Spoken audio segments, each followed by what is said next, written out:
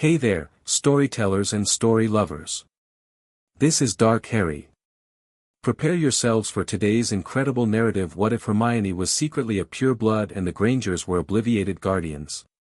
A quick reminder, your likes, comments, and subscriptions are the fuel that keeps this channel running. Thank you for being awesome. Let's begin this journey together. Chapter 1. Hidden in plain sight. Hermione's hand shot into the air before Professor Flitwick even finished asking the question. The tiny professor's eyes crinkled with amusement as he nodded in her direction. The protean charm allows for a master object to transmit changes to multiple linked copies, she answered, ignoring Malfoy's exaggerated eye roll from across the classroom. It's classified as NEWT level, but the principle derives from basic sympathetic magic theory. Excellent, Miss Granger. 5 points to Gryffindor. Hermione smiled, but something felt off. Her skin tingled with an odd energy she couldn't place. She'd been experiencing these strange sensations for weeks now, random surges of magic that didn't match anything she'd read about normal magical development. As Flitwick demonstrated the charm, Hermione tried the incantation alongside her classmates. The moment she cast, a flash of blue-white energy erupted from her wand, not the gentle glow everyone else produced. The light enveloped her practice coin before spreading to every other metallic object on her desk. They all transformed simultaneously, not just her intended target. Blimey, Ron whispered beside her. What was that? Hermione quickly reversed the spell, heart racing. I don't know. I must have overpowered it. Professor Flitwick appeared at her side. Most impressive, Miss Granger, though perhaps a bit excessive for classroom practice. But Hermione caught the curious look in his eyes, something beyond his usual admiration for her spell work. It was almost recognition. Sorry, Professor. It won't happen again. No need for apologies. Magic sometimes responds uniquely to different witches and wizards. He hesitated, then added, if you're experiencing any unusual magical fluctuations, my office door is always open. As class ended, Harry waited for her while Ron rushed ahead to lunch. That wasn't the first time, was it? Harry asked quietly. No. Hermione gathered her books. It's been happening more often. Last night in the common room, I cast a simple Lumos and nearly blinded myself. And yesterday in potions, my strengthening solution turned gold instead of turquoise, but it was twice as potent. Have you told anyone? McGonagall maybe? Not yet. I'm researching it myself first. She lowered her voice. Harry, I think it might be related to my birthday next week. Like some kind of magical maturation. You're 17th. But that doesn't usually, I know. That's what worries me. They walked in silence through the corridor until Malfoy and his cronies stepped into their path. Nice light show, Granger, Malfoy sneered. Trying to compensate for your blood status by showing off. Harry's hand moved toward his wand, but Hermione touched his arm. Feeling threatened by a Muggle-born, Malfoy? How embarrassing for you. Malfoy's pale face flushed. You don't belong here, and no amount of memorizing textbooks will change that. Something snapped inside Hermione. The prickling sensation returned, stronger than before, racing along her skin like lightning. The torches lining the corridor flared suddenly, their flames doubling in size. Say that again, she challenged, stepping forward. The stone floor beneath Malfoy's feet cracked with a sound like breaking ice. He jumped back, genuine alarm crossing his features. What the? Hermione hadn't drawn her wand. She hadn't cast a spell. But the magic had come from her, she felt it, knew it instinctively. Malfoy's eyes widened, and for a second, something like recognition flashed across his face. Not fear or anger, but a strange sort of confused awareness. Let's go, he muttered to Crabbe and Goyle, backing away far more hastily than his usual strutting retreat. Hermione, Harry said slowly once they'd gone, what just happened? She stared at the cracked stone. I don't know. That evening in the library, Hermione buried herself in research. Books on magical development, coming-of-age phenomena, and unusual magical manifestations surrounded her like a fortress. Nothing matched what she was experiencing. Magical cores stabilize by 15, exceptional cases by 16. She muttered, flipping pages frantically. Nothing about random power surges at 17. A shadow fell across her book. She looked up to find Professor McGonagall standing beside her table. Miss Granger, a package arrived for you. She placed a small parcel wrapped in brown paper on the table. It came by private courier, not owl post. I wasn't expecting anything, Hermione said, examining the package. No return address, only her name written in unfamiliar elegant script. McGonagall's lips thinned. The package was screened for dark magic, of course. Given current circumstances. She paused, studying Hermione with an intensity that felt uncomfortably penetrating. Do take care, Miss Granger. These are uncertain times. After McGonagall left, Hermione carefully unwrapped the package. Inside lay a small wooden box inlaid with mother-of-pearl in an intricate pattern. When she touched the lid, the pattern rearranged itself, forming what looked like a family crest, a raven above a wand crossing a thorned rose. Inside the box nestled a silver pendant on a delicate chain. The pendant matched the crest on the box, the same raven, wand, and rose. A folded note lay beneath it, containing only 5 words in that same elegant handwriting: "It's time you knew the truth." Hermione turned the pendant over. On the back, tiny inscribed letters spelled out, "Toujours fidèle à la vérité, always faithful to truth." Her hands trembled as she set the pendant down. She'd never seen the crest before, never heard the motto. Yet something about them resonated with her, like a forgotten melody suddenly remembered. What the hell is going on? She whispered to herself. The following morning, an unfamiliar tawny owl dropped a letter beside her breakfast plate.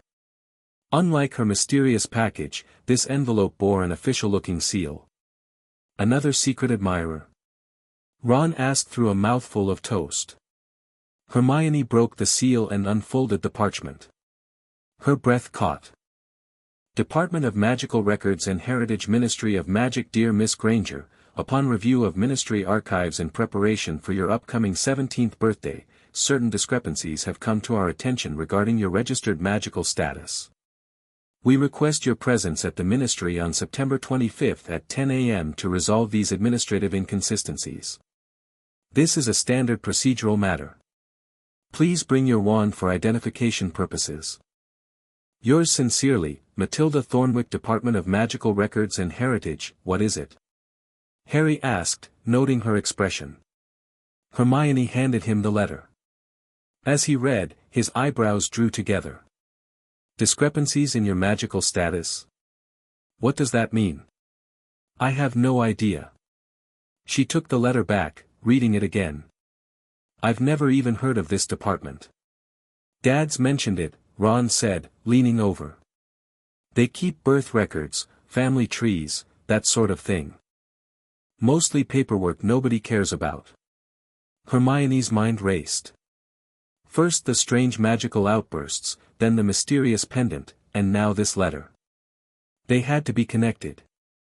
I need to talk to Professor McGonagall about getting permission to leave the castle. You're not actually going, are you? Harry looked concerned. This seems dodgy. The Ministry isn't exactly friendly to any of us right now. I have to know what this means, Hermione said firmly. And I'm bringing a copy of this letter to McGonagall right now.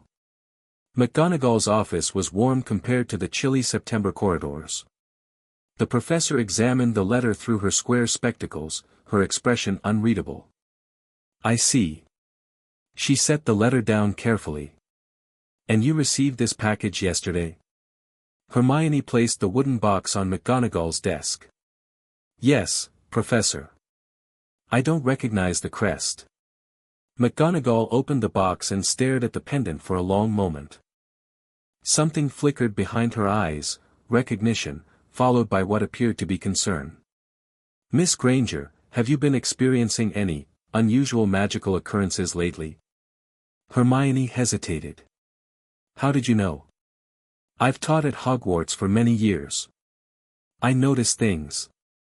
McGonagall picked up the pendant carefully, as though it might bite. "This crest belongs to the Dagworth family."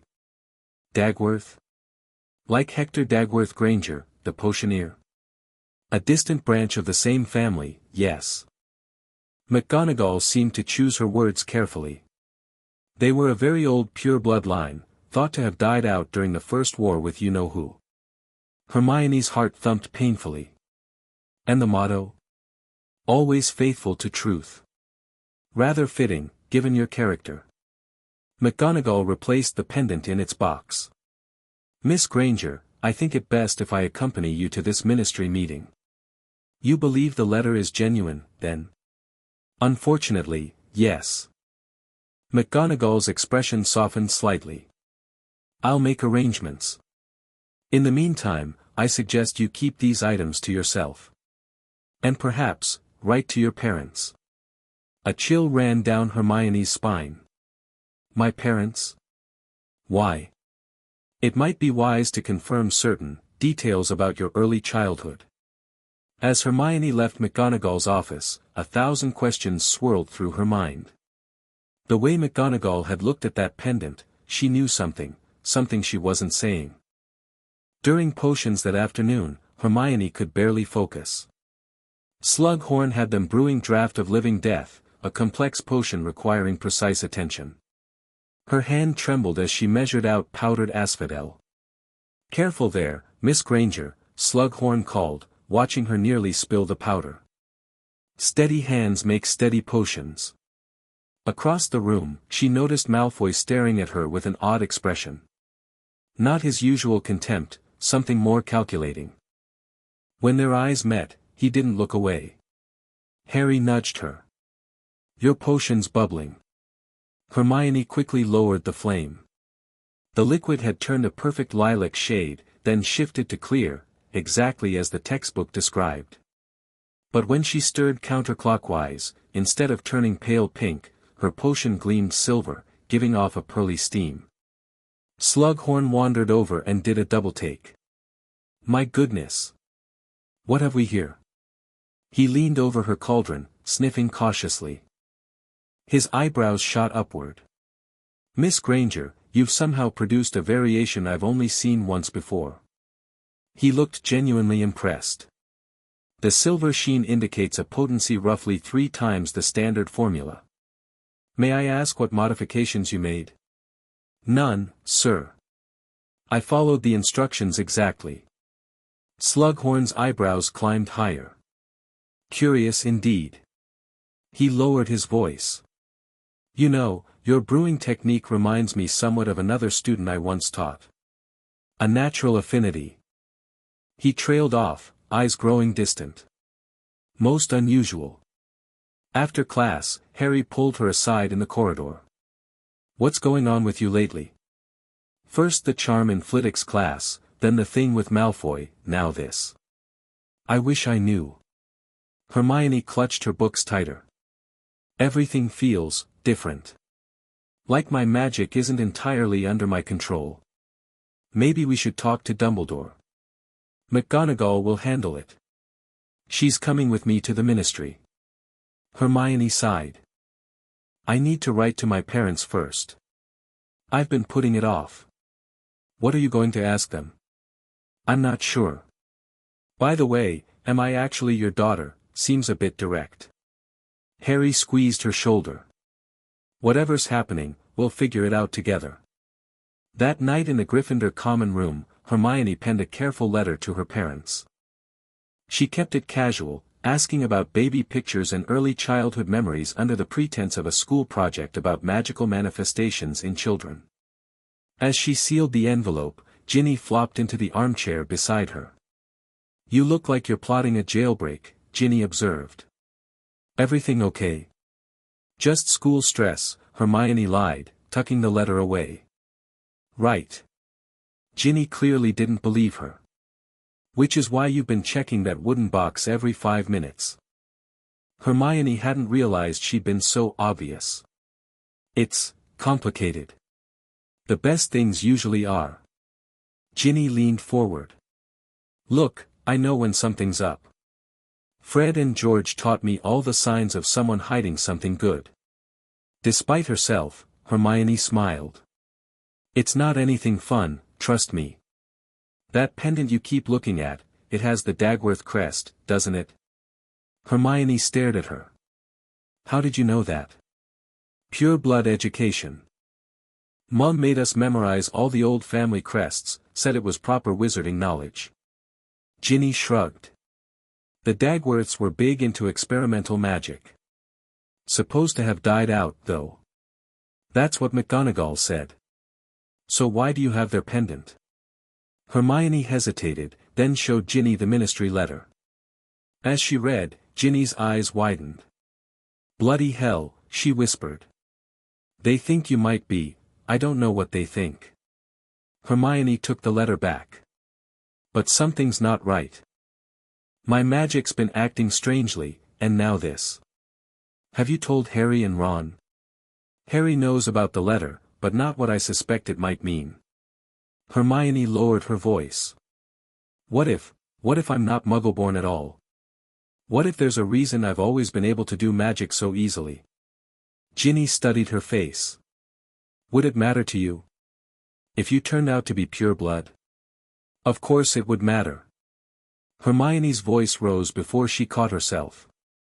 Everything I've believed about myself, my identity, my place in this world, it would all be built on a lie. Not everything. Ginny's voice was gentle. You're still Hermione. Still the smartest witch at Hogwarts. Still the girl who punched Malfoy and founded SPW. Hermione managed a weak smile. I suppose. So when do you go to the ministry? Next week. McGonagall's coming with me. Good. Ginny stood up. Whatever you discover, just remember, you've got people who care about you because of who you are, not what your bloodline might be. The following day during free period, Hermione slipped into the library's restricted section with a pass from McGonagall. She headed straight for the genealogy section, pulling dusty tomes from shelves, Nature's Nobility, A Wizarding Genealogy, Pure Blood Directory, Expanded Edition, and Notable Magical Families of the 19th and 20th Centuries. She found the Dagworth family in the third book. A detailed family tree spread across 2 pages, with the last entry from 1979, Cassandra Dagworth, born 1959, married to Edmund Rowell in 1978. No children listed, Hermione muttered, tracing the line with her finger. A footnote caught her eye, Cassandra and Edmund Rowell, née Dagworth, presumed killed during Death Eater Purge of Blood Traitor Families, November 1979. No known surviving heirs. She checked the other books, finding similar information. According to official records, the Dagworth line had ended during Voldemort's first rise to power. Hermione was so absorbed that she didn't notice the approach of footsteps until a shadow fell across her page. Interesting reading choice, Granger. She looked up to find Draco Malfoy standing over her, his pale face uncharacteristically serious. What do you want, Malfoy? She closed the book quickly, but not before he saw what she was reading. Researching your betters? His tone lacked its usual sneer. He glanced around to ensure they were alone, then lowered his voice. The Dagworths were powerful.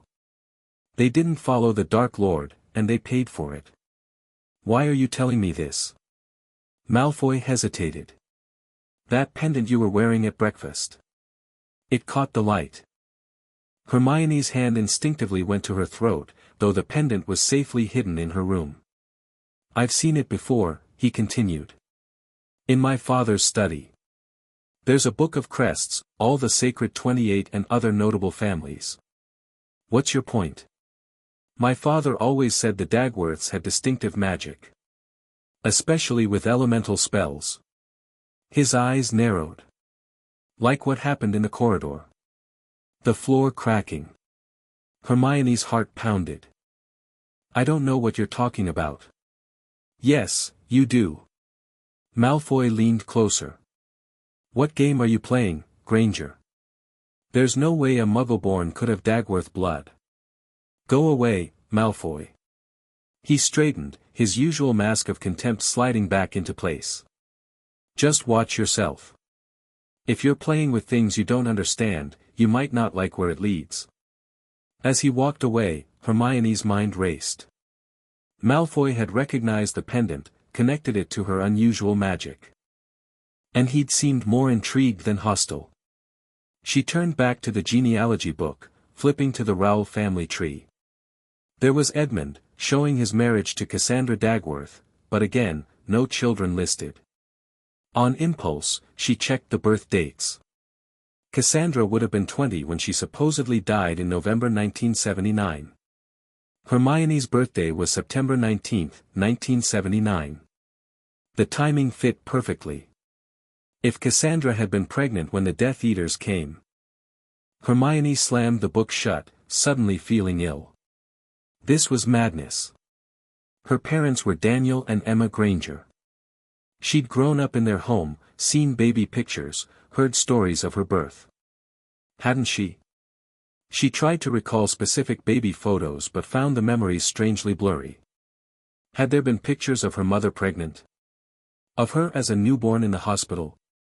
She couldn't remember seeing any. She needed to hear back from her parents. Now. That night, Hermione dreamed. She stood in a grand room with soaring ceilings and windows that stretched from floor to ceiling. Rain lashed against the glass while lightning illuminated a magnificent library.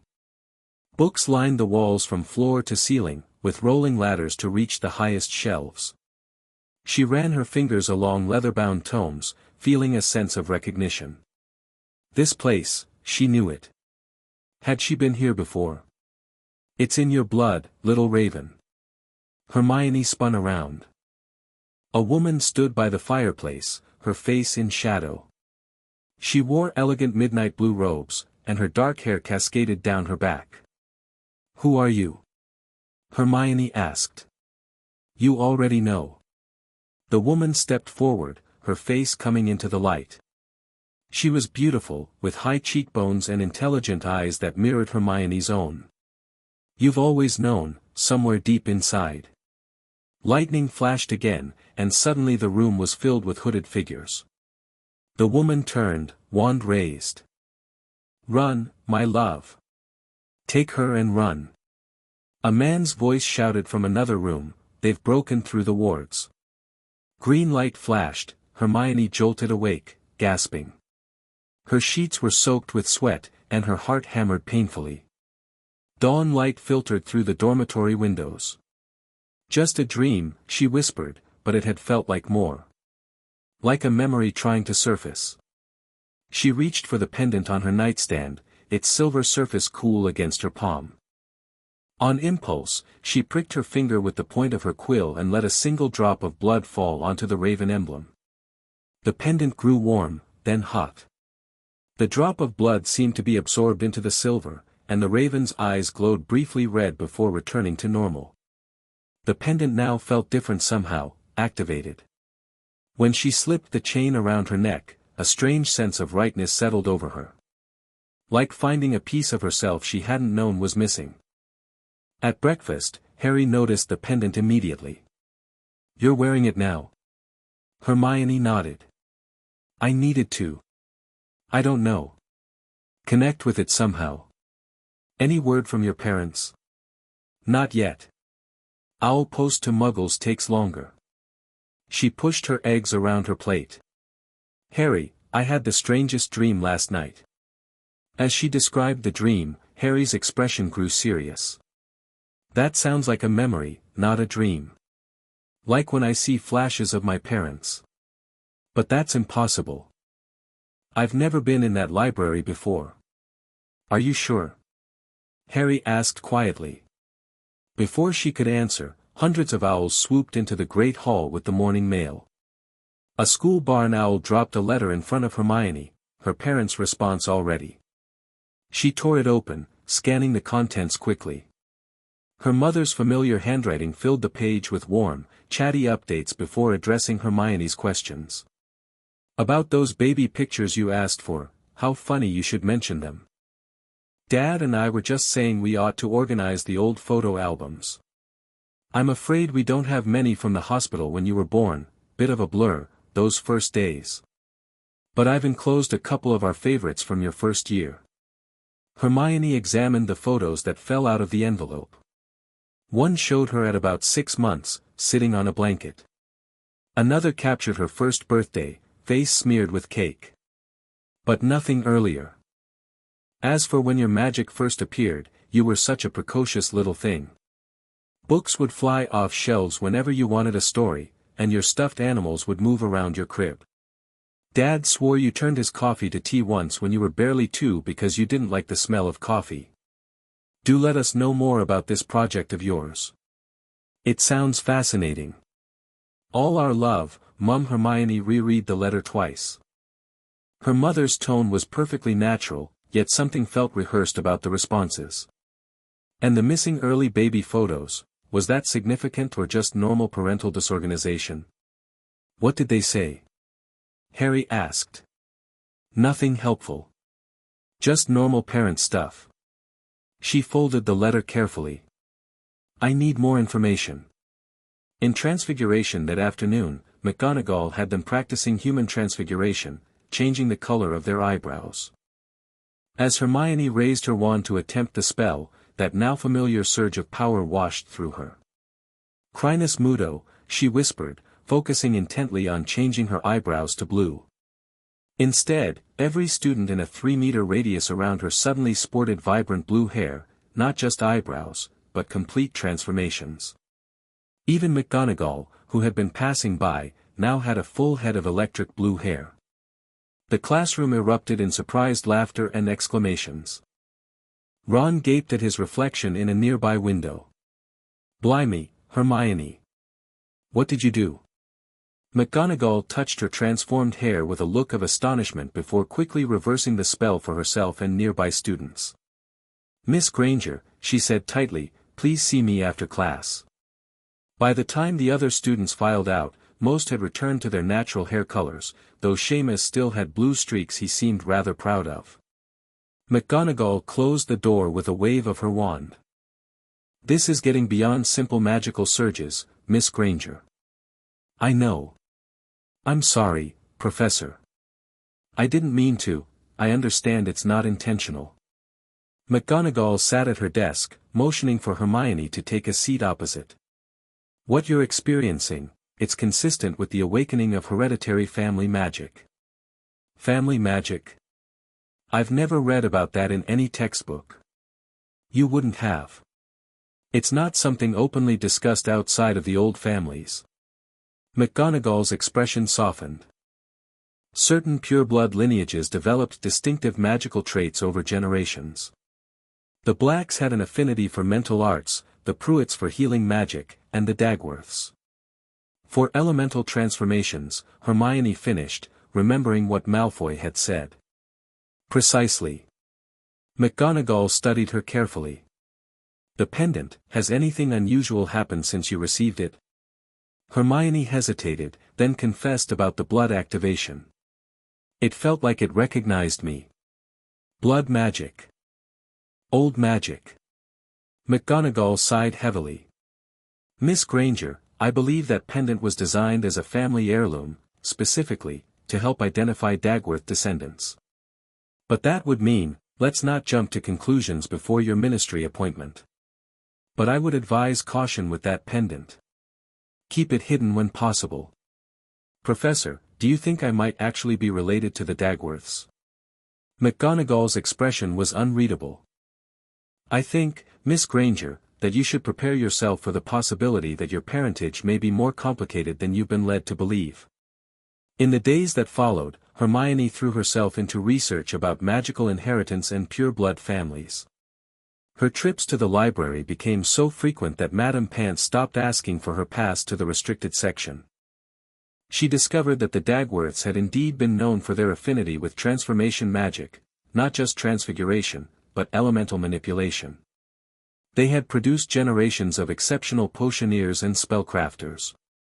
They were innovators, she told Harry and Ron in the common room, keeping her voice low. There's a theory that Dagworth blood carries an unusual magical signature that allows for instinctive understanding of magical transformations. Like turning everyone's hair blue? Ron grinned, still sporting a few faint blue streaks he'd refused to let McGonagall fix completely. Or making flames grow, Harry added, or cracking stone. Exactly. Hermione flipped through her notes. And get this, they were fierce opponents of blood supremacy, despite being one of the oldest pureblood lines. During the First War, they openly defied Voldemort. Ron winced at the name. Which made them targets. The last known Dagworths, Cassandra and her husband Edmund Rowell, disappeared in late 1979. Presumed killed by Death Eaters. Hermione chewed her lip. But what if they weren't both killed? What if Cassandra was pregnant, and the baby survived? Harry's eyes widened. A baby born in September 1979. It fits. Hermione twisted the pendant between her fingers. But why would I have been placed with Muggle parents? Why not with other wizarding families? Protection, Ron suggested, surprising them both with his insight. If you know who was hunting Dagworths, hiding the baby in the Muggle world would be safest. No one would think to look there. But my parents, the Grangers, they have memories of me as a baby. Photos. Memory charms, Harry said quietly. Like what you're planning for your parents if things get bad. The thought sent a chill through Hermione. Had someone modified her parents' memories to make them believe she was their biological daughter? The ethical implications were disturbing. I need to know the truth, she said finally. 2 more days until the ministry appointment, Harry reminded her. I can't wait that long. Hermione stood up. I'm going to contact my parents tonight, by telephone. I need to hear their voices. Using the telephone in Professor McGonagall's office, installed specifically for contacting Muggle parents, Hermione dialed her home number. Her fingers trembled as she listened to it ring. Her father answered on the 4th ring. Granger residence. Dad, it's me. Hermione. His voice brightened. What a lovely surprise. Everything all right at school? Yes, fine. She took a deep breath. Dad, I need to ask you something important. About when I was born. A beat of silence. What about it, sweetheart? Were you there? At the hospital? Another pause, longer this time. Of course I was there. What kind of question is that? Can you tell me about it? The details. What hospital, what time I was born, anything you remember. Hermione, what's this about? Her father's voice had changed subtly, a note of concern, or was it wariness, creeping in? Please, Dad. It's important. You were born at St. Mary's, 7 in the morning after your mother was in labor all night. You weighed 3.2 kilograms. You had a full head of dark hair. The nurses said you were the most alert newborn they'd seen. The words came out smoothly, like a well-rehearsed story. What was the date? September 19th, of course. Hermione, you're worrying me. What's going on? Nothing, Dad. Just, double-checking some details for a project. She swallowed hard. Can I speak to Mum? She's not home, book club night. She'll be sorry she missed your call. Dad. Hermione hesitated. If you had found out something about me, something big that you'd kept from me my whole life, would you tell me now? Even if you thought it might hurt me? Silence stretched between them. When he finally spoke, her father's voice was different, strained, cautious. Hermione, what have you discovered? Not a denial. Not reassurance. A question that confirmed her suspicions more clearly than any admission. The Ministry of Magic contacted me. Something about discrepancies in my records. She fought to keep her voice steady. And I received a pendant. A family heirloom that responds to my blood. She heard her father exhale shakily. I see. So it's true. I'm not, she couldn't finish the sentence. You are our daughter, her father said firmly. In every way that matters.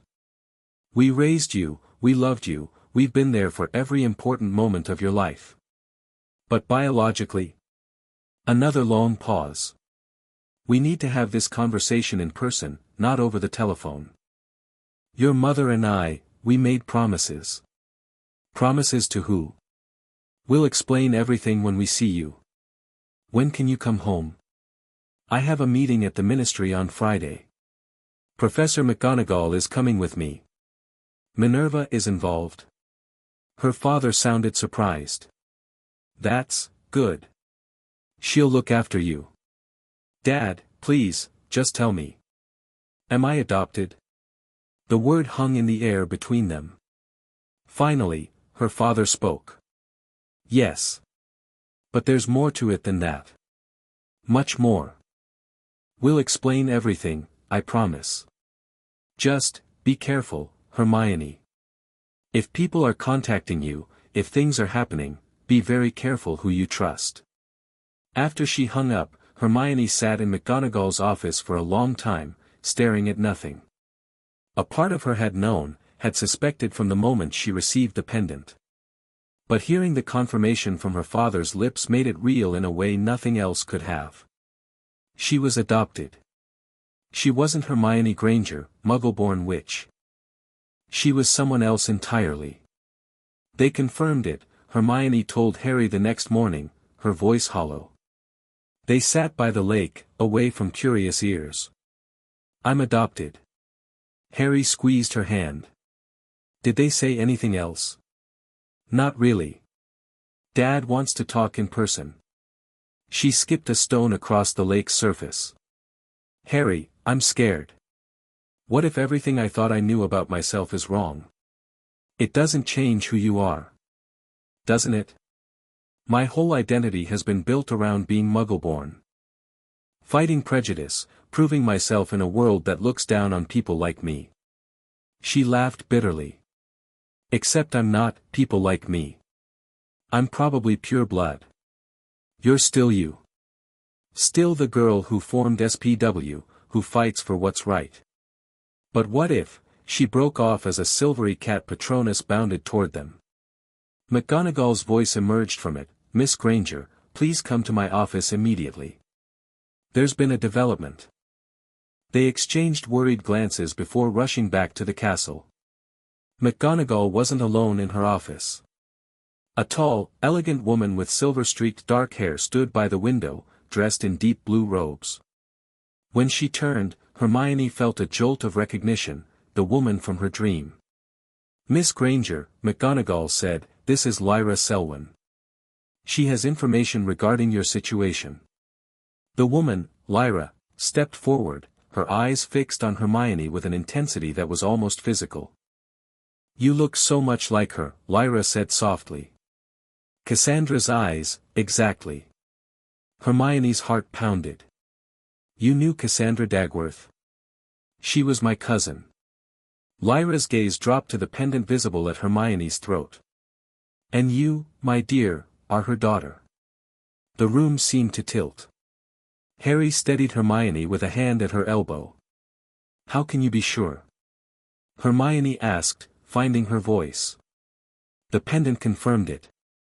It spelled to recognize true Dagworth blood. Lyra moved closer. I've been watching you for years, waiting for the right moment. When your magic began to mature, truly mature, I knew it was time. You sent the pendant. It wasn't a question. Yes. And I may have, nudged the Ministry Records Department to review your file. A slight smile curved Lyra's lips. Certain magical artifacts in the Ministry archives respond to bloodlines.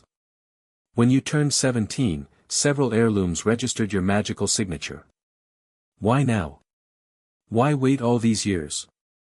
Protection. Lyra's expression darkened. The Dark Lord hunted our family relentlessly during the First War. He wanted the Dagworth Grimoire, our family's collected magical knowledge. Cassandra and Edmund refused him, so he ordered them killed. But Cassandra was pregnant, Hermione said, the pieces falling into place. Yes. Nearly 8 months along. When the Death Eaters attacked, Edmund stayed behind to fight while Cassandra escaped through a secret passage. She made it to a safe house where she gave birth prematurely. Lyra's voice grew soft. She lived just long enough to hold you once. Tears pricked at Hermione's eyes. And my father, Edmund? Killed defending your home. Lyra touched Hermione's cheek gently. You were their miracle. Their legacy. The last of the Dagworth line. So you hid me with muggles. It was my idea, McGonagall interjected. The Grangers were carefully chosen, intelligent, compassionate people who couldn't have children of their own. We modified their memories to believe you were their biological child. We? Hermione asked sharply. McGonagall and Lyra exchanged glances. Albus helped with the memory charms, McGonagall admitted. Lyra arranged the adoption through Muggle channels. No magical record of the placement existed, until now. Hermione felt dizzy with the implications. Dumbledore knew. All this time. Many people knew pieces of the truth, Lyra said. Few knew all of it. It was safer that way. So you just gave me away. Erased my identity. We saved your life, Lyra corrected gently. The Death Eaters continued hunting for Cassandra's child for years. They never found you because they never thought to look in the Muggle world. And now? Harry asked, speaking for the first time. Why reveal everything now when Voldemort's back? Lyra flinched slightly at the name. Because her magic is fully awakening. The Dagworth family magic cannot be suppressed forever, it needs proper training before it becomes dangerous. Dangerous? Hermione repeated. Untrained family magic can become volatile, especially in times of stress. Lyra glanced meaningfully at McGonagall. The incidents you've been experiencing are just the beginning. So what happens now? Hermione asked. We protect you, McGonagall said firmly.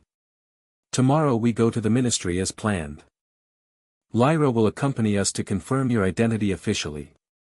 And then you begin your true magical education, Lyra added. There's so much you need to learn about your heritage, your abilities. Hermione's mind spun with questions. What about my parents, the Grangers? Do they know all this? They know you were placed with them for protection, McGonagall said. Not all the details about your biological parents. The memory modifications were comprehensive. They've been taking memory restoration potions, Hermione said. Dad mentioned promises they made. They remember something. The protective enchantments included a graduated memory release, Lyra explained. As you approached 17, their true memories would begin returning. It allowed them to maintain a normal family life while you were growing up. This is, Hermione shook her head. It's too much. I know, dear. Lyra's voice was sympathetic. But you're not alone. You have family now, me, distant cousins through the Selwyn line. And you still have the Grangers, who love you dearly. Hermione felt Harry's steadying presence beside her. And I have my friends. Indeed. McGonagall's expression softened. For tonight, try to rest. Tomorrow will bring its own challenges. As they left McGonagall's office, Harry kept close to Hermione's side. You okay? Not really. She touched the pendant at her throat. Everything's changed, Harry. I don't even know who I am anymore. You're Hermione, he said simply. Just Hermione with a different last name. Hermione Dagworth Rowell, she tested the name. It doesn't sound like me. Give it time. Harry squeezed her shoulder. And remember, we're with you, no matter what. That night, Hermione dreamed again of the Grand Library. This time, she recognized it as the room from Lyra's memories, the main library of Dagworth Manor. In the dream, she ran her hands along book spines, feeling a sense of homecoming. You'll master them all, in time.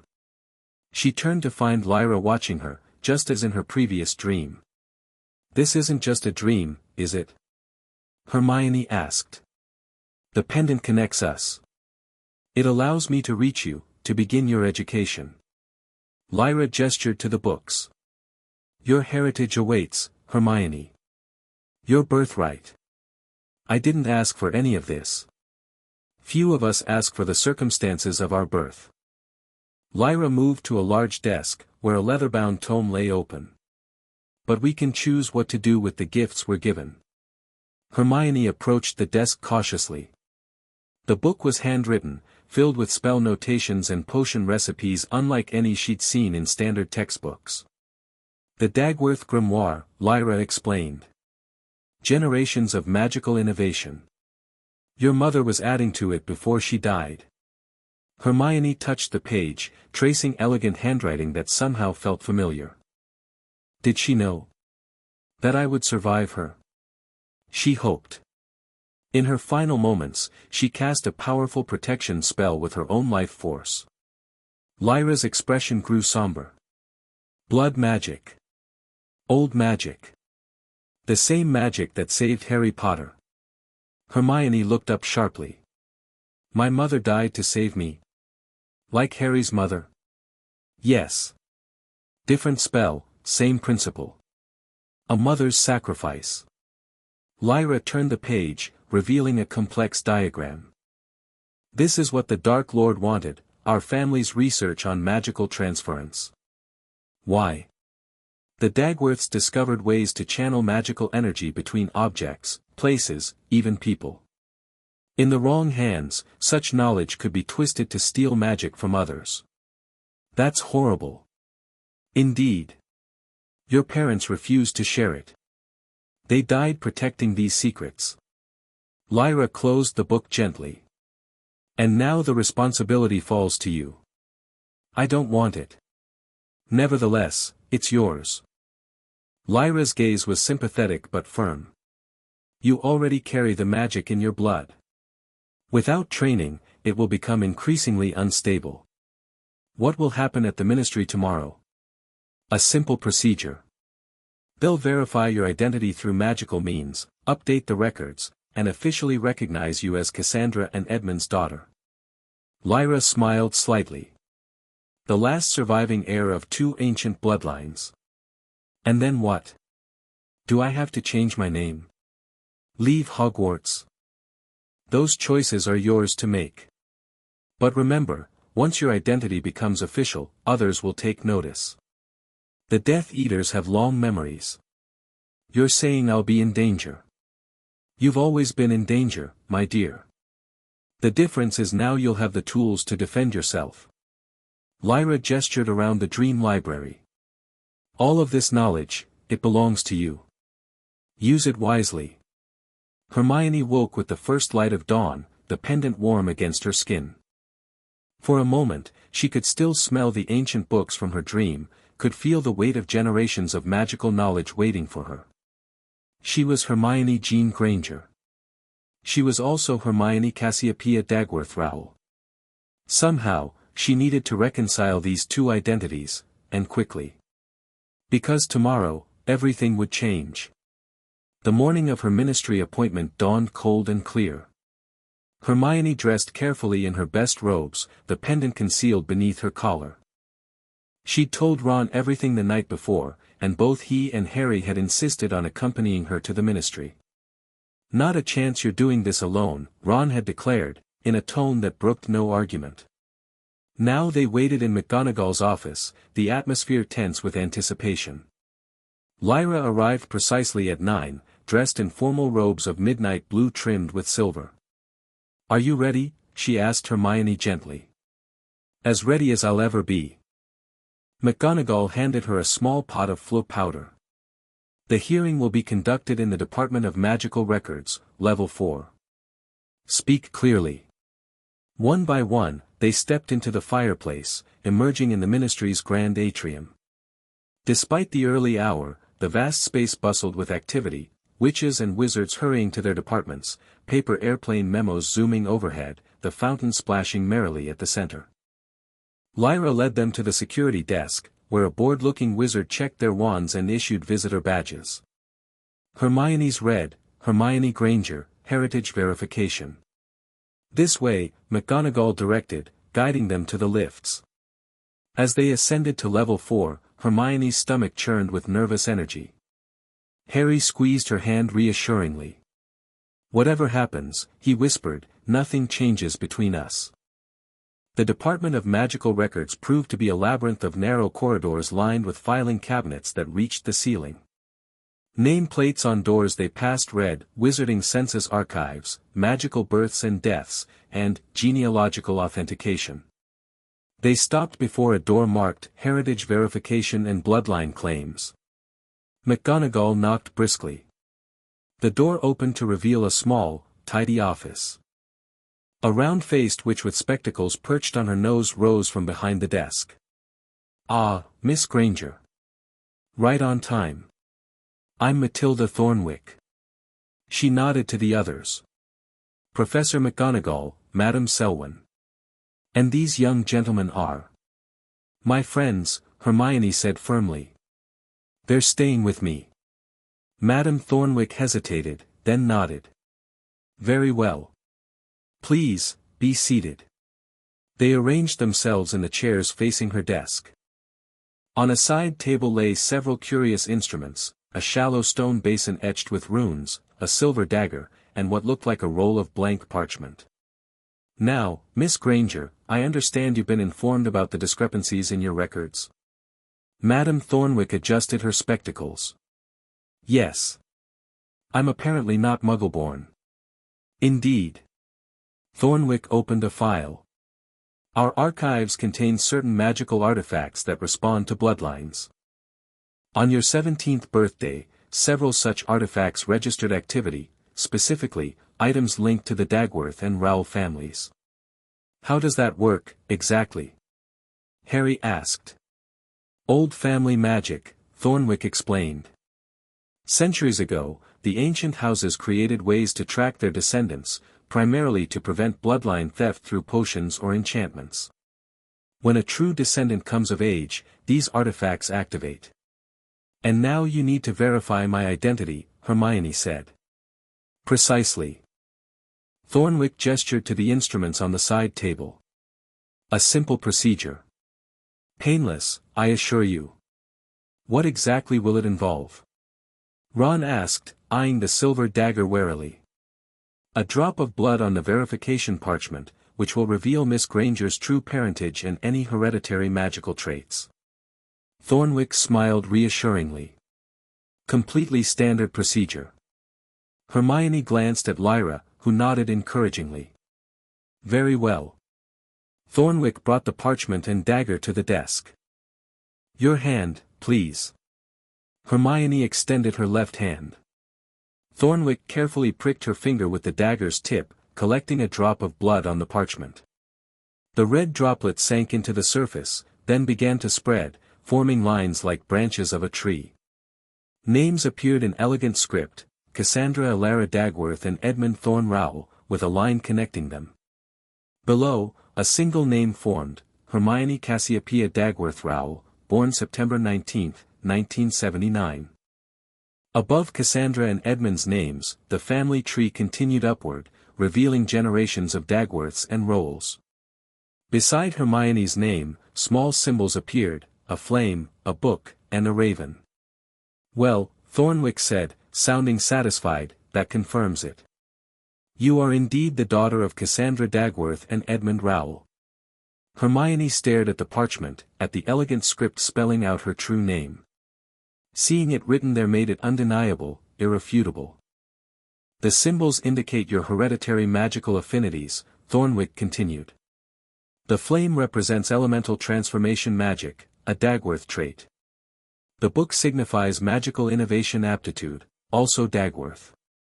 And the raven shows mental acuity, a Rowell family trait. So it's official now? Harry asked. Hermione's identity is confirmed? Yes, Mr. Potter. We'll update all ministry records accordingly. Thornwick produced another document. This certificate officially recognizes Miss Granger, or rather, Miss Dagworth Rowell, as the sole heir to both family lines and their associated estates. Estates? Hermione looked up in surprise. What estates? Lyra stepped forward. The Dagworth properties were placed in magical trust after your parents' deaths. As were the Rowell assets not claimed by Edmund's brother Thorfinn. Thorfinn Rowell. Ron's eyes widened. The Death Eater? An uncomfortable silence fell. Finally, Lyra nodded. Your father's younger brother. He chose a different path. So I have an uncle who's a Death Eater, Hermione said flatly. Family can't be chosen, my dear. Lyra's voice was gentle. But you are nothing like Thorfinn. You take after your parents, both sets of them. Thornwick cleared her throat. There's one more matter to address. Your legal name. Do you wish to officially change it, or maintain your current legal identity? Hermione hesitated. Changing her name felt like a betrayal of the Grangers, yet denying her birth name seemed equally wrong. Can I use both? Legally, I mean. Certainly. We can register Dagworth Rowell as your legal surname, with Granger as a secondary family name. Thornwick made a note. Your educational records will update automatically. What about my parents, the Grangers? How does this affect them legally?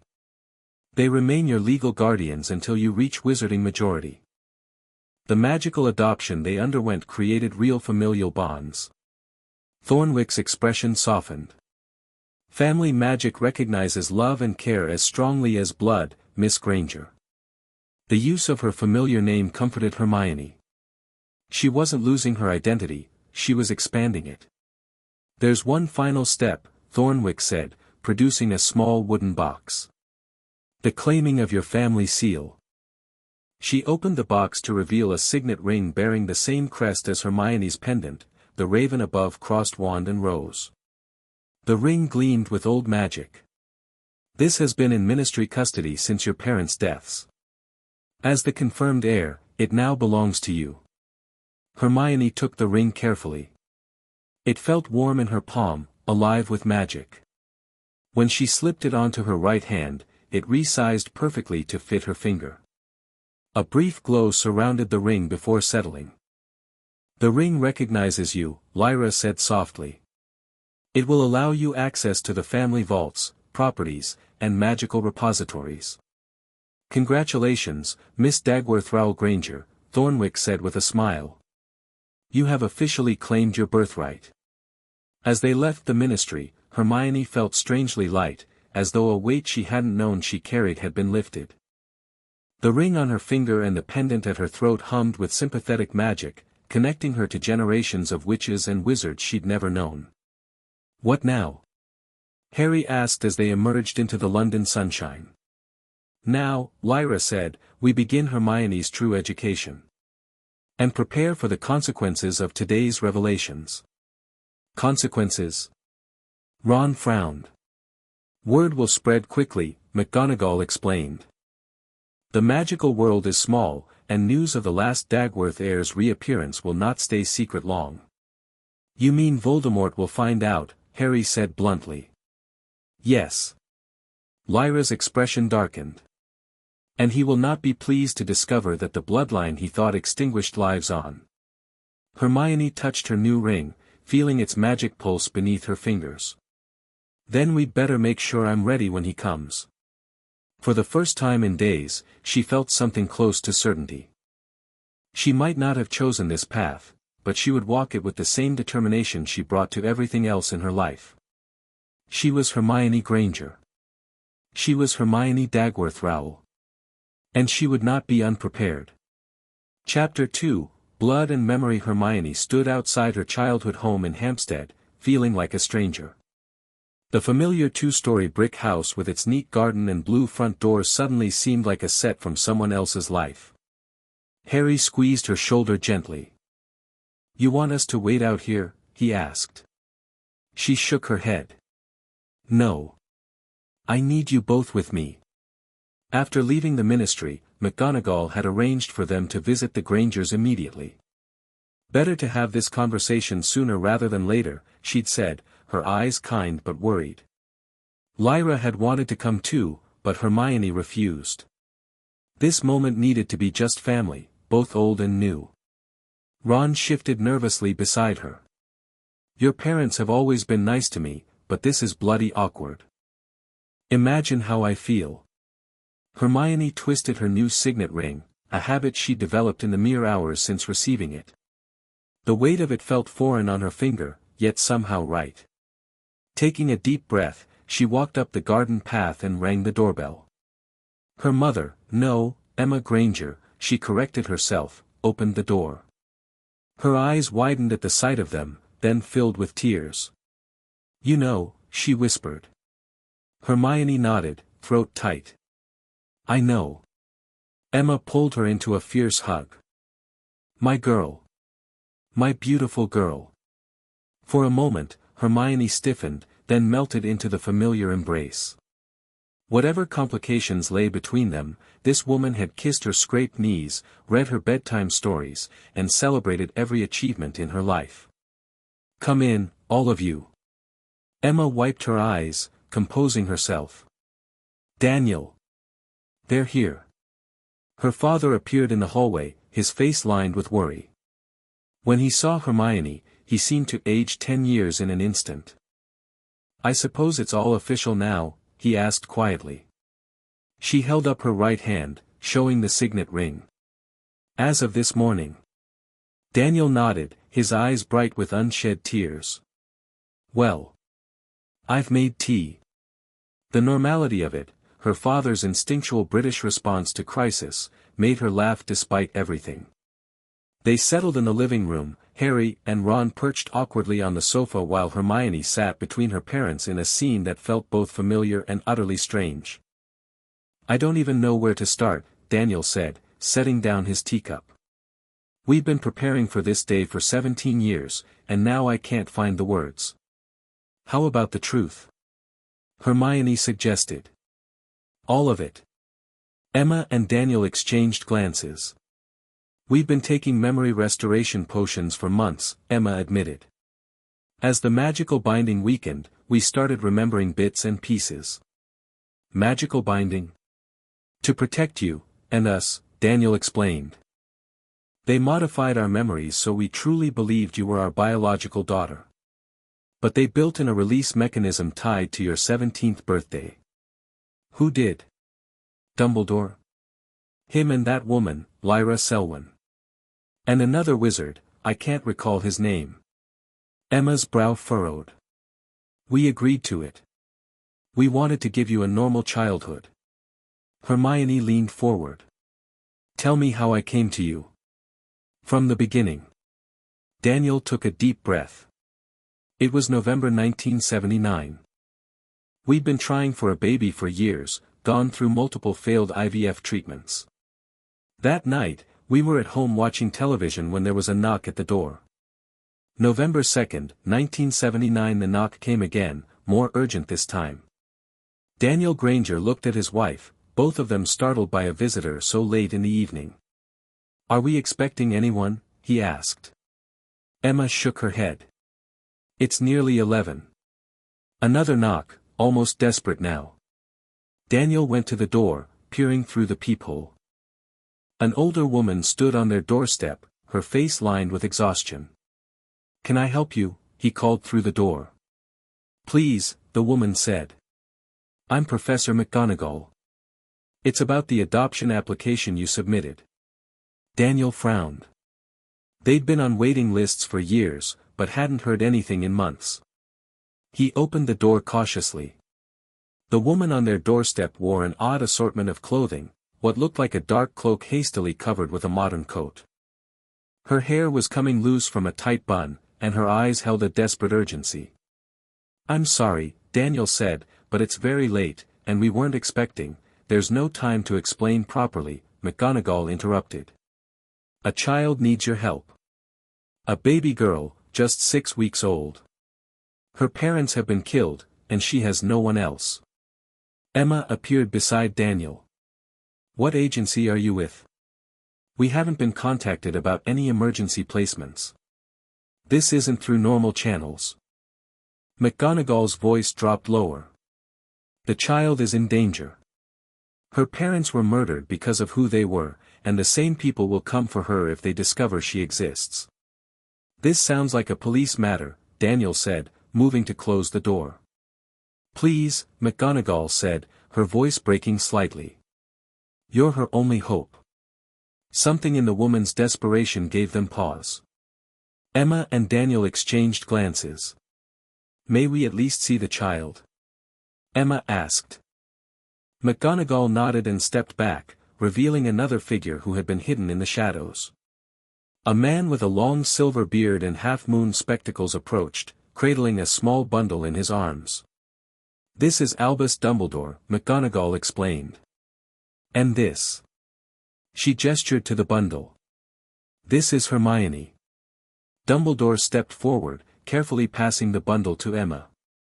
She folded back the blanket to reveal a tiny face with a shock of dark hair. The baby's eyes were closed in sleep, her miniature features peaceful despite whatever trauma had brought her here. "She's beautiful," Emma whispered, instantly captivated. "Why us?" Daniel asked, even as he found himself reaching out to touch the baby's perfect hand. "Your application showed you to be compassionate, intelligent people," McGonagall said. "You're both professionals with stable incomes, no religious affiliations that might complicate matters, and most importantly, you have no connection to our world," Dumbledore finished, speaking for the first time. His voice was gentle, soothing. "Which makes you perfect?" "Your world." Daniel frowned. "What do you mean?" Dumbledore and McGonagall exchanged glances. "Perhaps you should invite us inside," Dumbledore suggested. "What we have to tell you is, rather extraordinary." "They told us everything," Emma said, returning Hermione to the present. "About the wizarding world, the war, who you really were. They said your birth parents were important people who opposed this evil wizard," Daniel continued. "That your mother died in childbirth after escaping an attack, and your father died defending your home." "Did they tell you my parents' names?" "Cassandra and Edmund," Emma confirmed. "They explained that your mother came from a long line of talented magical researchers, and that the people who killed them would keep looking for any child they might have had. So they asked us to take you in, raise you as our own," Daniel said. "But there was a complication. They couldn't just leave you with us and hope for the best. They needed to make sure no one would ever connect you to your birth family." "The memory charms," Hermione guessed. Emma nodded. "Not just memory charms. They called it what was the word?" "A blood adoption," Daniel supplied. "Magical and muggle combined. They took a bit of our blood, mixed it with some potions, and cast spells over all three of us. Lyra performed the ritual," Emma added. "She said it would alter your appearance slightly, enough that you'd resemble us naturally. And it gave us true memories of a pregnancy, birth, your early days. So when I was growing up, you genuinely believed I was your biological daughter?" Hermione asked, stunned. "Completely," Daniel confirmed. "The memories were seamless, perfect. I remember holding you in the hospital, cutting the umbilical cord. Your mother remembers giving birth to you. It wasn't until 3 months ago that we started having glitches." "Glitches?" "Dreams at first," Emma explained. "I'd dream about that night, about them bringing you to us. Then during waking hours, I'd get flashes, double memories. I'd remember giving birth to you, but also remember meeting you for the first time as a 6-week-old baby. The potions accelerated the process," Daniel added. "Each dose returned more of our true memories while preserving the created ones. So now we have both, two sets of memories existing side by side. Hermione tried to process this information. So you're not really my parents. We are your parents, Emma said fiercely. In every way that matters. We raised you, loved you, celebrated every milestone with you. The blood adoption made us family in a magical sense too, Daniel added. Dumbledore said the ritual would create a real familial bond, not just a legal one. Harry leaned forward. Is that why Hermione still looks a bit like both of you?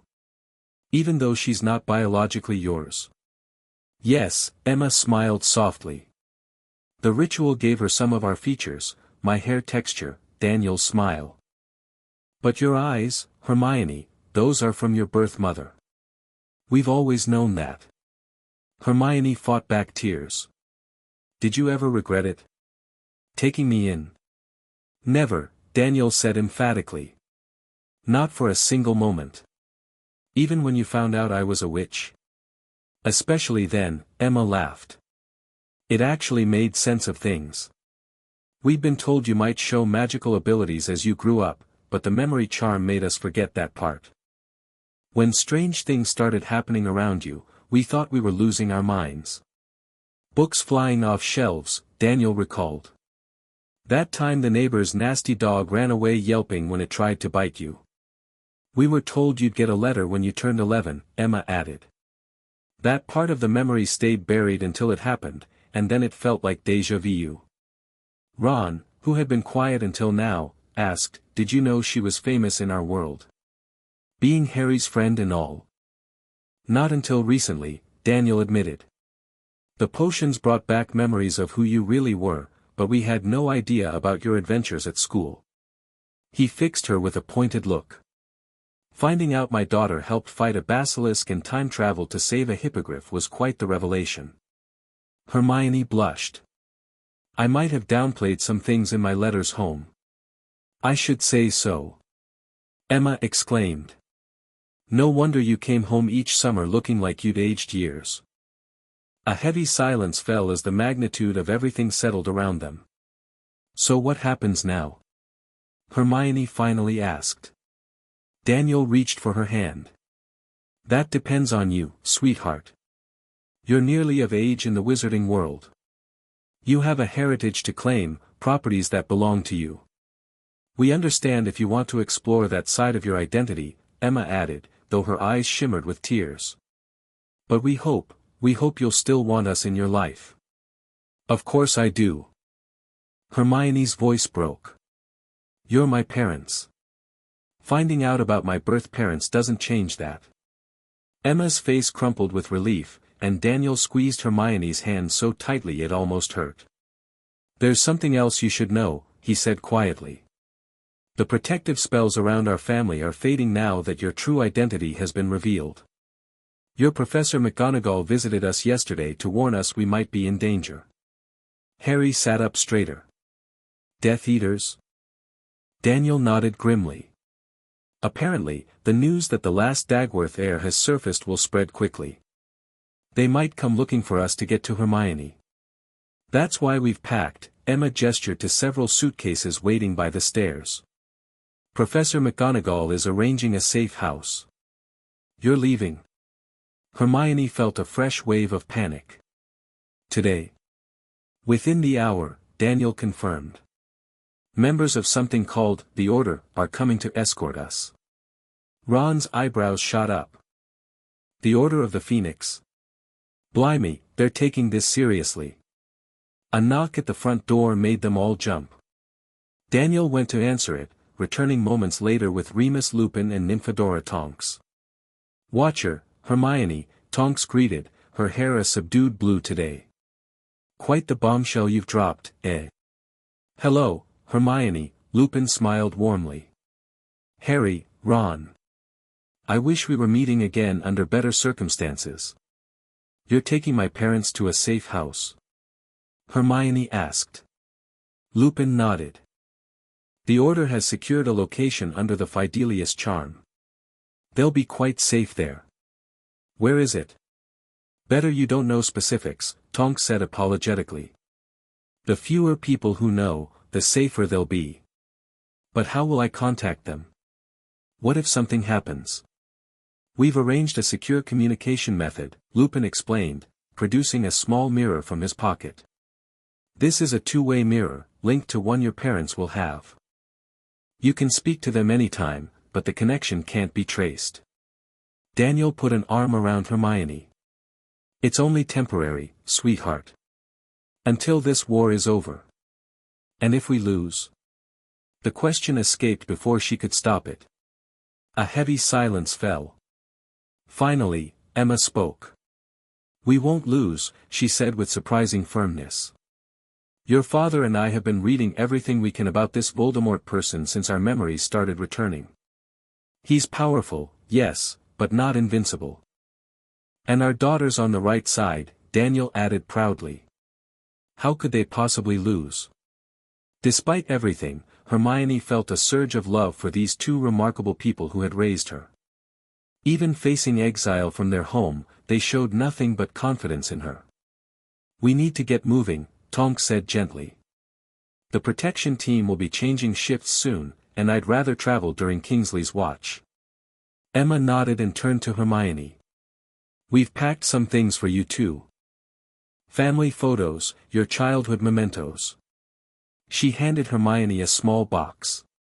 Inside, nestled among photographs and trinkets, lay a baby blanket embroidered with stars. This came with you that night, Emma explained. We've kept it all these years. It has your true initials, HCDR, in the corner. Hermione ran her fingers over the delicate embroidery. A physical link to her birth parents. There's something else, Daniel said, producing a small key from his pocket. This was supposed to be given to you when you turned 17. It's to a vault at Gringotts, set up in your birth name. They left me money. Not just money, Emma clarified. According to what we were told, it contains family heirlooms too dangerous to leave with you as a child. Things with powerful magic that might have revealed your identity. The sound of a car pulling up outside drew their attention. That'll be the rest of the escort, Lupin said. We should go. The next few minutes passed in a blur as Tonks shrunk the Grangers' luggage with quick spells. Hermione hugged her parents tightly, fighting back tears. We'll see you soon, Daniel promised. Use the mirror tonight, let us know you're safe at school. I will, Hermione whispered. I love you both. So much. We love you too, sweetheart. Emma kissed her forehead.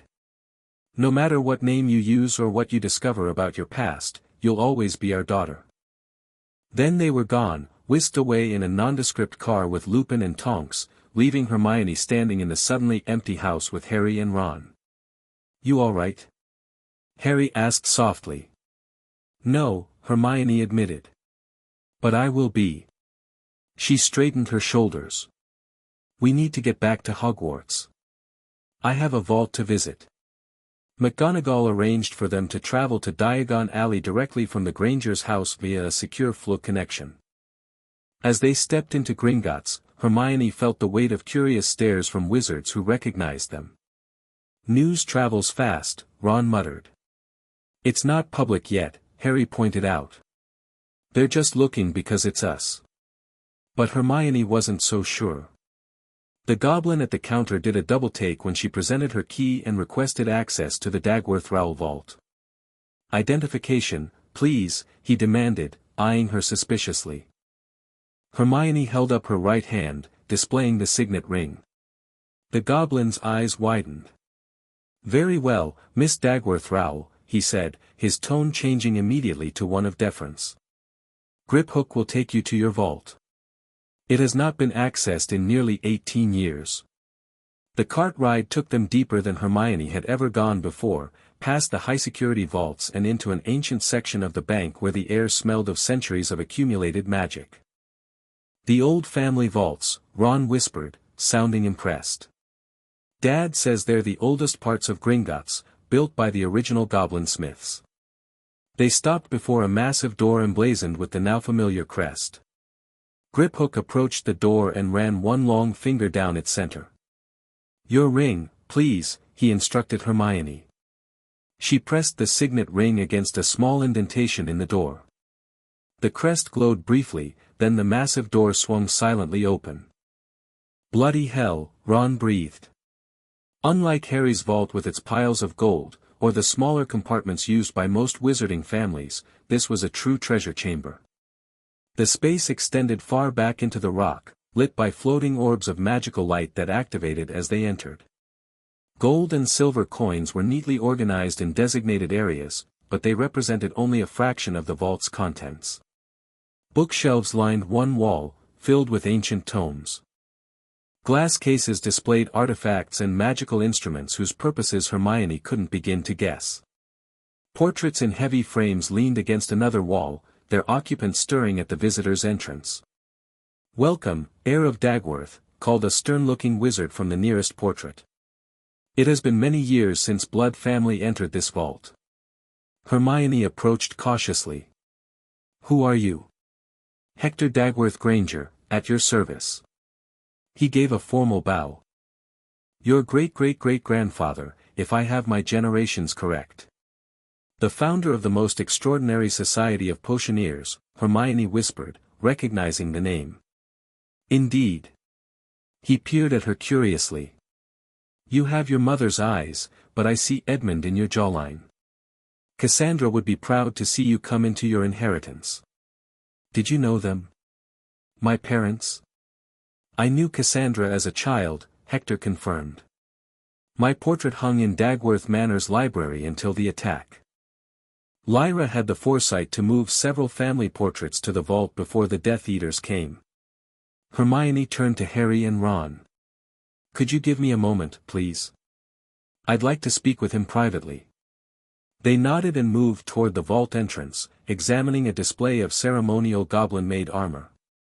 "Mr. Dagworth Granger, great-grandfather will do," he interrupted with a small smile. "Though it's rather a mouthful." "Great-grandfather," Hermione amended, the term feeling strange on her tongue. "I've only just learned about my birth family. There's so much I don't know."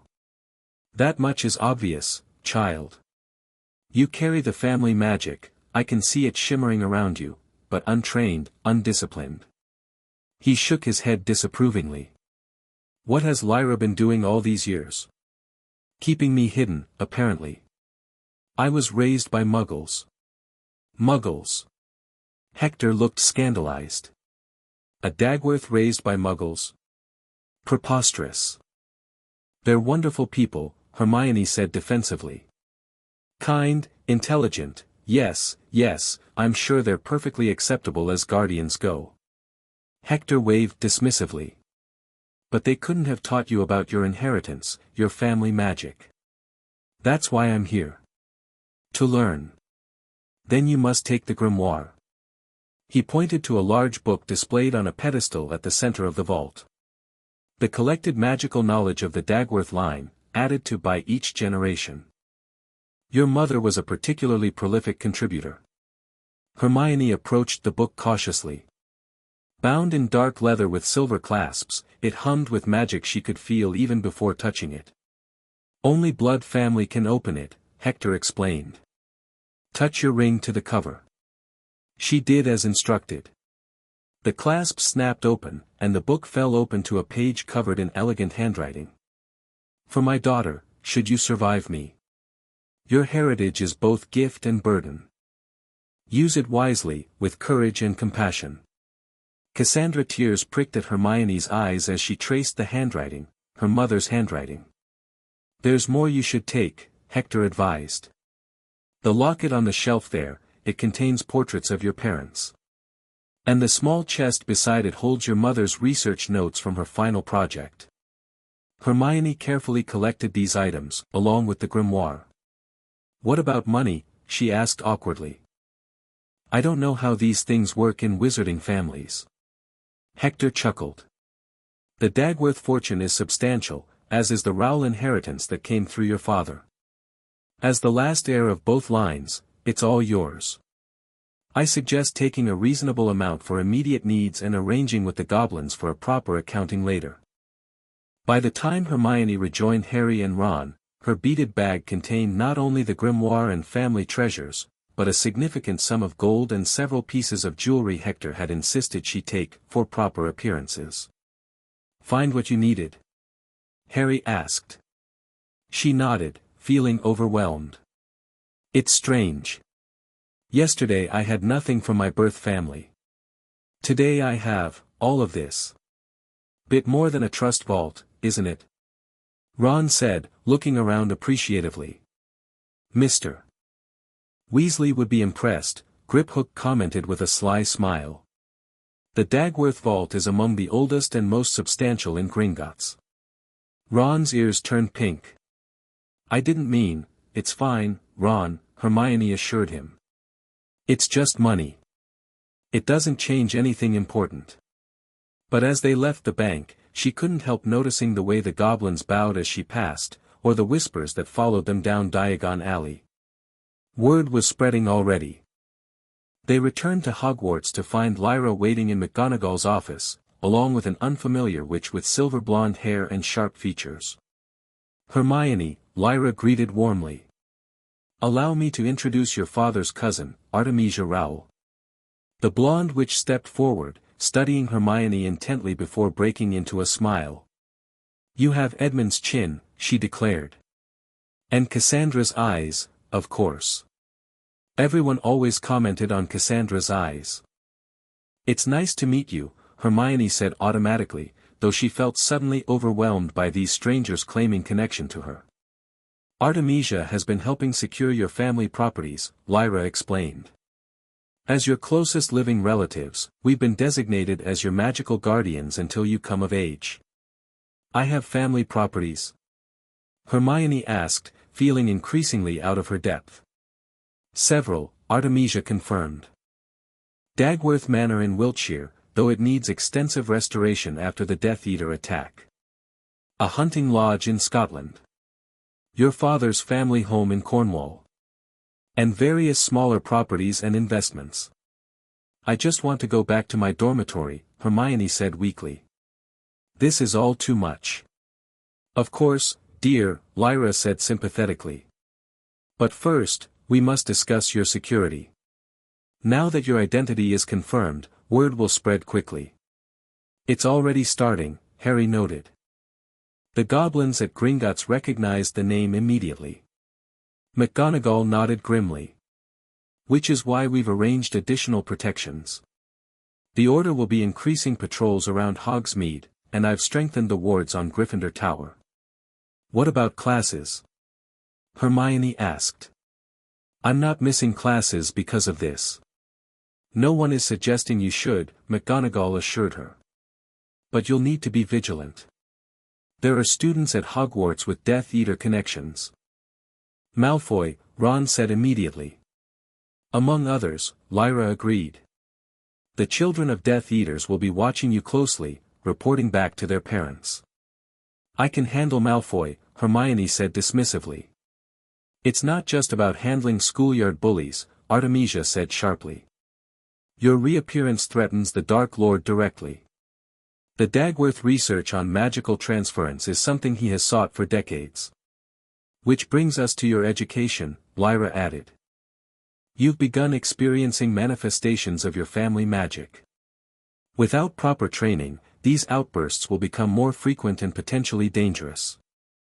"I've got the grimoire," Hermione patted her beaded bag. "I can study it myself." "Some things require proper instruction," Artemisia insisted. "Family magic isn't like the spells you learn in class. It's intuitive, personal." "What are you suggesting?" Harry asked suspiciously.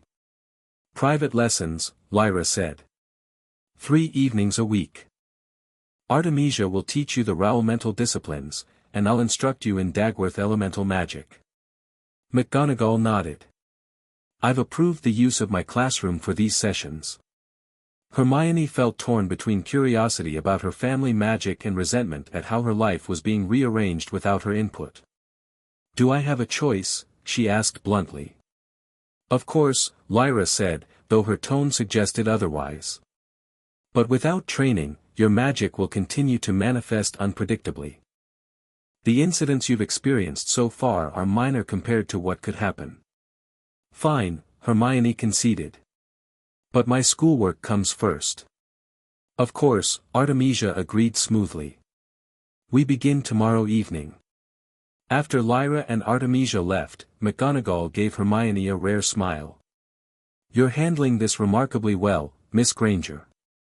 I don't feel like I'm handling it at all, Hermione admitted. Everything's changing so fast. Change is often difficult, McGonagall acknowledged. But you have friends to help you through it. She glanced meaningfully at Harry and Ron.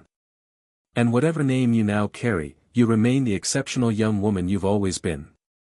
Thank you, Professor. Hermione hesitated. Has the headmaster said anything about all this? McGonagall's expression tightened slightly. Professor Dumbledore is aware of the situation. I'm sure he'll speak with you when the time is right. Something in her tone suggested there was more to the story, but Hermione was too exhausted to press the issue. Can we go now? I'd really like to get some sleep. Of course. But first, McGonagall handed her an official-looking document. Your updated school records. Professor Flitwick has charmed them to display either name as needed for your protection. Hermione glanced down at the parchment.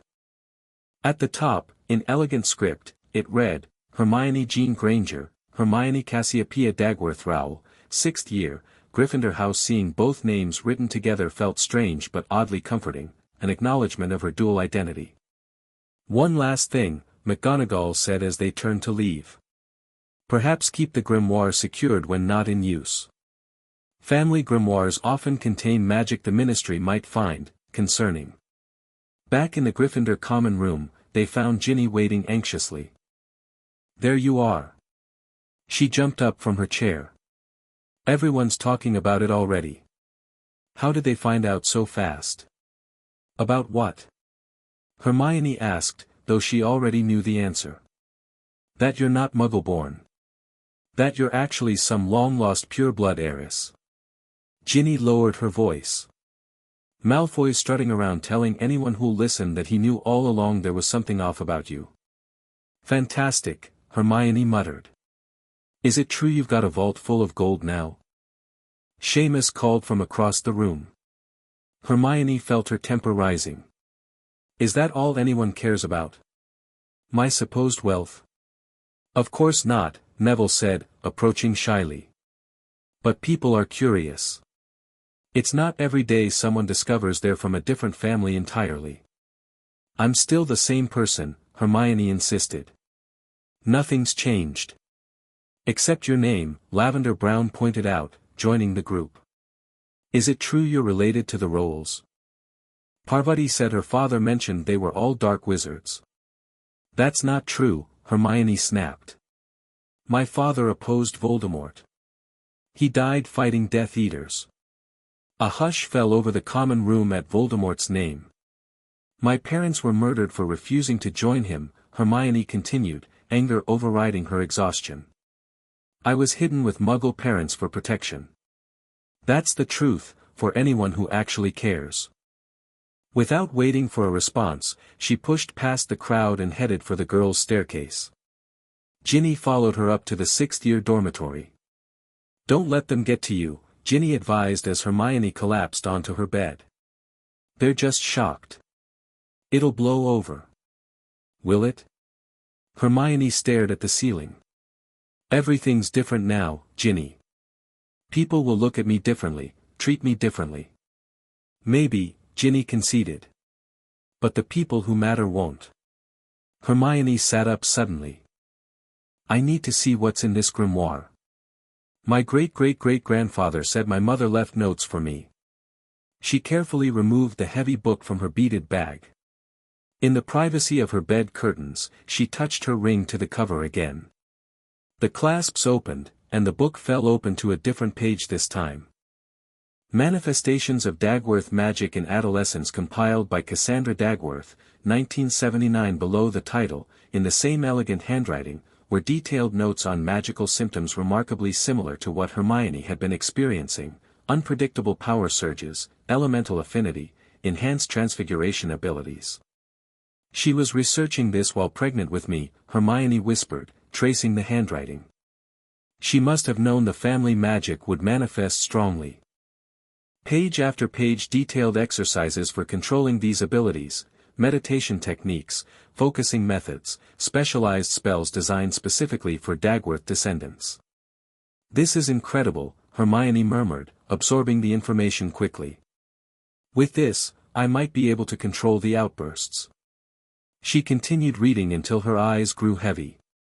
Just before sleep claimed her, she came across a section titled, Protection Spells for Infant Dagworths, with a personal note in the margin, For my child, if I am not there to teach you, know that your magic is both your shield and your legacy. Trust it. It will protect you when I cannot. Tears slid down Hermione's cheeks as she finally drifted off to sleep, the grimoire clutched to her chest. She woke to chaos in the dormitory. Parvati and Lavender were huddled by the window, whispering urgently while stealing glances at Hermione's bed. What's going on? Hermione asked, pulling back her curtains. You'd better see for yourself, Parvati said, pointing to a copy of the Daily Prophet on Hermione's nightstand.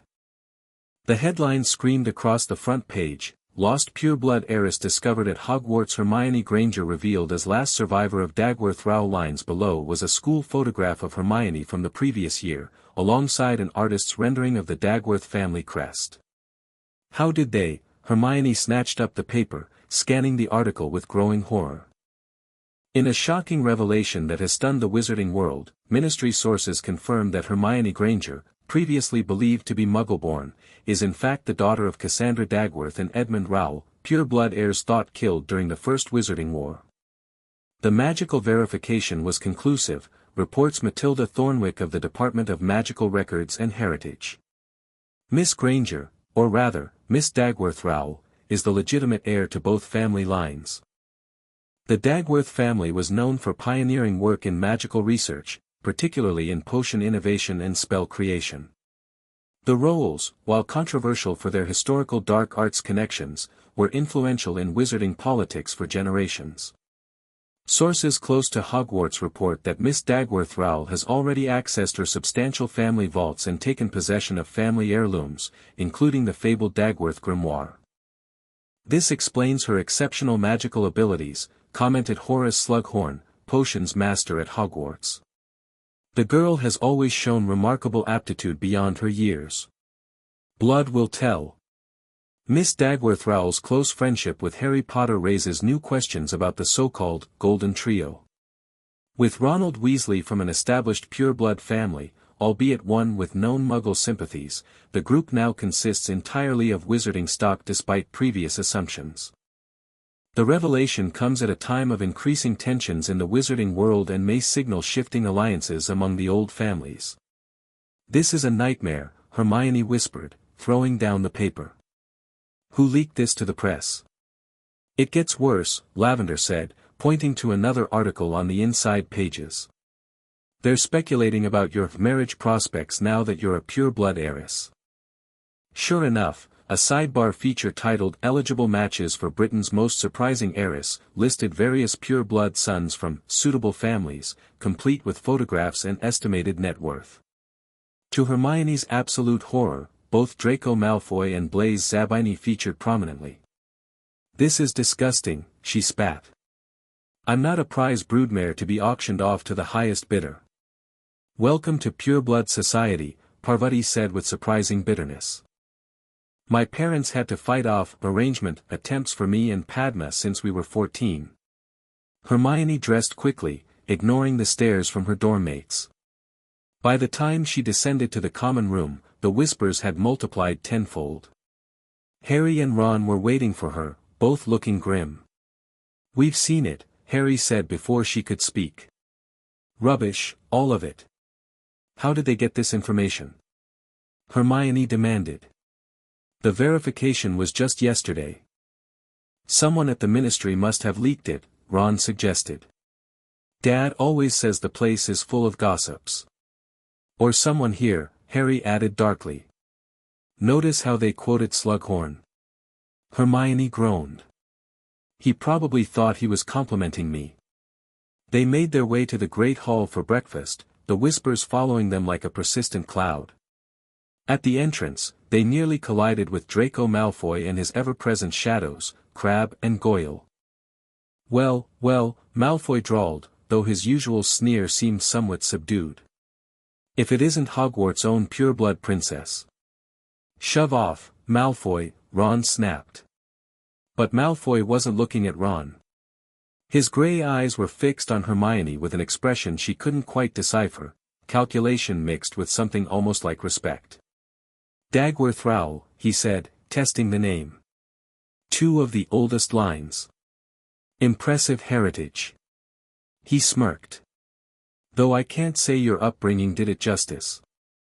My upbringing taught me not to judge people by their bloodlines, Hermione retorted. A lesson you clearly missed. Did I? Malfoy raised an eyebrow. I've always judged people by their quality. Blood is simply an excellent indicator of quality. Then you must be very disappointed in yourself, Harry interjected. Given how Hermione's outperformed you in every subject despite her supposedly inferior blood. Malfoy's pale cheeks flushed.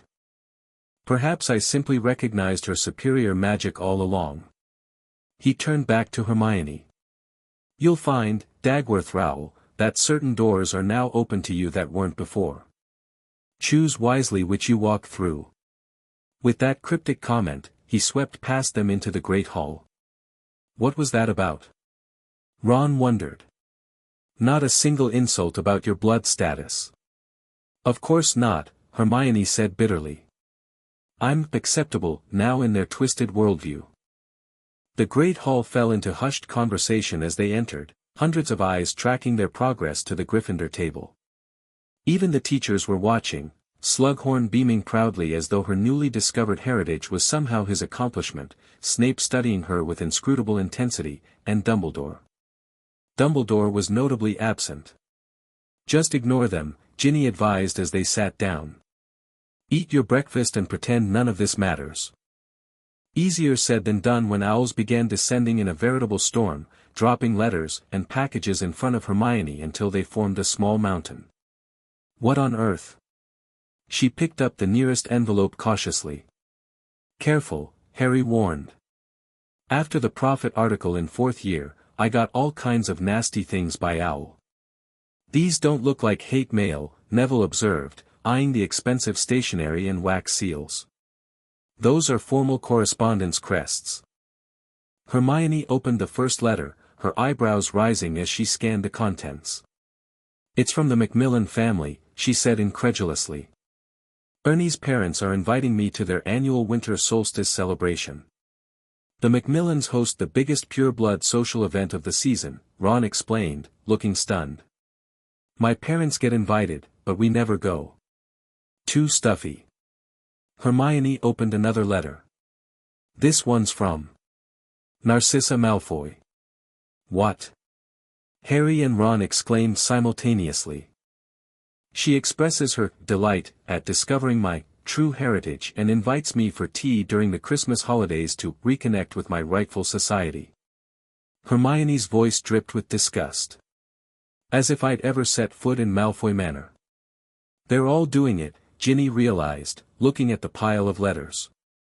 Every pureblood family is rushing to establish connections with you. But why? Hermione demanded. Nothing's changed except some words on a document. Everything's changed, Neville said quietly. You're not just any pureblood, Hermione. You're the last heir of 2 powerful, wealthy families. That makes you politically valuable. I'm not a political asset, Hermione protested. I'm the same person I was yesterday. To us, yes, Ginny agreed. But to them? She gestured at the letters. You're now a player in their games, whether you want to be or not. Before Hermione could respond, Professor McGonagall approached their table. Miss Granger, she said formally, for the benefit of listening ears. The headmaster requests your presence in his office immediately. At last, Dumbledore wanted to speak with her. Hermione felt a surge of anger. Why hadn't he come to her earlier? He'd known her true identity all along, had helped arrange her placement with the Grangers. Fine, she said shortly, standing up. Harry, Ron, would you, Mr. Potter and Mr. Weasley are welcome to accompany you, McGonagall said, anticipating her request. Given the circumstances, it might be wise not to walk the corridors alone today. They followed McGonagall through the whisper-filled halls to the gargoyle guarding Dumbledore's office. Acid pops, McGonagall stated, and the gargoyle leapt aside. The circular office looked the same as always, silver instruments whirring on tables, portraits of former headmasters peering down with interest, Fawkes perched regally on his stand. Dumbledore sat behind his desk, his expression grave. "Thank you for coming, Miss Granger," he said, using her familiar name deliberately. "I apologize for not speaking with you sooner. I've been attempting to discover who leaked information about your heritage to the Daily Prophet." "Have you found out?" Harry asked. "Not yet. But I have my suspicions." Dumbledore steepled his fingers. "The timing is concerning. I believe Voldemort's supporters deliberately rushed this information to the press before we could properly prepare you." "So what do we do now?" Hermione asked. "I've got half the pureblood families in Britain sending me invitations, and Malfoy's suddenly treating me like I'm worth acknowledging. The question," Dumbledore said quietly, "is what you wish to do with this new identity. You could embrace it publicly, use it to access circles previously closed to you.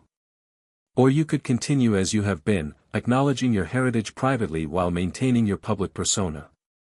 Why would I pretend to still be Muggle-born when everyone knows the truth? Because knowledge is power, Miss Granger. And sometimes, appearing less powerful than you are has tactical advantages." Dumbledore's blue eyes pierced her. "There are those who would seek to use you, your name, your fortune, your family magic, for their own purposes." "You mean Voldemort?"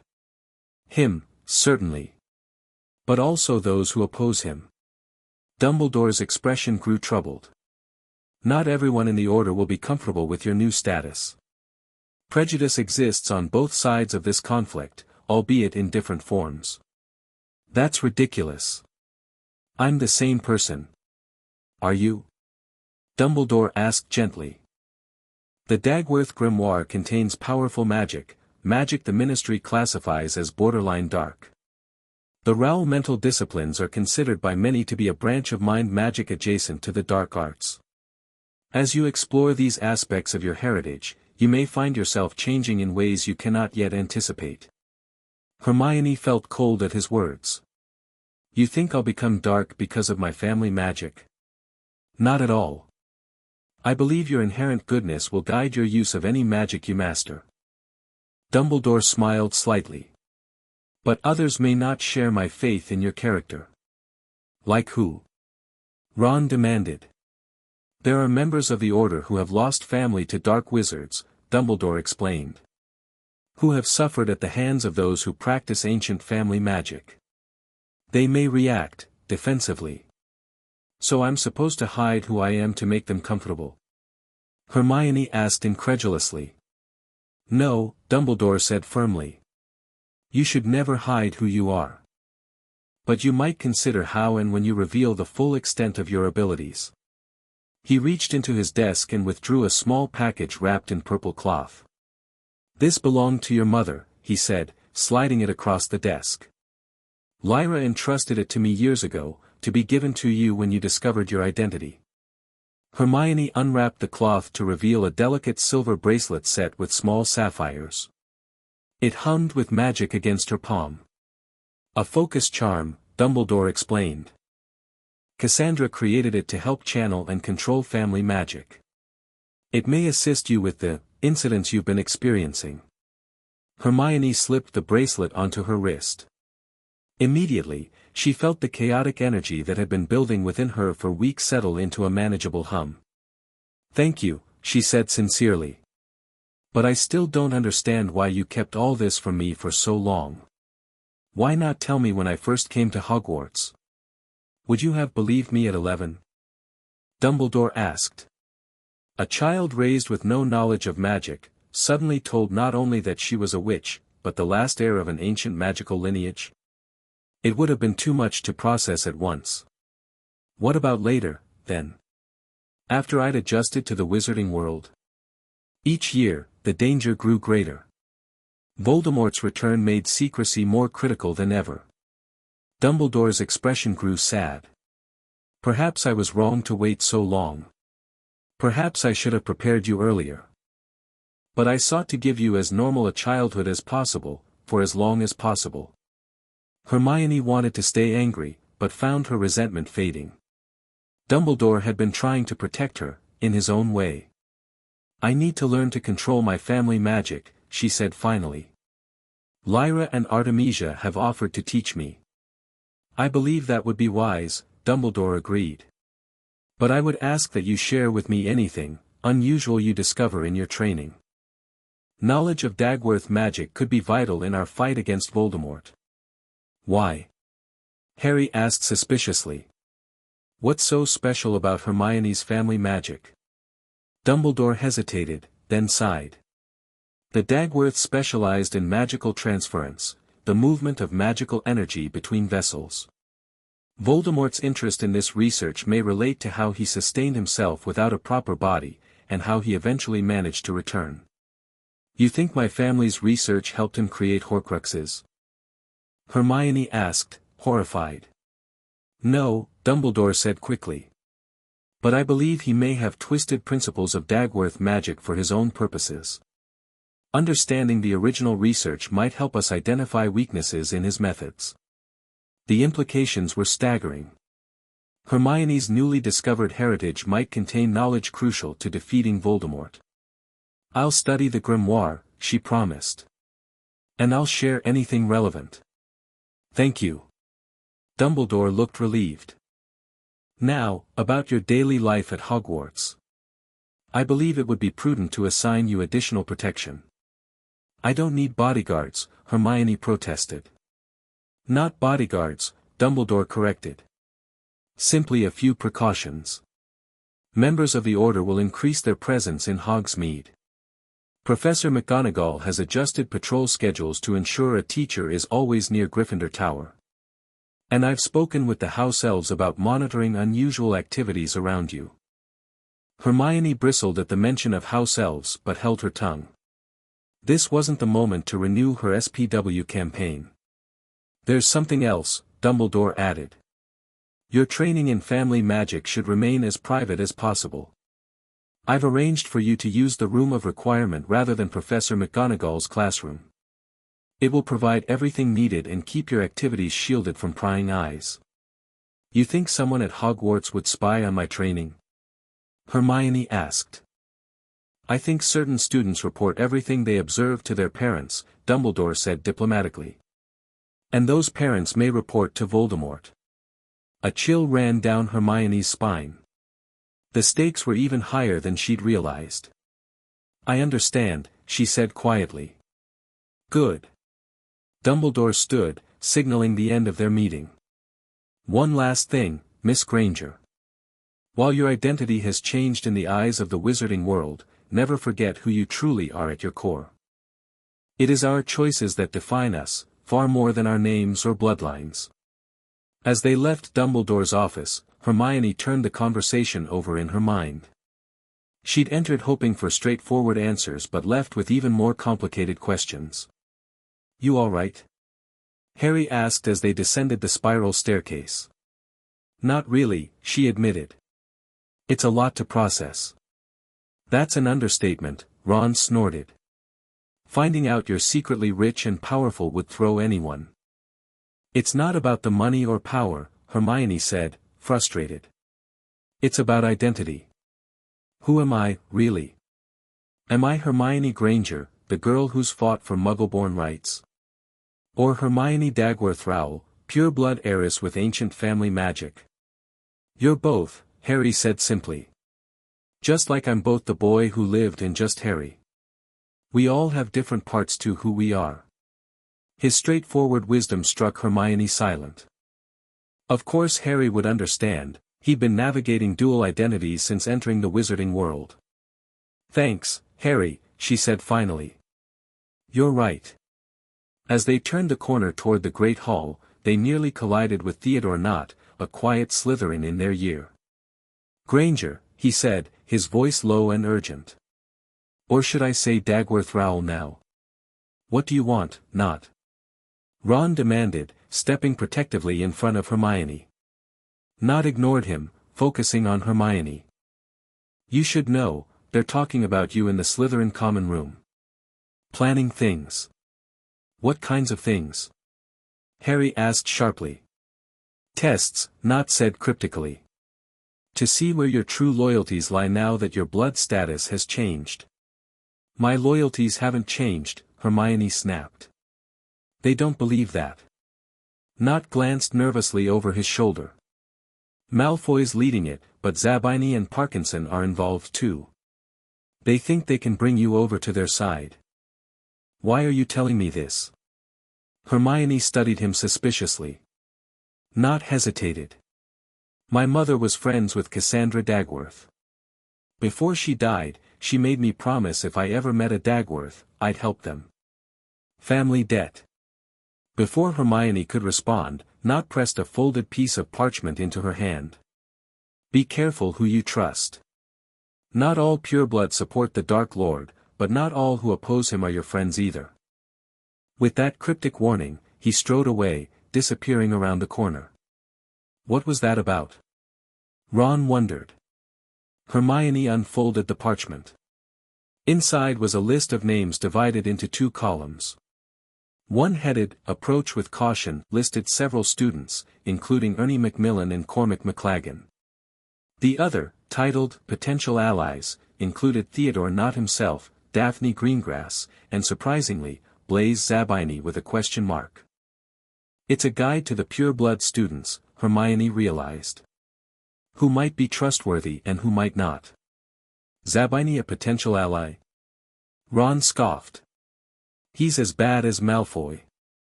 Maybe not, Harry said thoughtfully.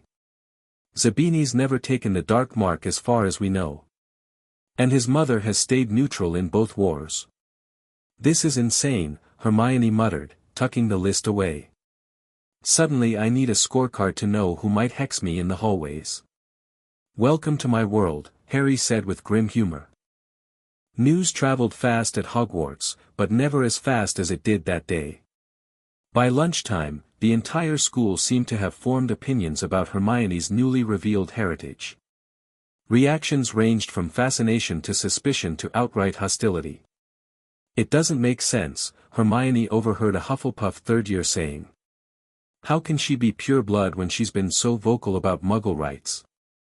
Obviously she was faking it all along, another student responded. Trying to hide her true identity. The Ravenclaws, predictably, were more interested in the academic implications. Do you think her exceptional academic performance is related to the Dagworth intelligence traits? Luna asked dreamily at the Gryffindor table, having wandered over from her own house. Daddy says the Dagworths had unusually flexible magical cores. Even professors treated her differently. Slughorn was positively effusive, holding her after potions class for a private conversation. My dear girl, he gushed. What an extraordinary turn of events. I always said you had natural talent beyond explanation, and now we know why. My abilities come from hard work and study, Professor, Hermione said stiffly. Of course, Slughorn agreed hastily. But we cannot discount the power of magical heritage.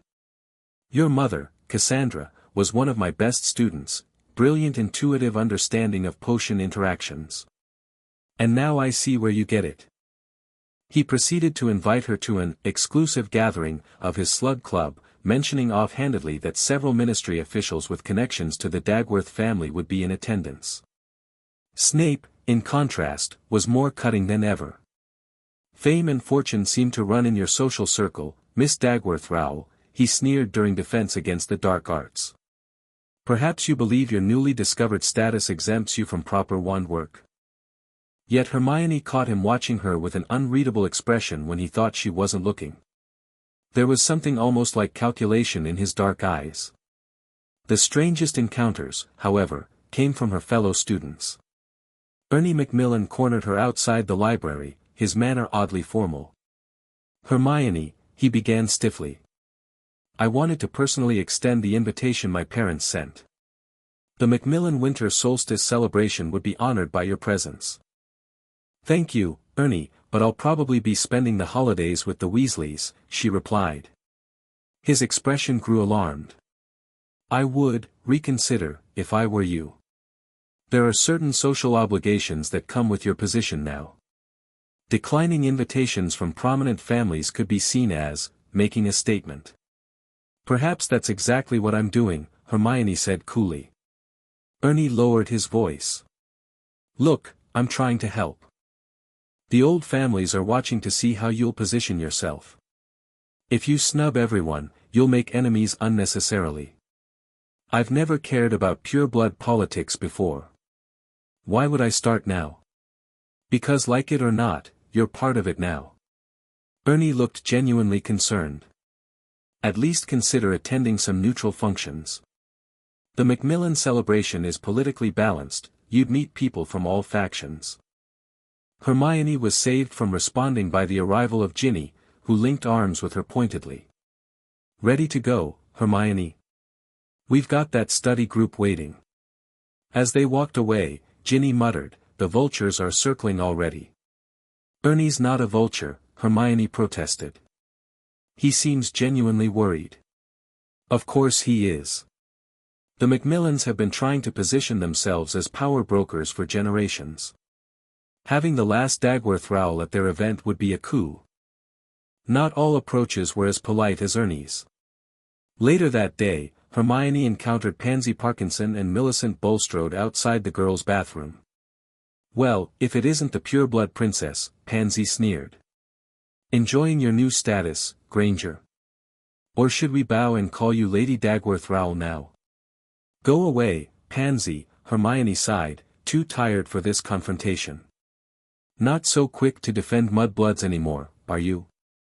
Pansy pressed. "Now that you know you're not one of them." Hermione's temper flared. "My views haven't changed. Blood purity is still a ridiculous concept used to justify prejudice and cruelty. Says the girl wearing ancestral jewels and carrying a fortune in Gringotts," Millicent scoffed, eyeing Hermione's bracelet. "My heritage doesn't define my values," Hermione insisted. "Unlike some people, I don't base my worth on my family tree." "So noble," Pansy mocked. "But we'll see how long that lasts. Power changes people, Granger. Even self-righteous Gryffindors." As they sauntered away, Hermione felt a chill at Pansy's words. Would her newfound status change her? Could it, without her even realizing? The most troubling encounter came that evening, when Malfoy caught her alone in the library. He slid into the chair opposite her, his expression uncharacteristically serious. "We need to talk, Dagworth Rowell," he said quietly. "I have nothing to say to you, Malfoy." "Then listen." He leaned forward, voice barely above a whisper. "Things are changing rapidly. The Dark Lord knows about you now." Hermione's blood ran cold, but she kept her expression neutral. "Is that supposed to scare me?" "It should." Malfoy glanced around to ensure they weren't overheard. "He's interested in the Dagworth research. Specifically, your mother's final project." "How would you know that?" "Use your brain. You know who my father is." Malfoy's grey eyes held something almost like concern. "The Dark Lord has ordered you watched, not harmed. He thinks your knowledge could be useful." "I'll never help Voldemort," Hermione hissed. Malfoy flinched at the name. "I'm not asking you to. I'm warning you because," he stopped abruptly. "Because what?" "Because wizarding debts matter," he said finally. "Your father once saved mine from a nasty situation involving experimental magic. House of Malfoy owes House of Rowell. Consider this partial payment." Before Hermione could process this shocking information, Malfoy stood. "One more thing. Your uncle, Thorfinn Rowell, he's asking questions about you. He may try to claim guardianship since you're not of age. He can't, Hermione said confidently. Lyra and Artemisia are my designated magical guardians. Legal challenges have a way of succeeding when the Dark Lord wants them to. Malfoy's expression was grim. Be prepared. He walked away, leaving Hermione staring after him in confusion. Had Draco Malfoy just tried to help her? Or was this some elaborate trap? She reported the conversation to Harry and Ron that night in the common room. It's got to be a trick, Ron insisted. Malfoy doesn't help people unless there's something in it for him. But what would he gain from warning me? Hermione wondered. Information, Harry suggested. Seeing how you'd react, what you might know about your mother's research. Or maybe he's telling the truth about the wizarding debt, Hermione mused. Pureblood families take those seriously. Either way, it confirms Voldemort is interested in you specifically, Harry said grimly. Which means we need to take your protection even more seriously. I'm not helpless, Harry, Hermione reminded him. No, but you're untrained in your family magic, he countered. And Voldemort has decades of experience with the dark arts. That's why I need to master the grimoire, Hermione said, pulling the heavy book from her bag. My mother's notes could be the key to understanding what Voldemort wants, and how to keep it from him. Ron peered at the ancient tome skeptically. Can you even read that? It looks like it's in some weird old language. It adapts to the reader, Hermione explained. Family magic, it presents itself in a form the Dagworth heir can understand. Convenient, Harry remarked. What have you learned so far? Mostly theoretical foundations, Hermione admitted. The basics of how Dagworth magic works. It's fundamentally different from what we learn at Hogwarts. Different how? Ron asked. Standard spells channel magic through wands, focusing raw energy through the core, directed by incantation and movement. Hermione opened the grimoire to a diagram showing magical energy flows. Dagworth magic works more like, directing existing energy. Not creating effects but transferring and transforming energy that's already present. Like when you made all the flames grow in the corridor, Harry realized. You weren't creating fire, you were expanding the existing flames. Exactly. Or when I cracked the stone floor under Malfoy, I was transferring energy from myself into the stone, changing its structure. Hermione pointed to another diagram. The family magic seems uniquely suited to transformations and transferences. Is that why you know who wants it? Ron wondered. What would he use that kind of magic for? I'm not sure yet, Hermione said, frowning. But my mother's final research project seems to have focused on transferring magical signatures between vessels. Magical signatures? Harry leaned forward. Like, the unique magical trace each wizard leaves. Yes. She was researching ways to transfer magical signatures without transferring the actual person's consciousness or soul. Hermione flipped to a later section of the grimoire. The applications seem mostly medical, allowing healers to temporarily take on a patient's magical signature to correct imbalances or heal magical damage. But if someone like Voldemort got hold of that research... Harry trailed off. He could potentially use it for something much darker, Hermione finished grimly. Transferring magical signatures could allow him to bypass magical protections keyed to specific people. Like blood wards? Harry asked sharply. Possibly. Hermione closed the grimoire with a troubled expression. I need to learn more before I can be certain. My first training session with Lyra and Artemisia is tomorrow night. We're coming with you, Ron said immediately.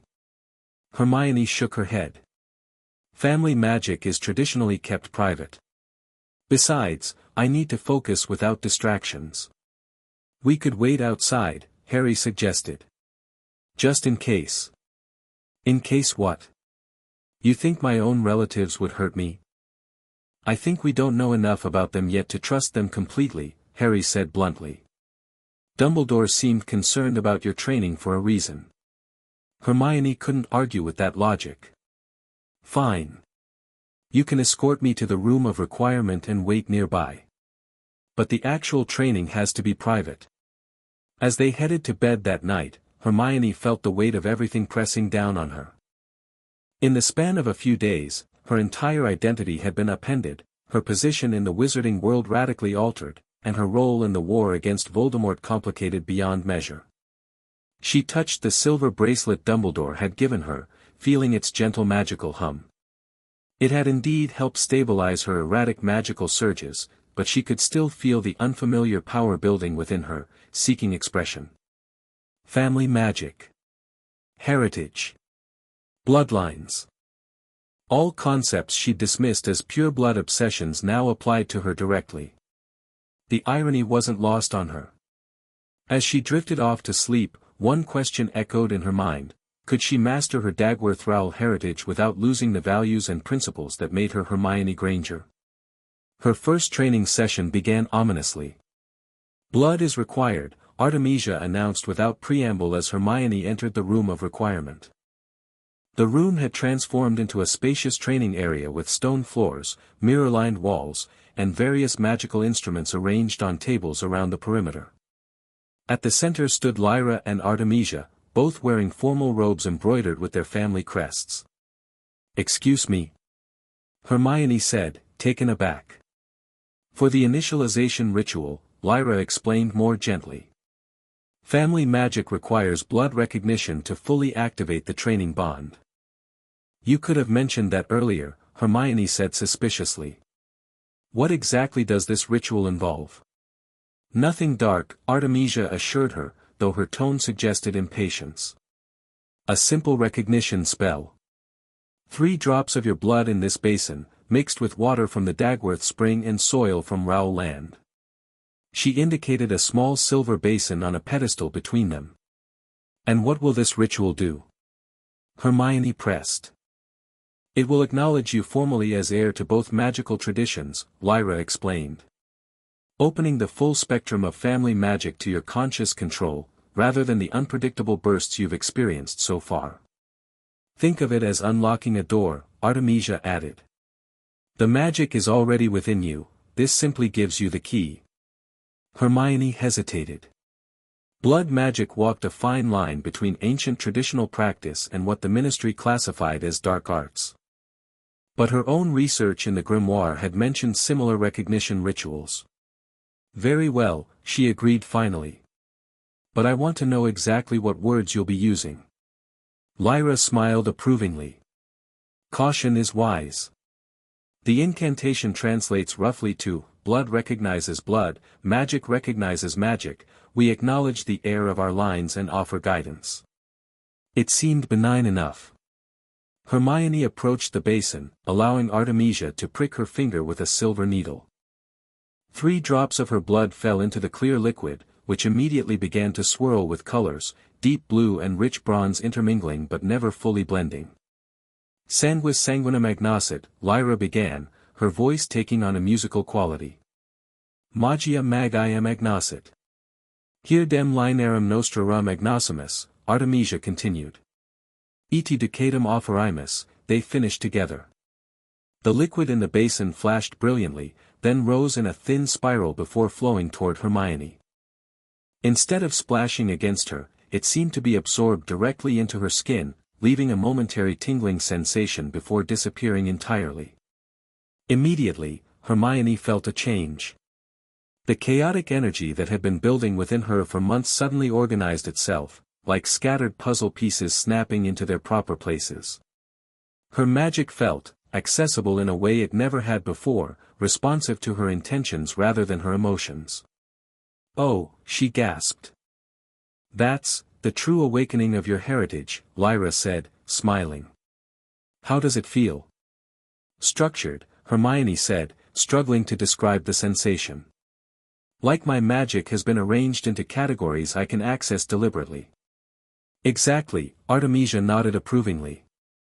"Now we can begin proper training."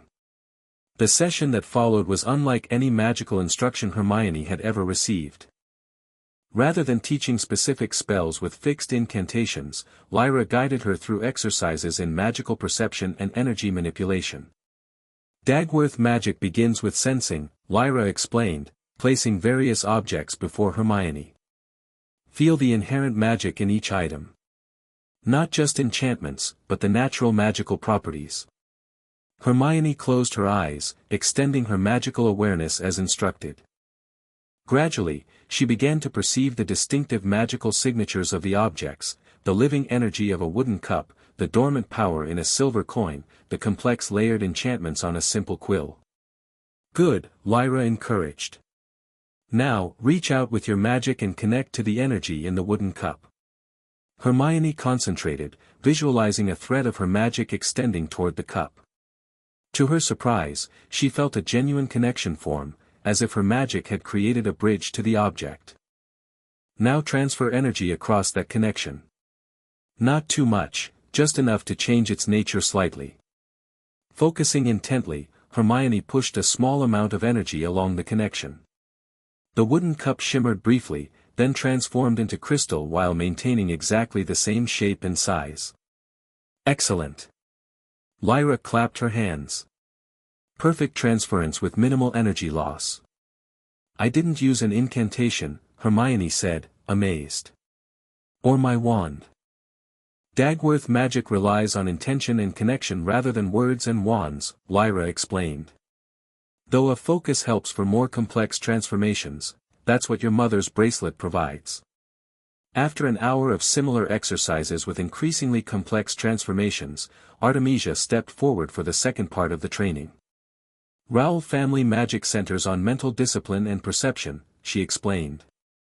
While Dagworths excel at transforming the external world, Rowells master the internal landscape. The training shifted to mental exercises, building shields around thoughts, extending perceptive abilities beyond normal senses, and recognizing magical signatures at a distance. This is almost like legilimency, Hermione noted as she practiced detecting Artemisia's surface thoughts. Similar principle but different application, Artemisia corrected. Legilimency forces entry into another's mind. Rowell perception creates a field of awareness that can detect mental activity without invasion. What's the practical use?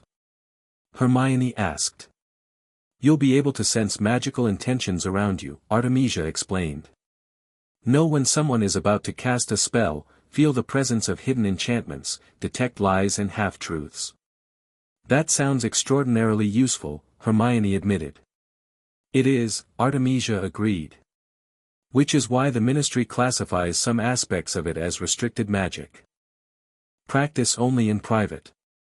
By the end of the 2-hour session, Hermione was mentally exhausted but exhilarated. She'd successfully transformed multiple objects without a wand, detected hidden enchantments in the room, and even briefly connected to Lyra's magical signature across a distance. You have remarkable aptitude, Lyra said as they concluded. Your mother would be proud. Indeed, Artemisia agreed, though more reservedly. Though you rely too heavily on intellectual understanding. Family magic should become instinctual with practice. I have another question, Hermione said, gathering her courage. Voldemort is interested in my mother's research on magical signature transference.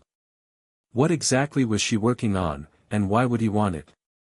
Lyra and Artemisia exchanged troubled glances. Cassandra's final project was revolutionary, Lyra said carefully.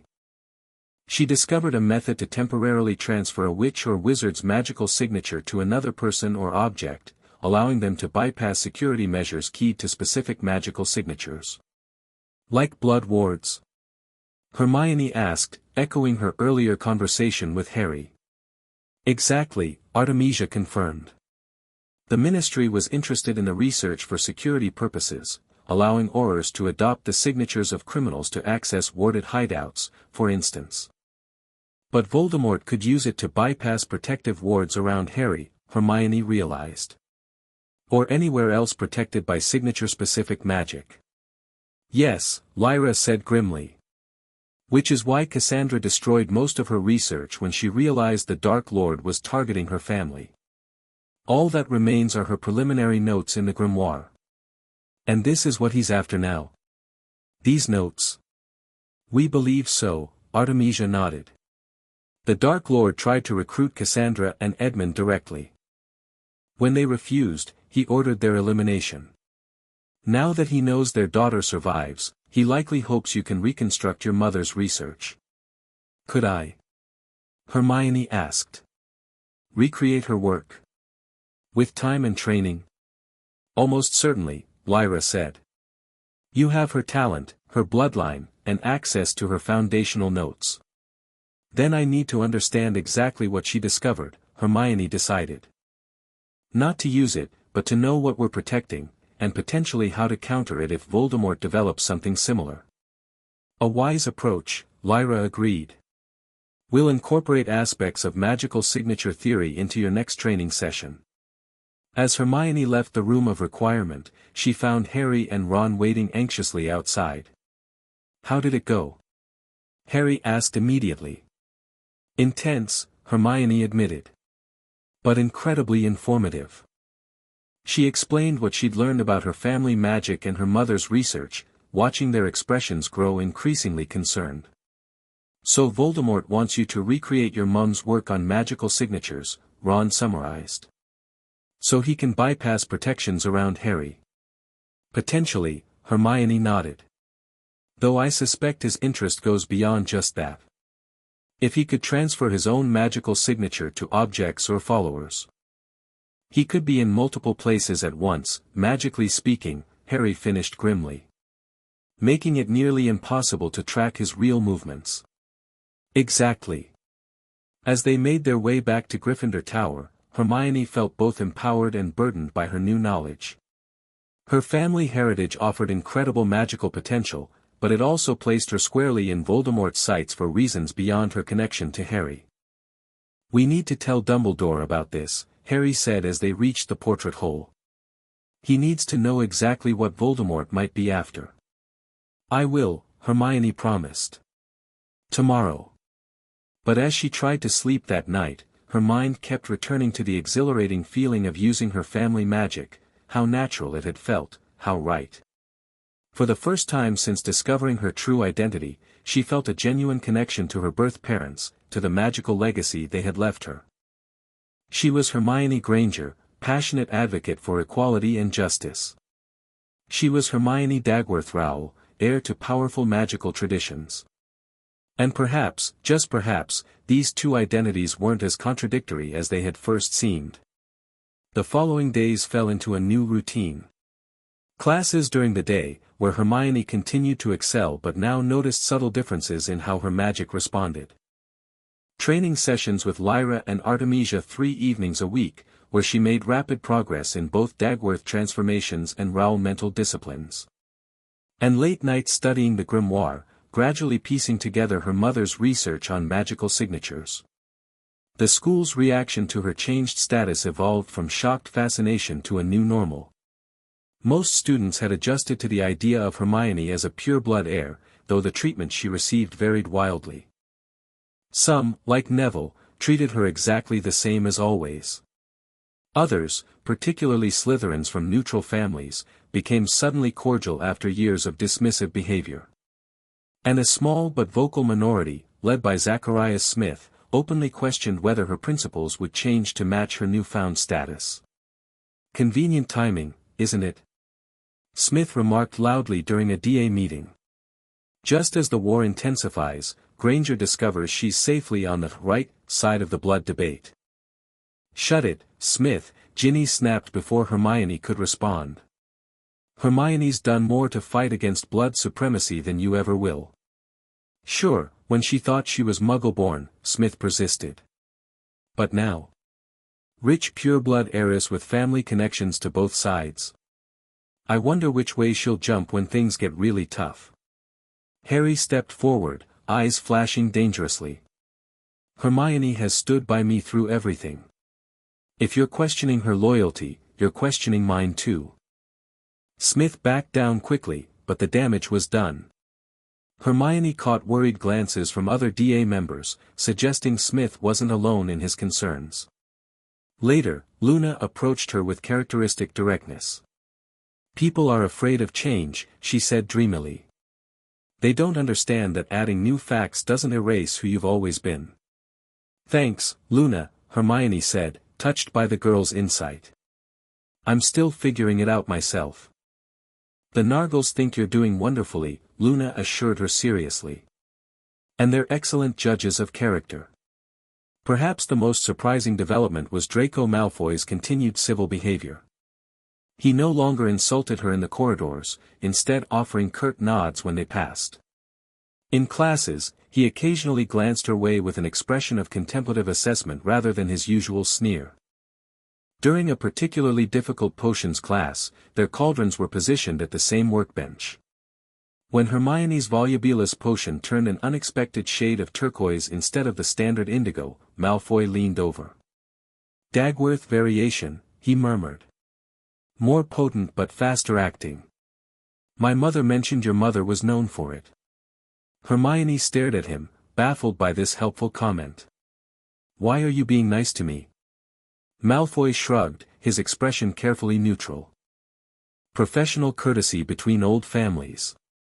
Nothing more. But there was something in his eyes, a flicker of uncertainty, perhaps even fear, that suggested more complex motivations. Her training with Lyra and Artemisia progressed rapidly. By the third session, Hermione could transform objects without conscious effort, sensing their magical properties and altering them with mere intention. Her Raoul perceptive abilities developed more slowly but showed promise. She could now detect when someone was about to cast a spell before they raised their wand. Your progress is remarkable, Lyra commented during their fourth session. Particularly with the transformation aspects. You've accomplished in weeks what most Dagworth heirs take months to master. I've been practicing, Hermione admitted. In private. Show me, Lyra encouraged. Hermione focused on a glass of water sitting on a nearby table. Rather than transform the glass itself, she reached out with her magic to connect with the water inside. With careful concentration, she separated the water into its component elements, hydrogen and oxygen, creating two distinct bubbles of gas floating above the now empty glass. Elemental separation, Artemisia murmured, impressed despite herself. That's advanced Dagworth technique. I found it in the grimoire, Hermione explained. My mother's notes suggested it was foundational to her signature transference work, breaking magical signatures into component elements before transferring them. You've been studying her research, Lyra observed, a note of caution in her voice. I need to understand what Voldemort wants, Hermione said firmly. And I think I'm beginning to grasp it. She retrieved her notes from her bag, spreading parchments covered with diagrams across a table. Magical signatures are unique to each witch or wizard, like magical fingerprints, she explained. They contain elements of our core personality, magical affinity, and even family traits. My mother discovered they could be separated into component parts, then recombined in different configurations. For healing purposes, Lyra emphasized. Initially, yes, Hermione agreed. But the potential applications extend much further. If you could extract the recognition elements of a signature, the parts that magical wards and protections identify, while leaving behind the personal aspects, you could create a sort of magical key that mimics another person without carrying their actual magical essence. Which would allow someone to bypass magical protections without possessing the original person, Artemisia concluded. Exactly. And I believe that's what Voldemort wants. Hermione pointed to a particularly complex diagram. But there's a limitation my mother identified. The transference is temporary, lasting only hours at most, and requires a physical component from the original person. Blood, hair, magical essence. So Voldemort would still need access to Harry to bypass protections keyed to him, Lyra reasoned. Yes, but he already has that, Harry's blood from the resurrection ritual. Hermione's expression was grim. What he lacks is the method to extract and transfer the recognition elements of a magical signature. Which your mother never fully documented, Artemisia said. Not in the grimoire, Hermione agreed. But I think I could reconstruct it, given enough time.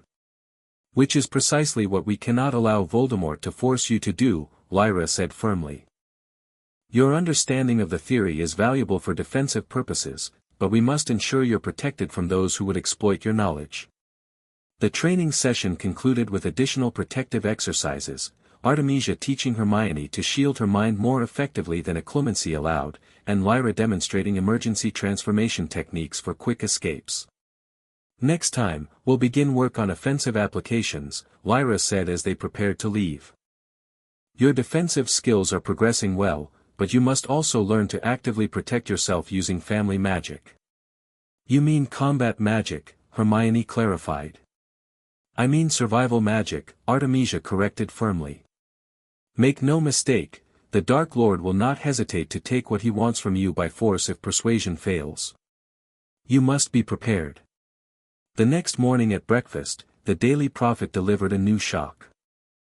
The headline blared across the front page, Custody battle looms for Dagworth Rowell heiress Death Eater Thorfinn Rowell claims guardianship rights over niece Hermione nearly choked on her pumpkin juice as she read, in a shocking development. Notorious Death Eater Thorfinn Rowell has filed a formal petition with the Wisengamot claiming guardianship rights over Hermione Dagworth Rowell, formerly known as Hermione Granger, the recently discovered heiress to the Dagworth and Rowell fortunes. Rowell, brother of Edmund Rowell, the girl's deceased father, claims that as closest blood male relative, wizarding law grants him precedence over the current appointed guardians, Lyra Selwyn and Artemisia Rowell. Family magic passes most strongly through direct male lineage, stated Augustus Travers, legal representative for Thorfinn Rowell. The ancient laws of magical guardianship clearly prioritize the father's bloodline, particularly in cases involving significant magical heritage and property. Sources within the ministry confirm that several members of the Wisengamot's Traditional Practices Committee have expressed support for Rowell's petition, citing precedents dating back to the 17th century. If successful, the petition would grant Thorfinn Rowell, currently wanted by magical law enforcement for Death Eater activities, legal authority over both Miss Dagworth Rowell's person and her substantial inherited properties until she reaches magical majority in September 1996. Albus Dumbledore, speaking as Hogwarts headmaster, expressed concern over the petition. Miss Granger remains under the protection of Hogwarts, regardless of legal maneuverings. Her safety and education are our primary concerns. The initial hearing is scheduled for December 12 before the full Wisengamot. They can't be serious. Ron exploded after reading over her shoulder. Giving a Death Eater control over you? It's a legal tactic, Hermione said numbly. They know it won't succeed, Thorfinn is a wanted criminal. But it creates legal complications, potential access to my properties for assessment, and most importantly, public pressure. Public pressure? Harry asked. To acknowledge the paternal line's authority, Hermione explained, scanning the rest of the article. Traditional pureblood society values paternal bloodlines above maternal ones. By filing this petition, they're forcing me to publicly oppose traditional values, making me appear to reject my heritage. That's ridiculous, Ginny said, joining them. No one would expect you to accept a Death Eater as your guardian. You'd be surprised, Neville said quietly. Old families take bloodline hierarchy seriously. My great-uncle Algy once challenged my grand's guardianship of me on similar grounds, even though she's my father's mother. What happened? Hermione asked. Gran threatened to hex him into next week, Neville said with a small smile. Family magic or not, no one crosses Augusta Longbottom. Despite the attempted humor, Hermione felt deeply unsettled. This move represented a new phase in Voldemort's strategy, using legal means to gain leverage over her. After breakfast, she was summoned to Dumbledore's office, where she found not only the headmaster but also Lyra, Artemisia, and Kingsley Shacklebolt waiting. I assume you've seen the prophet, Dumbledore said without preamble. Yes. Hermione took the offered seat. It's a legal maneuver, isn't it? They don't actually expect to win. Correct, Kingsley confirmed. But it creates complications we could do without. Thorfinn Rowell can't appear in court himself as he's wanted for murder, but his legal representative can petition for access to Raoul properties for assessment of appropriate maintenance of family heritage. Meaning they could search for the grimoire or any of Cassandra's research notes, Lyra added grimly. I've brought everything valuable to Hogwarts, Hermione pointed out. The grimoire, my mother's notes, the family artifacts from the vault. But they don't know that, Artemisia said. And a court-sanctioned search would give them legitimate access to places we've hidden other sensitive materials.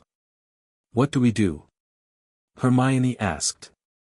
We fight the petition, of course, Dumbledore said calmly. I've already contacted Madame Bones.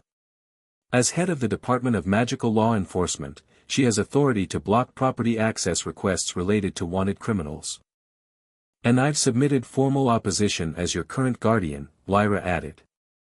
With statements from your Muggle parents supporting our continued guardianship. My parents? Hermione's heart skipped.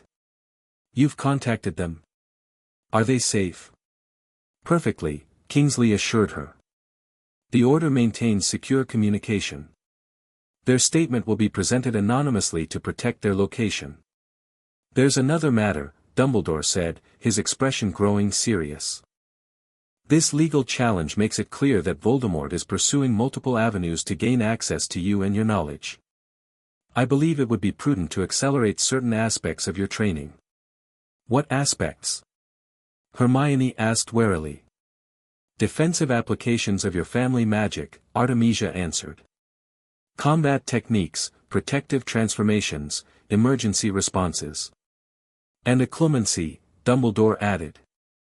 Not standard occlumency, but the Raoul mental shield techniques that Artemisia has begun teaching you. They're more effective against the kind of invasive legilimency Voldemort employs. You think he'll try to access my mind directly? Hermione asked, alarmed. I think we must prepare for all possibilities, Dumbledore said gravely.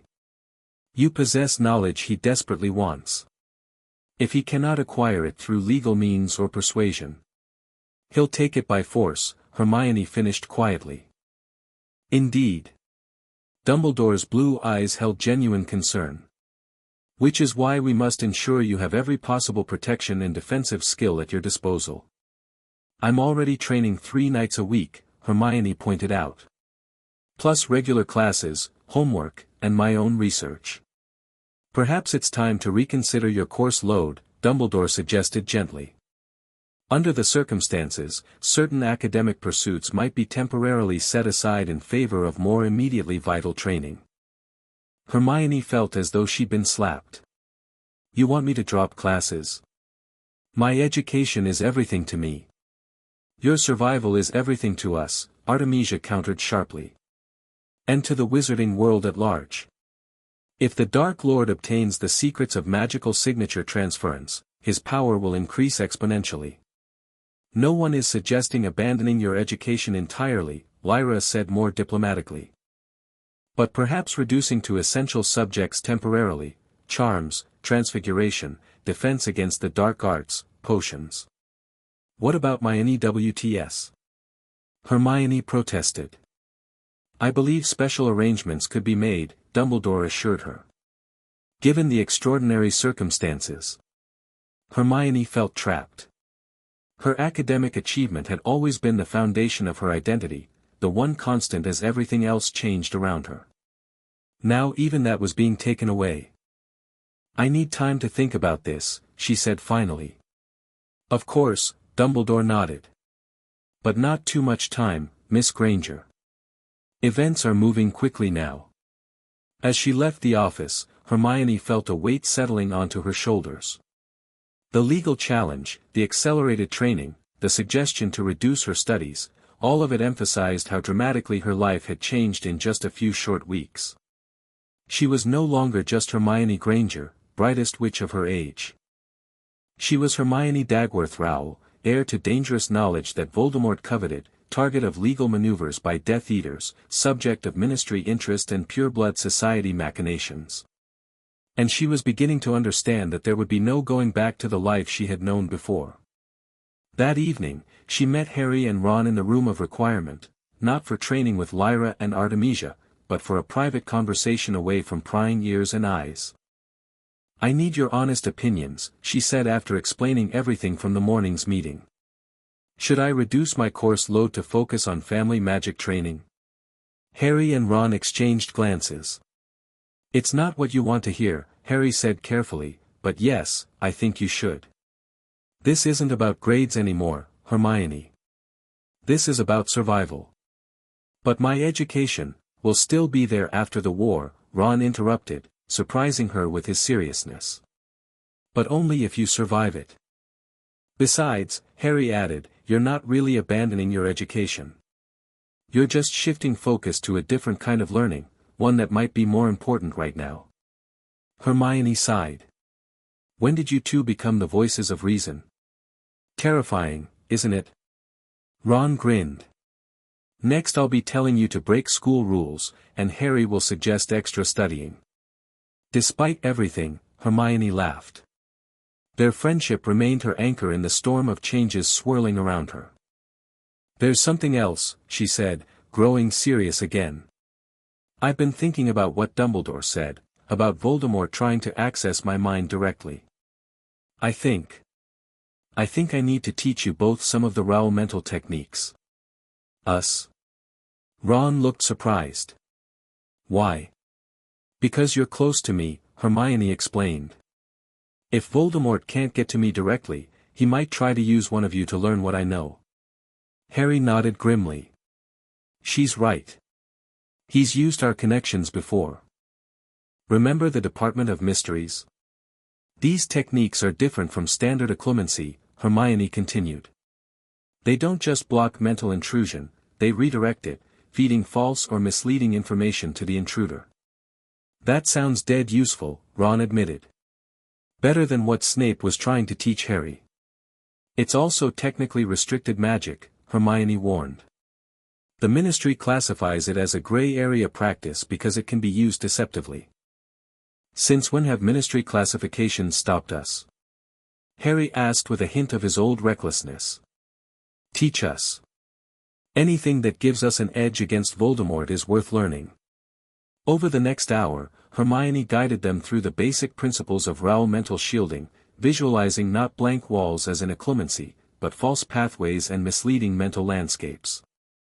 "The key difference," she explained, "is that occlumency tries to block access entirely, which creates an obvious barrier that a skilled legilimens will recognize and attack directly. Raoul techniques allow apparent access while controlling what the intruder actually sees." Harry picked up the concept surprisingly quickly, perhaps because traditional occlumency had never worked well for him. Ron struggled more with the visualization aspects but showed promise with the emotional misdirection components. "It's like chess," he said suddenly during their third practice attempt. "Letting your opponent think they're seeing your strategy while you're actually setting up something completely different." "Exactly." Hermione beamed at him. "That's precisely the right mindset." By the end of the evening, both had mastered the fundamentals, enough to provide basic protection against casual mental intrusion, though not enough to fully resist someone of Voldemort's power. "We'll practice more," Hermione promised. "This is just the beginning." As they prepared to leave, Harry placed a hand on her arm. "How are you really doing with all of this, Hermione? The identity change, the family magic, the legal challenges, it's a lot to handle." For a moment, Hermione considered giving her usual response, that she was fine, managing everything. But the genuine concern in Harry's eyes broke through her facade. "I'm scared," she admitted quietly. "Everything I thought I knew about myself has changed. My place in this war has changed. Even my magic itself feels different now." "Different how?" Ron asked. "More instinctive. Less about memorized spells and perfect technique, more about intention and connection." She struggled to find the right words. "It's like I've been playing a piano by carefully following sheet music, and suddenly I can just hear the melody and play it naturally." "That sounds brilliant," Ron said. "It is, in many ways. But it's also terrifying. This magic feels like it has its own agenda sometimes, like it knows what I need before I do. She twisted her signet ring nervously. What if I lose myself in it? What if I become someone else entirely? You won't, Harry said with absolute certainty. You're too strong for that. How can you be sure? Because I know you, Hermione. Names change, circumstances change, even magic changes. But who you are at your core, your values, your courage, your compassion, that doesn't change unless you choose to let it. His simple faith in her brought tears to her eyes. Thank you, she whispered. Both of you. For standing by me through all this. Always, Ron said firmly. That's what friends do. As they walked back to Gryffindor Tower under Harry's invisibility cloak, Hermione felt a renewed sense of determination. Whatever challenges lay ahead, legal battles, accelerated training, Voldemort's pursuit of her knowledge, she would face them as herself. Hermione Granger. Hermione Dagworth Rowell. 2 names, 1 person. Her identity to define, no one else's. Chapter 3, 2 Worlds, again, Lyra commanded, her voice sharp in the room of requirement. Hermione wiped sweat from her brow and focused on the stone pillar before her. Extending her magical awareness, she connected to the dense material, feeling its inherent properties, solidity, weight, mineral composition. With practiced precision, she transferred energy along the connection, willing a transformation. The stone shimmered, its molecular structure reorganizing. Instead of softening or changing material as in standard transfiguration, Hermione's Dagworth magic preserved its mass while altering its fundamental nature. The solid pillar became transparent, then developed intricate internal crystalline structures without losing its original shape. Better, Artemisia acknowledged from where she observed. But still too slow for combat application. I'm trying, Hermione said through gritted teeth. Trying isn't sufficient, Artemisia replied coolly. The Dark Lord won't give you time to concentrate and focus. Transformations must be instantaneous, reflexive. It had been 3 weeks since Hermione agreed to reduce her course load, dropping arithmancy and ancient runes to focus on mastering her family magic. Professor McGonagall had arranged for her to receive private tutoring in these subjects during summer, ensuring she wouldn't fall behind for any WTS. The compromise satisfied Hermione's academic conscience while allowing her to devote necessary time to her increasingly demanding training. Try a combat scenario, Lyra suggested, stepping forward. I'll cast standard spells. Transform them before they reach you. Without warning, Lyra fired a stunning spell directly at Hermione. Acting on instinct, Hermione connected to the magical energy of the spell itself, transforming it mid-flight into harmless light particles that scattered around her. Good. Lyra nodded approvingly. Again, faster. A barrage of spells followed, Impedimenta, Petrificus Totalis, even a nasty cutting hex. Hermione transformed each one, turning jinxes into puffs of air, hexes into flower petals, curses into water droplets that splashed harmlessly at her feet. Much better, Lyra said finally, lowering her wand. You're learning to act without overthinking, crucial for survival. Hermione collapsed into a nearby chair, magically exhausted. Her training had intensified dramatically since the news of Thorfinn Rowell's guardianship petition. The initial hearing was scheduled for the following week, and while Lyra's legal representatives were confident it would be dismissed, no one was taking chances with Hermione's preparation. The hearing is in 5 days, Artemisia reminded her. You won't attend in person, but the Wisengamot may request a magical assessment of your abilities. Magical assessment? Hermione frowned. What does that entail? A ministry official would evaluate your magical control and affinity with family magic, Lyra explained. It's an ancient procedure used in disputed guardianship cases to determine which guardian best facilitates the heir's magical development.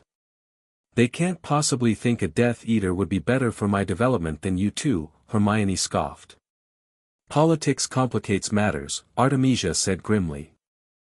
Thorfinn has allies in the Traditional Practices Committee who argue that male-line guardians better preserve certain magical traditions.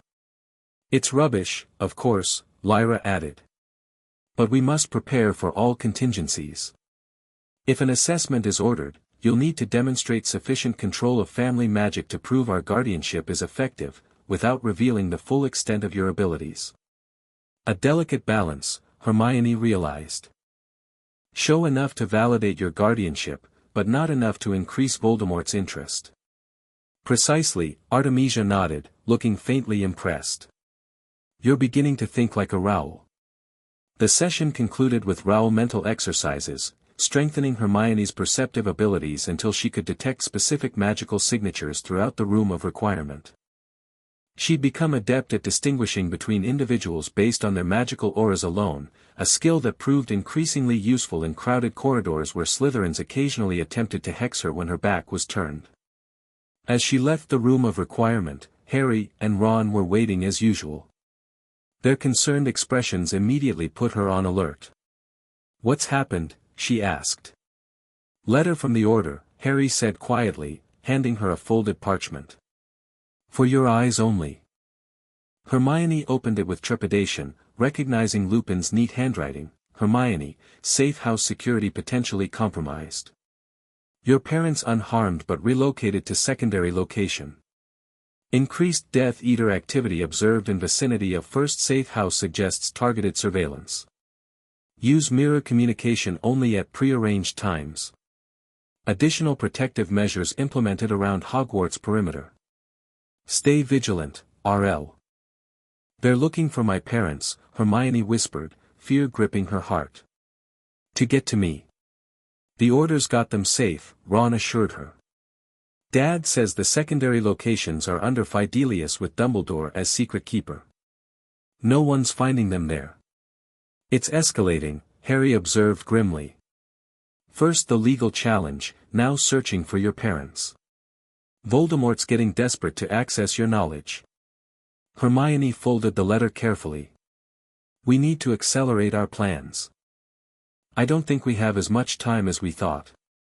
Since reducing her course load, Hermione had divided her time between family magic training and researching her mother's work on magical signatures.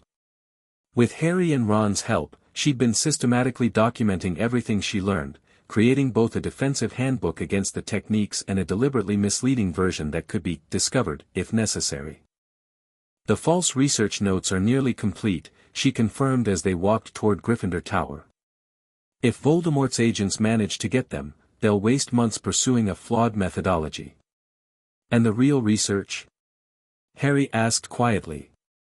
"Hidden where only I can access it." Hermione touched her beaded bag, which now carried not only the genuine notes but also the grimoire and several family artifacts too dangerous to leave unsecured. "I've applied Dagworth concealment charms linked to my blood. No one else can even perceive their existence." "Brilliant," Ron grinned. "Though still creepy with all the blood magic." "It's not dark," Hermione defended automatically. "It's just old magic that works differently than what's taught at Hogwarts." This had become a common refrain as she delved deeper into her family's magical traditions. Much of what she learned walked a fine line between classified ministry categories, neither fully dark nor completely in line with modern magical theory. The moral ambiguity occasionally troubled her, but the practical applications were undeniable. "Speaking of creepy," Ron lowered his voice as they approached the portrait hole. "Malfoy's been watching you again. All through dinner. Not even trying to hide it." "I noticed," Hermione sighed. "He's been doing that for weeks." Malfoy's behavior had grown increasingly strange. The outright hostility of previous years had vanished, replaced by careful observation and occasional moments of what almost seemed like protective vigilance. Twice, Hermione had entered classrooms to find Malfoy arguing in hushed, angry tones with fellow Slytherins, falling silent immediately upon seeing her. "I still think he's up to something," Harry insisted. "Maybe passing information about you to Voldemort." "Maybe," Hermione acknowledged. "But my Raoul perception suggests something more complicated. His magical aura shows conflict, not malice." Her ability to sense magical signatures had become refined enough to detect emotional overtones, fear, aggression, deception. Malfoy radiated a complex mixture of anxiety, determination, and what felt strangely like guilt. Whatever he's doing, we need to know, Harry decided. Especially if there's a spy at Hogwarts reporting on you. I've been thinking about that, Hermione said as they entered the common room. And I believe it's time we set a trap. The trap was elegant in its simplicity.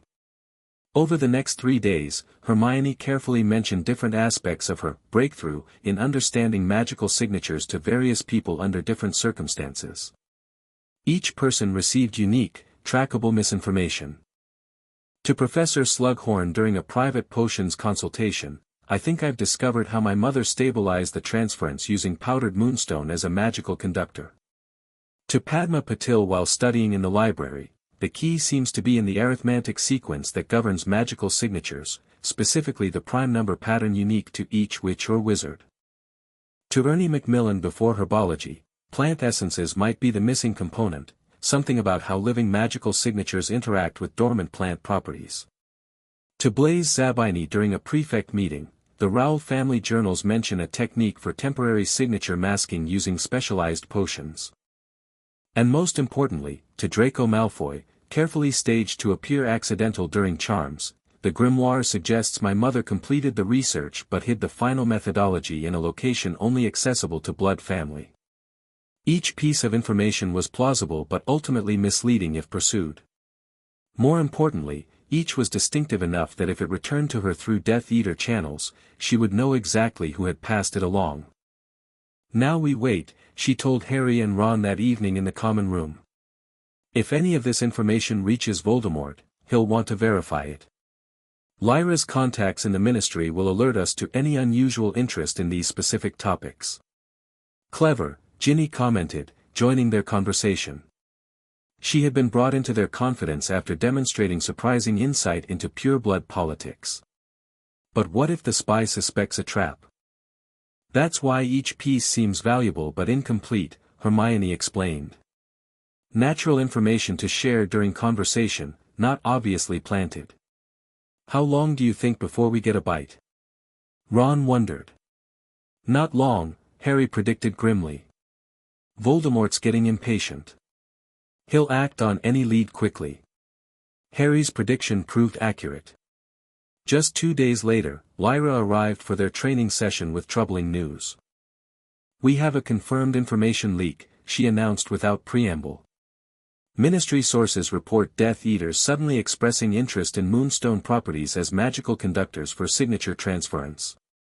Slughorn, Hermione identified immediately. That was the information I gave only to him. Horace Slughorn is passing information to Death Eaters. Artemisia looked skeptical. He's always been carefully neutral, focused on his own advancement. Perhaps not willingly, Hermione suggested. Someone could be using legilimency on him, or monitoring his correspondence. Or he's simply careless with sensitive information, Lyra said disapprovingly. Horace has always enjoyed appearing knowledgeable in exclusive circles. He might have mentioned your discovery, to impress someone with connections. Either way, we need to be more careful around him, Hermione decided. And continue monitoring the other information channels. They didn't have to wait long for additional confirmations. The following day, Kingsley's Patronus delivered a coded message indicating Death Eater interest in plant essences for magical workings, Ernie Macmillan's information.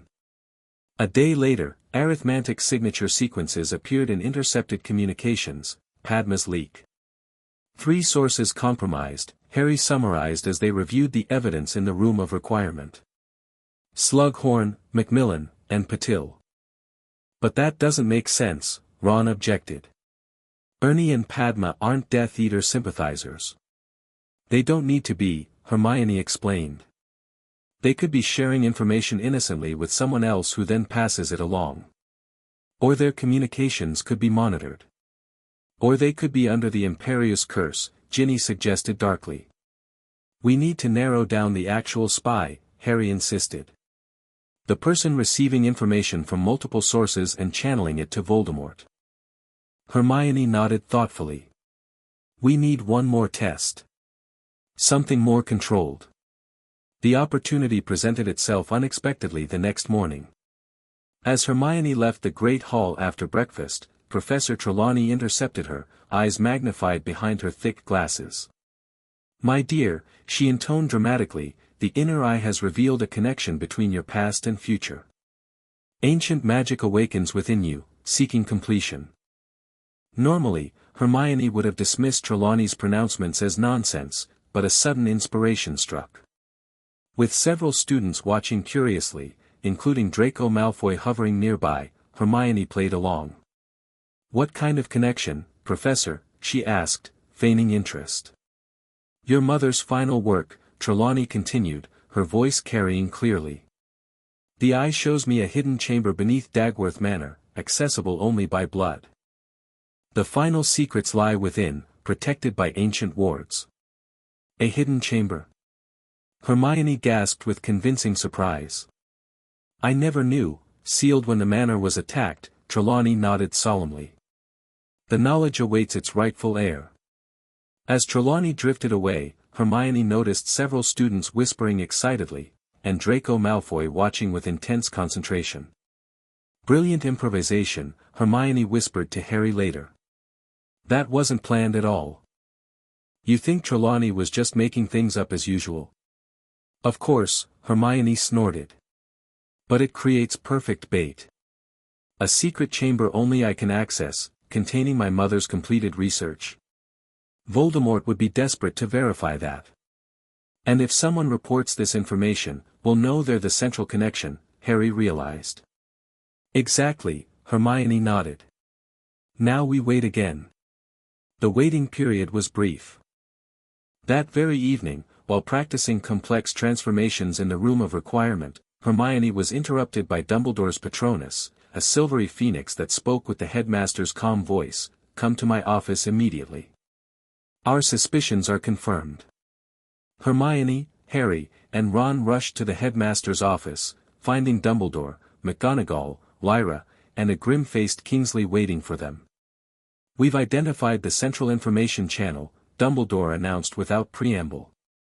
"Within hours of your conversation with Professor Trelawney, Voldemort dispatched a team to investigate Dagworth Manor, specifically searching for a secret chamber beneath the main house." "That was fast," Ron whistled. "Who's the spy? Malfoy?" "No," Kingsley said, surprising them. "Theodore Nott." "Not?" Hermione repeated incredulously. "But he warned me about Slytherin's planning something. He gave me that list of potential allies and enemies." "A clever misdirection," Dumbledore explained. "By appearing to help you, he gained your trust while positioning himself to gather information." "But I never told Nott about the supposed secret chamber," Hermione protested. "He wasn't present during my conversation with Trelawney." "No, but he was seen speaking with Draco Malfoy shortly afterward," McGonagall said. "And based on what we've pieced together, Mr. Nott has been collecting information from multiple sources, including Mr. Malfoy, Mr. Macmillan, and Miss Patil. The real question," Lyra interjected, "is whether he's acting willingly or under coercion." "I believe the latter," Dumbledore said. "Young Mr. Nott's father is a Death Eater currently in Azkaban. Voldemort likely threatened the boy's mother to ensure his cooperation." "What do we do now?" Harry asked. "Confront him?" "No," Kingsley said firmly. "Now that we've identified the channel, we can use it to our advantage. Feed controlled misinformation directly to Voldemort." A double agent, Hermione realized. But unwitting on Nott's part. "Precisely," Dumbledore nodded. "We'll allow Mr. Nott to continue his activities, monitoring what information he passes along while ensuring nothing truly dangerous is revealed." Hermione felt a twinge of sympathy for Theodore Nott.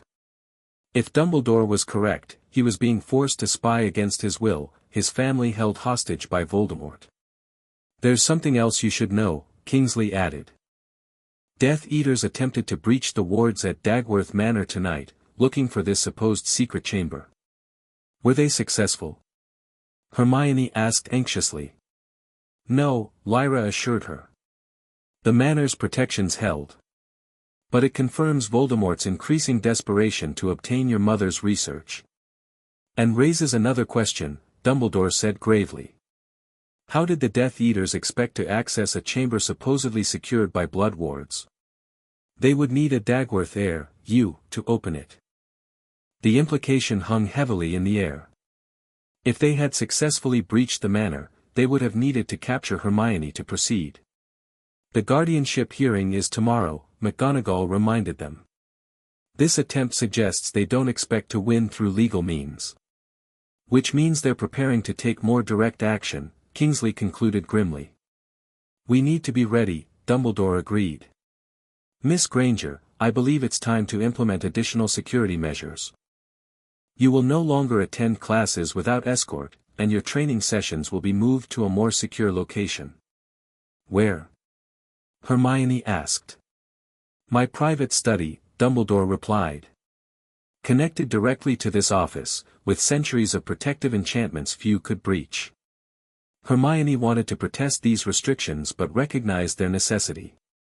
Events were accelerating faster than anyone had anticipated. There's one more thing, Lyra said carefully. Given these developments, perhaps it's time Hermione learned the full truth about her father. Her father? Ron asked, confused. Edmund Rowell died defending their home, right? Lyra exchanged meaningful glances with Dumbledore, who sighed heavily. It seems the time for complete transparency has arrived, he conceded. Miss Granger, what you're about to learn may be unsettling. What about my father? Hermione demanded, heart suddenly racing. Edmund Rowell did not die the night your home was attacked, Lyra said quietly. He was grievously injured, yes, but he survived, after a fashion. After a fashion? Hermione repeated. What does that mean? Where is he now? St. Mungo's, Dumbledore answered. In the long-term spell damage ward, under a false name. The attack left him in a condition similar to what the Longbottom family experienced, present physically but lost mentally. The revelation hit Hermione like a physical blow. Her father was alive. All these years? The room seemed to spin around her. Why wasn't I told, she whispered. All this time, he's been alive, and no one thought to mention it. It was deemed safer, Lyra began. Safer? Hermione's voice rose sharply. Keeping me from a father who needed me? How exactly was that safer? Because Voldemort's followers continued hunting for Edmund Rowell specifically, Dumbledore explained gently. They believed he possessed crucial knowledge about your mother's research.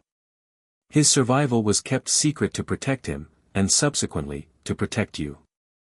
I want to see him, Hermione said immediately. Now.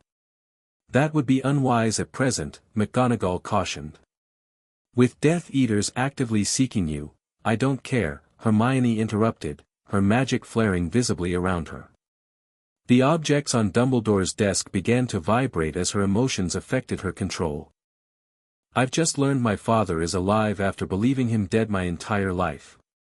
I want to see him.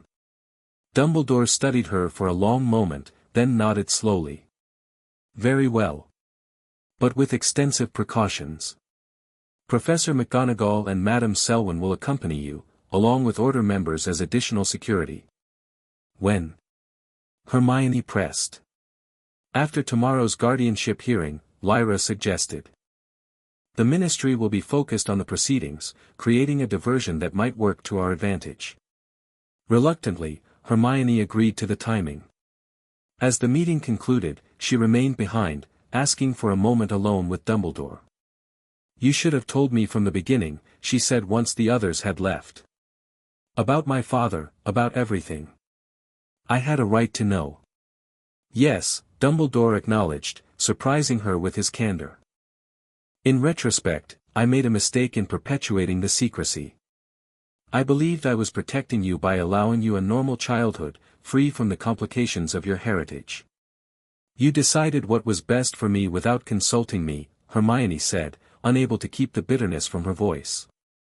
Just like you've done with Harry for years. Dumbledore winced slightly at the comparison. I have made many mistakes in my long life, Miss Granger. Perhaps my greatest is believing that wisdom grants the right to make decisions for others. I deserved to know my father was alive. My parents, the Grangers, deserved to know. You're right, Dumbledore said simply. And I am sorry. The straightforward apology deflated some of Hermione's anger. She sighed, suddenly exhausted. What condition is he in, really? My father? Physically, he's well, Dumbledore said gently. Mentally, he experiences periods of lucidity interspersed with confusion and memory loss. The Cruciatus curse was used extensively during the attack, causing neurological damage similar to what afflicted the Longbottoms, though less severe. Will he recognize me? Hermione asked, her voice small. I cannot say with certainty, Dumbledore admitted. But the healers report that he sometimes speaks of his daughter, a child he believes lost. On his better days, he asks for news of you, though he knows you by a different name, the one he and Cassandra chose before your birth. What name? Hermione asked. Hermione, Dumbledore smiled slightly. That, at least, remained constant. Though they intended your middle name to be Cassiopeia rather than Jean. The knowledge that her birth parents had chosen her first name provided an unexpected connection, a thread of continuity between her two identities.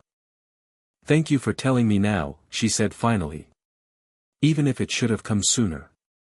As she left Dumbledore's office, Hermione felt a complex mixture of emotions, anger at the continued secrets, grief for her father's condition, anxiety about meeting him, and beneath it all, a small spark of hope that another piece of her fragmented identity might soon be restored. The next morning brought news that the Wizengamot had summarily dismissed Thorfinn Rowell's guardianship petition. With the Death Eater still officially a fugitive from justice, his legal standing was non-existent, regardless of blood ties. The Traditional Practices Committee had attempted to argue for the petition based on ancient precedent, but Madame Bones's forceful testimony regarding Thorfinn's criminal activities had swayed the full Wizengamot. A victory, certainly, Lyra commented as they prepared to visit St. Mungo's. But largely symbolic. Thorfinn never expected to win through legal means. It was a distraction, Hermione agreed. Keeping us focused on legal defenses while they planned other approaches. Precisely why we must be exceptionally cautious today, McGonagall said firmly. St. Mungo's has public access, making security more challenging. Their precautions were elaborate. Hermione would travel under Polyjuice Potion, disguised as a nondescript ministry worker. Tonks, Kingsley, and Remus would form a protective triangle around her, while McGonagall and Lyra would enter separately to avoid drawing attention. Additional Order members would be stationed throughout the hospital, alert for any suspicious activity. Remember, Kingsley instructed as Hermione drank the potion, grimacing at its bitter taste, we move quickly and directly. No stopping, no detours. 20 minutes maximum with your father, then we leave. Hermione nodded, feeling her features shift and change. Looking in the mirror, she barely recognized herself, mousy brown hair, unremarkable features, a face that would blend into any crowd. Perfect, Tonks approved. No one would look twice. They traveled via a secure Floo connection from Dumbledore's office to a private room at St. Mungo's arranged by healer contacts sympathetic to the Order. From there, they proceeded through the hospital corridors with practiced casualness, avoiding eye contact with other visitors. The long-term spell damage ward occupied the 4th floor. As they approached, Hermione's heart pounded painfully against her ribs. After 17 years, she was about to meet her father, a man who might not even recognize her. A healer met them at the ward entrance, speaking in hushed tones with Lyra. He's having a good day, she informed them. More lucid than usual. We've moved him to a private room for this visit. She led them down a short corridor to a small, comfortable room with enchanted windows showing a peaceful country scene. Seated in an armchair by the window was a tall man with silver-streaked dark hair, his handsome features marked by subtle signs of long-term magical damage, a slight tremor in his hands, eyes that occasionally lost focus before sharpening again. Mr. Rowell, the healer said gently. You have visitors. Edmund Rowell looked up, his gaze moving curiously over the group before settling on Hermione. Despite her disguise, something in his expression changed, a flicker of recognition that shouldn't have been possible. I'll leave you in privacy, the healer murmured, stepping out. Tonks positioned herself by the door while Kingsley and Remus took stations near the windows. Lyra stepped forward first. Edmund, it's Lyra. I've brought someone to meet you. Edmund's eyes never left Hermione. The polyjuice doesn't matter, he said, his voice surprisingly strong despite a slight tremor. I'd know my daughter's magic anywhere. Hermione gasped softly. He had recognized her through the disguise, sensed her magical signature in a way that shouldn't have been possible without advanced Rowell perception abilities. Hello, Father, she said quietly, the unfamiliar term feeling strange on her tongue. Edmund's face transformed with a brilliant smile. Hermione, he breathed. My little raven. You found your way back. Hermione approached cautiously, unsure how to proceed. Edmund solved the dilemma by extending his hands to her. When she placed her hands in his, he squeezed them gently, tears forming in his eyes. You have your mother's eyes, he said softly. But I see myself in your features too, beneath this borrowed face. You can tell it's me, even with polyjuice? Hermione asked, amazed. Rowell perception, Edmund explained. Family magic recognizes family, regardless of physical appearance. It's how I knew you were safe all these years, even without seeing you. You knew I was alive. That I was safe. In my clearer moments, Edmund nodded. The family magic maintained a connection, faint but present. I could feel you growing, learning, your magic developing. His expression clouded briefly. Though there were many years when my mind was too damaged to perceive anything clearly. Hermione's heart ached for what he had endured, 17 years in this hospital, mind fractured by torture, believing his wife dead and his child hidden away. I only just learned about you, she admitted. That you survived the attack. They told me you died defending our home. It was safer that way, Edmund said without bitterness. For both of us. Death Eaters continued searching for me, believing I knew the secrets of your mother's research. Did you? Hermione asked. Know her research? Edmund's eyes grew distant. Parts of it. Cassandra was brilliant, her mind worked in ways few could follow. I understood the principles but not the detailed methodology. He focused on Hermione again. But you have her grimoire now, don't you? I can sense its magic connected to yours. Yes, Hermione confirmed. I've been studying it, trying to understand her work on magical signatures. Be careful with that knowledge, Edmund cautioned, suddenly intense. It's what they wanted, what they still want. The ability to transfer magical identity, to bypass protections based on magical signatures. I know. Voldemort's been trying to access the research through me. Edmund flinched slightly at the name but didn't comment on her boldness in using it. You've been training in family magic, he observed instead. I can feel the Dagworth transformative energy activated within you, and the beginnings of Rowell perception. Lyra and Artemisia have been teaching me, Hermione explained, glancing at Lyra, who stood quietly nearby, allowing them this moment. Good instructors, Edmund approved. Though they follow traditional methods. I developed some alternative approaches that might suit your particular magical signature better. His lucidity was remarkable given what Hermione had been led to expect. She wondered if her presence, the connection of family magic, was temporarily strengthening his mental state. Could you teach me? She asked hopefully. Edmund smiled. I believe I just might. My mind is clearer today than it has been in years. He looked thoughtfully at Lyra. Perhaps this visit is having a beneficial effect. Family magic responding to family presence. Is that possible? Hermione asked, turning to Lyra. Theoretically, Lyra acknowledged. Family magic creates connections that conventional healing sometimes can't address. Your presence might indeed be strengthening Edmund's lucidity. Then I should visit more often, Hermione said immediately. It would be dangerous, Kingsley interjected from his position by the window. Today's visit was already a significant security risk. I won't be kept from my father now that I've found him, Hermione said firmly. We'll find a way to make it work. Edmund squeezed her hands. Your safety must come first, little raven. I've endured 17 years knowing you were alive but unable to see you. I can endure a bit longer to ensure you remain safe. But, he's right, Hermione, Lyra said gently. Until the immediate threat passes, regular visits would endanger both of you.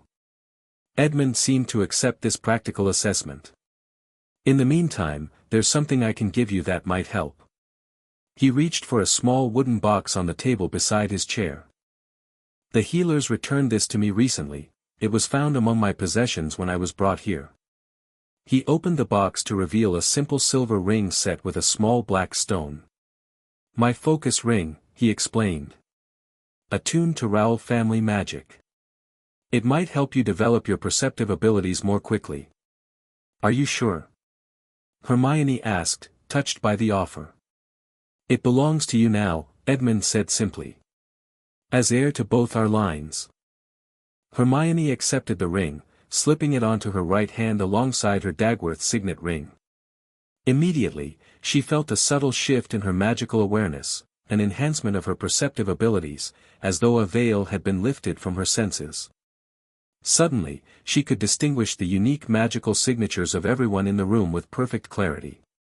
Oh, she gasped. I can feel everyone's magic so distinctly now. The ring amplifies natural Raoul abilities, Edmund explained. With practice, you'll be able to extend your perception beyond this room, throughout an entire building. That would be incredibly useful for security, Remus observed from his position. Indeed, Edmund agreed.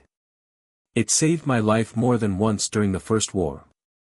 The conversation continued, Edmund sharing memories of Cassandra, of their brief life together before the attack.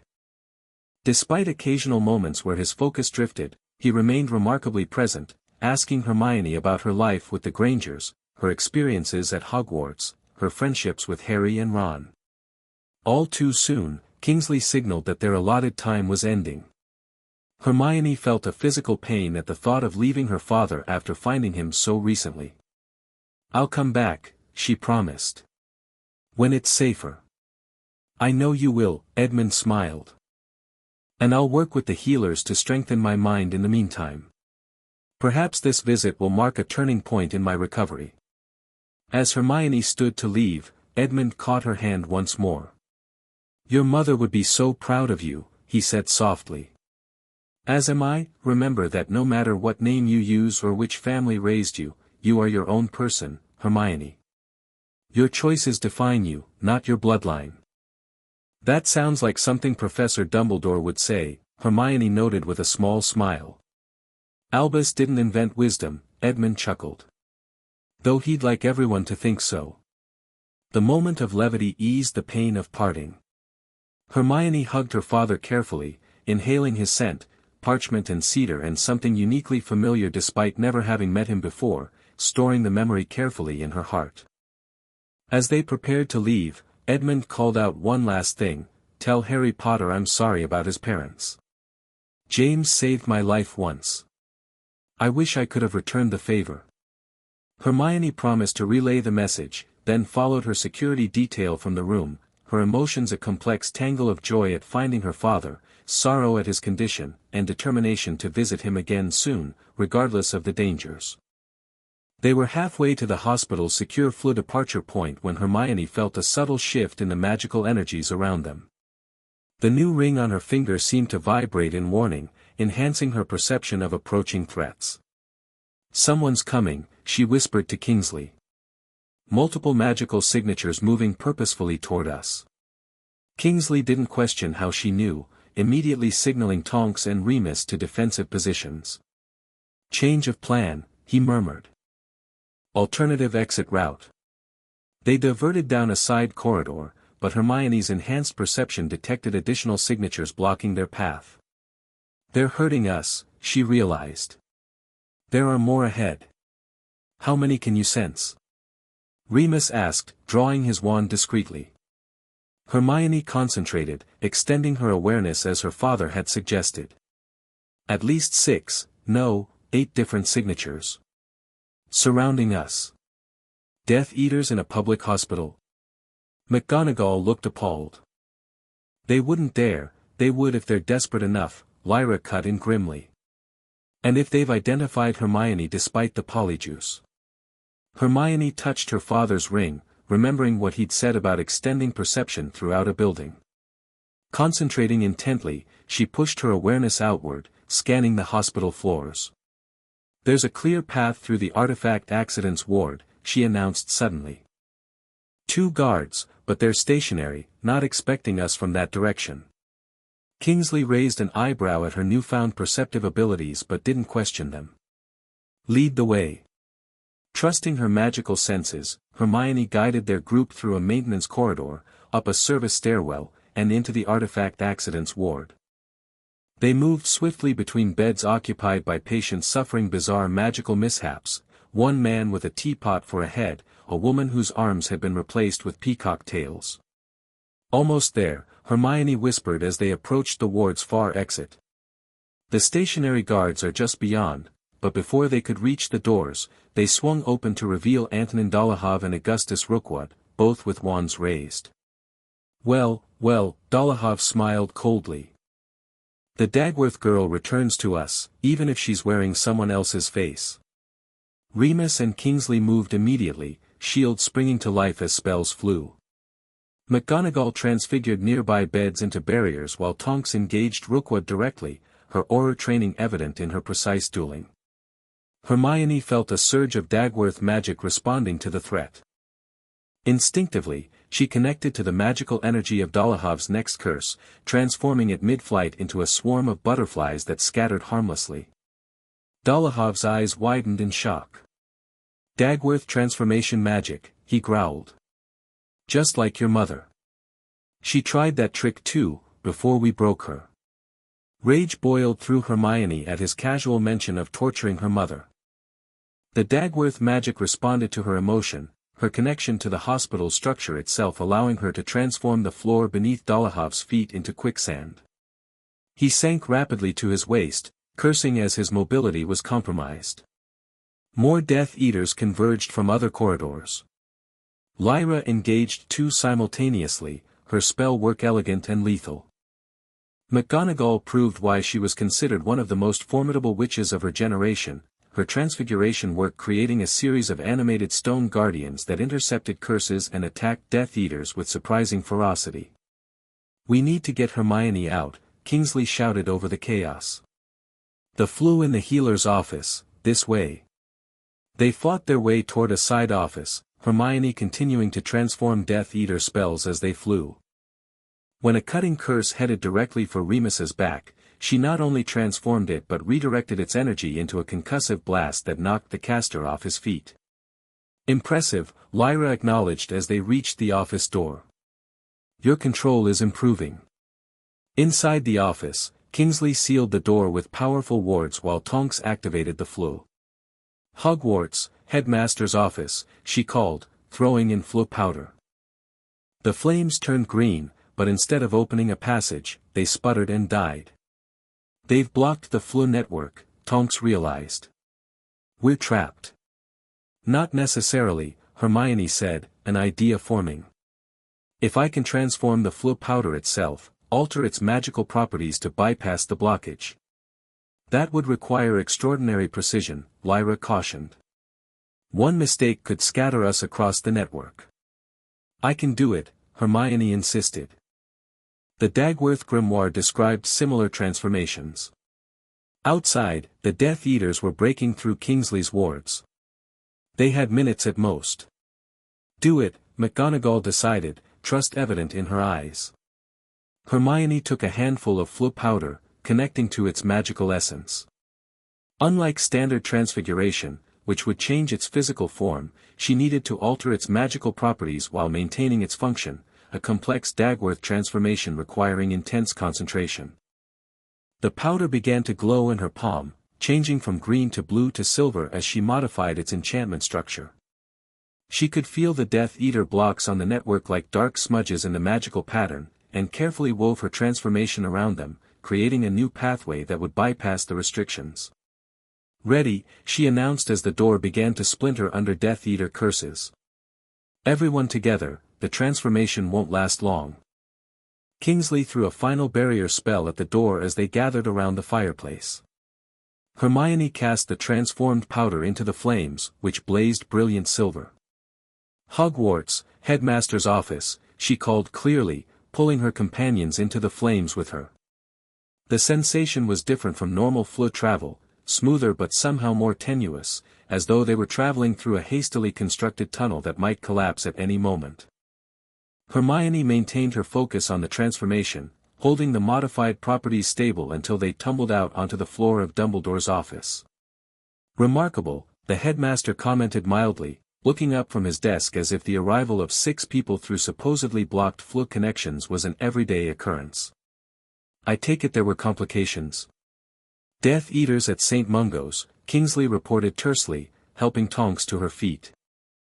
"They identified Hermione despite the polyjuice and attempted to intercept us." "How did they know you were there?" Dumbledore asked sharply. "Someone must have leaked the information," Remus suggested. "Or they were monitoring the hospital after the guardianship hearing, anticipating we might visit Edmund."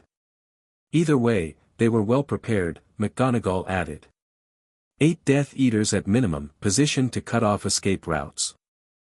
"We would have been trapped if not for Hermione's quick thinking," Lyra acknowledged. "Her transformation of the Floo powder was exceptional." Dumbledore studied Hermione with new interest, noting the additional ring on her finger. "I see you received a gift from your father." "His focus ring," Hermione confirmed. "It enhanced my Raoul perception abilities enough to sense the Death Eaters before we encountered them.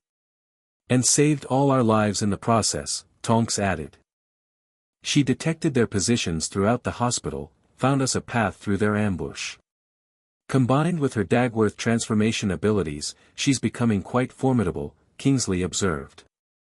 Hermione might have basked in the praise under different circumstances, but her mind was focused on more urgent concerns. "What about my father? Will they target him now?" "I've already sent additional Order members to secure his room," Dumbledore assured her. "Though I suspect the Death Eater's primary target was you, not Edmund." "They knew exactly who I was despite the polyjuice," Hermione said, troubled. "Dolohov recognized me immediately. Family magical signatures can sometimes be detected by those familiar with them," Lyra explained.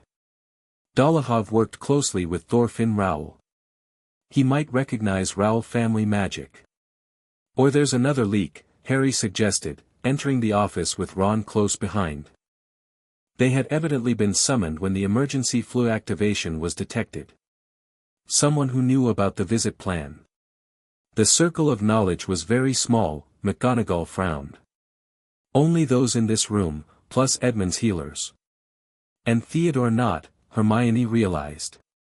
"If he's been monitoring communications or using Raoul perception techniques himself, he is distantly related to my father's family." "A possibility we must investigate," Dumbledore agreed. "In the meantime, I believe additional security measures are warranted. Miss Granger, until further notice, you will remain within Hogwarts Castle at all times." Hermione wanted to protest but couldn't argue with the logic. The Death Eater's brazen attack in a public hospital demonstrated how far Voldemort was willing to go to acquire her knowledge. "What about my parents, the Grangers?" she asked. "If Death Eaters are getting this desperate." "Their security has been reinforced," Kingsley assured her. "Moody himself is overseeing their protection detail." The meeting continued with discussions of enhanced security protocols and training adjustments. Hermione would now work with Lyra and Artemisia daily rather than 3 times weekly, accelerating her mastery of family magic. Defensive applications would take priority, ensuring she could protect herself if directly confronted by Death Eaters again. As the adults began to disperse, Harry pulled Hermione aside. "What was he like?" "Your father." Surprisingly lucid, Hermione answered. "Nothing like what I expected from Dumbledore's description. He recognized me instantly, despite the polyjuice. And he asked me to tell you something." "Me?" Harry looked surprised. "He said he's sorry about your parents. That your father saved his life once, and he wished he could have returned the favor." Harry's expression softened. "My dad knew your dad." Apparently, Hermione smiled slightly. "They must have worked together during the First War." "Another connection," Ron observed, joining them. "Our parents all fighting on the same side." The thought provided unexpected comfort, that beyond bloodlines and family names, her parents had stood for the same principles she now fought for alongside her friends. Over the following weeks, Hermione's training intensified dramatically. Working with Lyra and Artemisia each evening, her command of family magic expanded rapidly. The Dagworth transformations became increasingly instinctive, requiring less conscious effort for even complex manipulations. Her Raoul perception abilities, amplified by her father's ring, extended throughout the castle, allowing her to detect magical signatures at remarkable distances. Practical applications dominated their sessions. Lyra taught her to transform offensive spells into harmless energy, while Artemisia focused on using perception to anticipate attacks before they occurred. Together, these skills made Hermione a formidable duelist despite her relative inexperience in combat magic. "Your progress is extraordinary," Artemisia commented during one particularly grueling session. "You've mastered techniques that typically require years of practice." "Necessity is motivating," Hermione replied, catching her breath after successfully transforming a barrage of hexes in midair. "And having both Dagworth and Raoul magic seems to create unique interactions." "Your parents theorized about that," Lyra revealed. "They believed the combination of transformative and perceptive magic would create something greater than the sum of its parts. That's partly why their union was celebrated within both families, despite the political differences." "Political differences?" Hermione questioned, always eager for more information about her birth family. "The Dagworths were progressive, advocates for magical cooperation and innovation," Lyra explained. "The Rowells traditionally aligned with pureblood supremacy, though your father broke with that ideology early in life." "Because of my mother?" Initially, Artemisia acknowledged. "But Edmund developed his own principles independent of Cassandra's influence. His opposition to the Dark Lord was based on personal conviction, not merely love for your mother."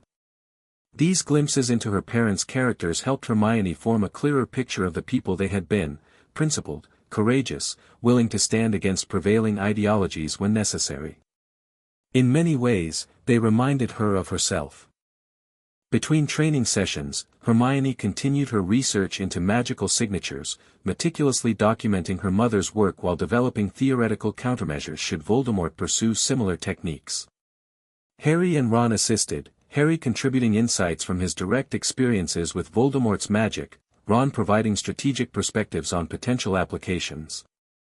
If Voldemort could transfer his magical signature temporarily, Ron theorized during one research session, he could potentially access places warded specifically against him. "Like Grimmauld Place?" Harry suggested. "Possibly," Hermione agreed. "Though the Fidelius operates differently from simple recognition wards.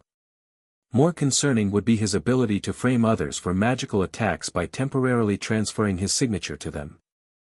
Or bypass protections around you," Harry added grimly. "If he could mimic your magical signature. He could access the Dagworth grimoire," Hermione finished. "Which is why I've added additional protections beyond blood recognition. The grimoire now requires specific thought patterns only I would know to produce." Their research was interrupted one evening by a soft knock on the door of the unused classroom they'd claimed for their work. Hermione extended her perception, surprised to identify Draco Malfoy's distinctive magical signature outside. "It's Malfoy," she informed the others. "Alone." Harry drew his wand immediately. What does he want? Let's find out. Hermione approached the door cautiously. Yes. I need to speak with you, Malfoy's voice came through, uncharacteristically subdued. It's urgent. And, private. Hermione exchanged glances with Harry and Ron, both looking skeptical. She extended her perception further, analyzing Malfoy's magical aura for signs of deception or threat. He's anxious, she reported quietly. Afraid, even. But I don't detect malicious intent. Could be a trap, Ron warned. I don't think so, Hermione decided. But be ready, just in case. She opened the door to find Malfoy looking uncharacteristically disheveled, his normally immaculate hair mussed, dark circles under his eyes, his entire demeanor suggesting exhaustion and stress. What do you want, Malfoy? Harry demanded before Hermione could speak. Information exchange, Malfoy said tersely, eyes darting nervously to the corridor behind him. I have something Granger needs to know. In return, I want protection. Protection? Ron scoffed. From what? From the Dark Lord, Malfoy answered, his voice barely above a whisper. I can't do what he's asking anymore. I won't. The raw fear in his voice gave Hermione pause. Her perception detected genuine distress in his magical aura, the chaotic patterns of someone pushed beyond their breaking point. Come in, she decided, ignoring Harry and Ron's startled looks. Quickly. Once inside with the door secured and silencing charms in place, Malfoy seemed to deflate slightly, as though maintaining his composure had required tremendous effort. They're planning to attack your parents, he said without preamble. The Muggles. Tomorrow night. What? Hermione gasped. But they're under Fidelius, they've found a way around it, Malfoy interrupted. Not breaking the charm itself, but identifying the general area through process of elimination. They've been tracking Order members' movements, narrowing down possible locations. How do you know this? Harry demanded suspiciously. My house is Death Eater headquarters, Malfoy snapped. I know because I've been forced to sit through the planning sessions, listen to them discuss killing Muggles like it's nothing. Why would you warn us? Ron asked. You hate Muggleborns. I hate murder more, Malfoy shot back, a flash of genuine emotion breaking through his exhaustion. And I owe a debt to House Rowell. The wizarding debt you mentioned before, Hermione realized. Malfoy nodded curtly. Your father saved mine from a magical experiment gone wrong. Life debt. It passes to the next generation if unfulfilled. His expression hardened. But that's not why I'm here. I'm here because I'm done being their puppet. What changed? Hermione asked softly. Malfoy hesitated, conflict evident on his face. Finally, he rolled up his left sleeve, revealing the dark mark branded into his skin, but something was wrong with it. The edges appeared inflamed, the snake writhing in apparent agony. He marked me last summer, Malfoy explained bitterly. Punishment for my father's failure at the ministry. Gave me an impossible task to ensure I'd fail, so he'd have an excuse to kill my mother. What task? Harry asked, though his expression suggested he already suspected. Kill Dumbledore, Malfoy answered flatly. As if I could succeed where dozens of powerful dark wizards have failed. And now? Hermione prompted when he fell silent. Now I'm trying to reject the mark, Malfoy said, nodding toward his inflamed arm. Using an old family purification ritual.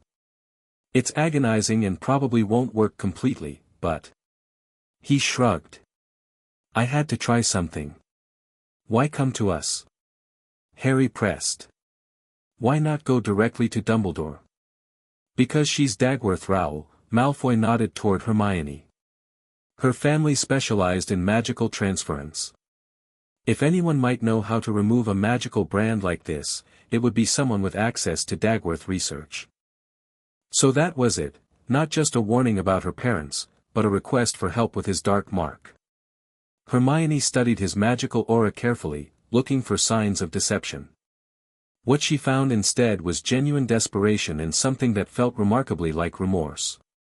The attack on my parents, she refocused on the immediate threat. Details. Now. Tomorrow night, midnight, Malfoy supplied immediately. Thorfinn Rowell leading, with Dolohov and 3 others. They plan to saturate the suspected area with detection spells keyed to Muggle magical signatures. Once identified, they'll use anti-concealment curses to narrow down the exact location. That shouldn't work against Fidelius, Hermione frowned. It wouldn't ordinarily, Malfoy agreed. But they've developed a new approach, looking for the absence that Fidelius creates in the magical landscape rather than trying to detect what's hidden.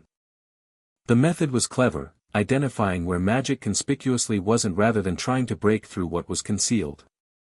We need to warn the Order immediately, Harry decided.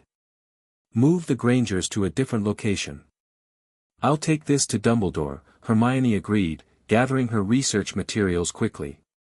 Malfoy comes with us. What? Ron exclaimed. We can't trust him, my perception says otherwise, Hermione cut him off. And we need him to explain exactly what detection methods the Death Eaters are using. Minutes later, they stood in Dumbledore's office, Malfoy looking both defiant and terrified as he faced the headmaster's piercing blue gaze. A courageous decision, Mr. Malfoy, Dumbledore said after hearing the warning about the Grangers. Though I suspect not an easy one. Nothing about this has been easy, Malfoy muttered. The dark mark rejection ritual you attempted, Dumbledore nodded toward Malfoy's arm. Ancient magic, dangerous to the practitioner. Better than being his slave, Malfoy said bitterly. Dumbledore's expression softened slightly. Indeed. Though perhaps Miss Granger might offer an alternative approach, given her family's expertise. Hermione hadn't expected Dumbledore to support Malfoy's request so readily. The grimoire might contain something, she acknowledged cautiously. Magical transference techniques could potentially be reversed to remove an imposed magical signature like the Dark Mark. I've already contacted the Order regarding the Grangers, Dumbledore continued, having sent his Patronus moments earlier. They will be relocated immediately to a new safe house with enhanced protections. And Malfoy? Harry asked. What happens to him now? That depends on Mr. Malfoy himself, Dumbledore replied, studying the Slytherin thoughtfully. Defecting from Voldemort's service carries significant risks, both to yourself and your family. My mother, Malfoy said immediately. She needs protection too. My father's beyond help in Azkaban, but she never took the mark. Arrangements can be made, Dumbledore assured him. Though extracting her from Malfoy Manor will require careful planning. The conversation continued, plans developing for both the Grangers' security and Narcissa Malfoy's potential extraction. Throughout, Hermione watched Draco carefully, her perception mapping the gradual shift in his magical aura as relief began to replace fear. Later that evening, after Malfoy had been placed under Order protection in a secure room near the headmaster's office, Hermione retreated to her dormitory with the grimoire. If she was going to help remove his dark mark, something she still wasn't entirely certain she should do, she needed to understand exactly how such magical bonds could be broken. The grimoire seemed to respond to her focused intent, pages turning themselves until they reached a section titled, Removal of Imposed Magical Bonds. Cassandra's elegant handwriting filled the margins with additional notes, suggesting she had researched this topic specifically during the First War. Blood-anchored compulsion marks can be neutralized through targeted transference, one passage read. By extracting the foreign magical signature and redirecting it into a null-receptive vessel, the original recipient may be freed without the physical mark itself being removed. It wasn't a complete solution, Malfoy would still bear the mark physically, but it could potentially sever Voldemort's magical connection to him, freeing him from control and summons. The methodology, however, was problematic. It required direct magical contact with the caster's original signature, meaning she would need something containing Voldemort's untainted magical essence, not the corrupted version in the dark mark itself. Hermione closed the grimoire thoughtfully. This was beyond her current abilities, requiring knowledge and materials she didn't yet possess. But the theoretical foundation existed. The dark mark could potentially be neutralized, even if not removed entirely.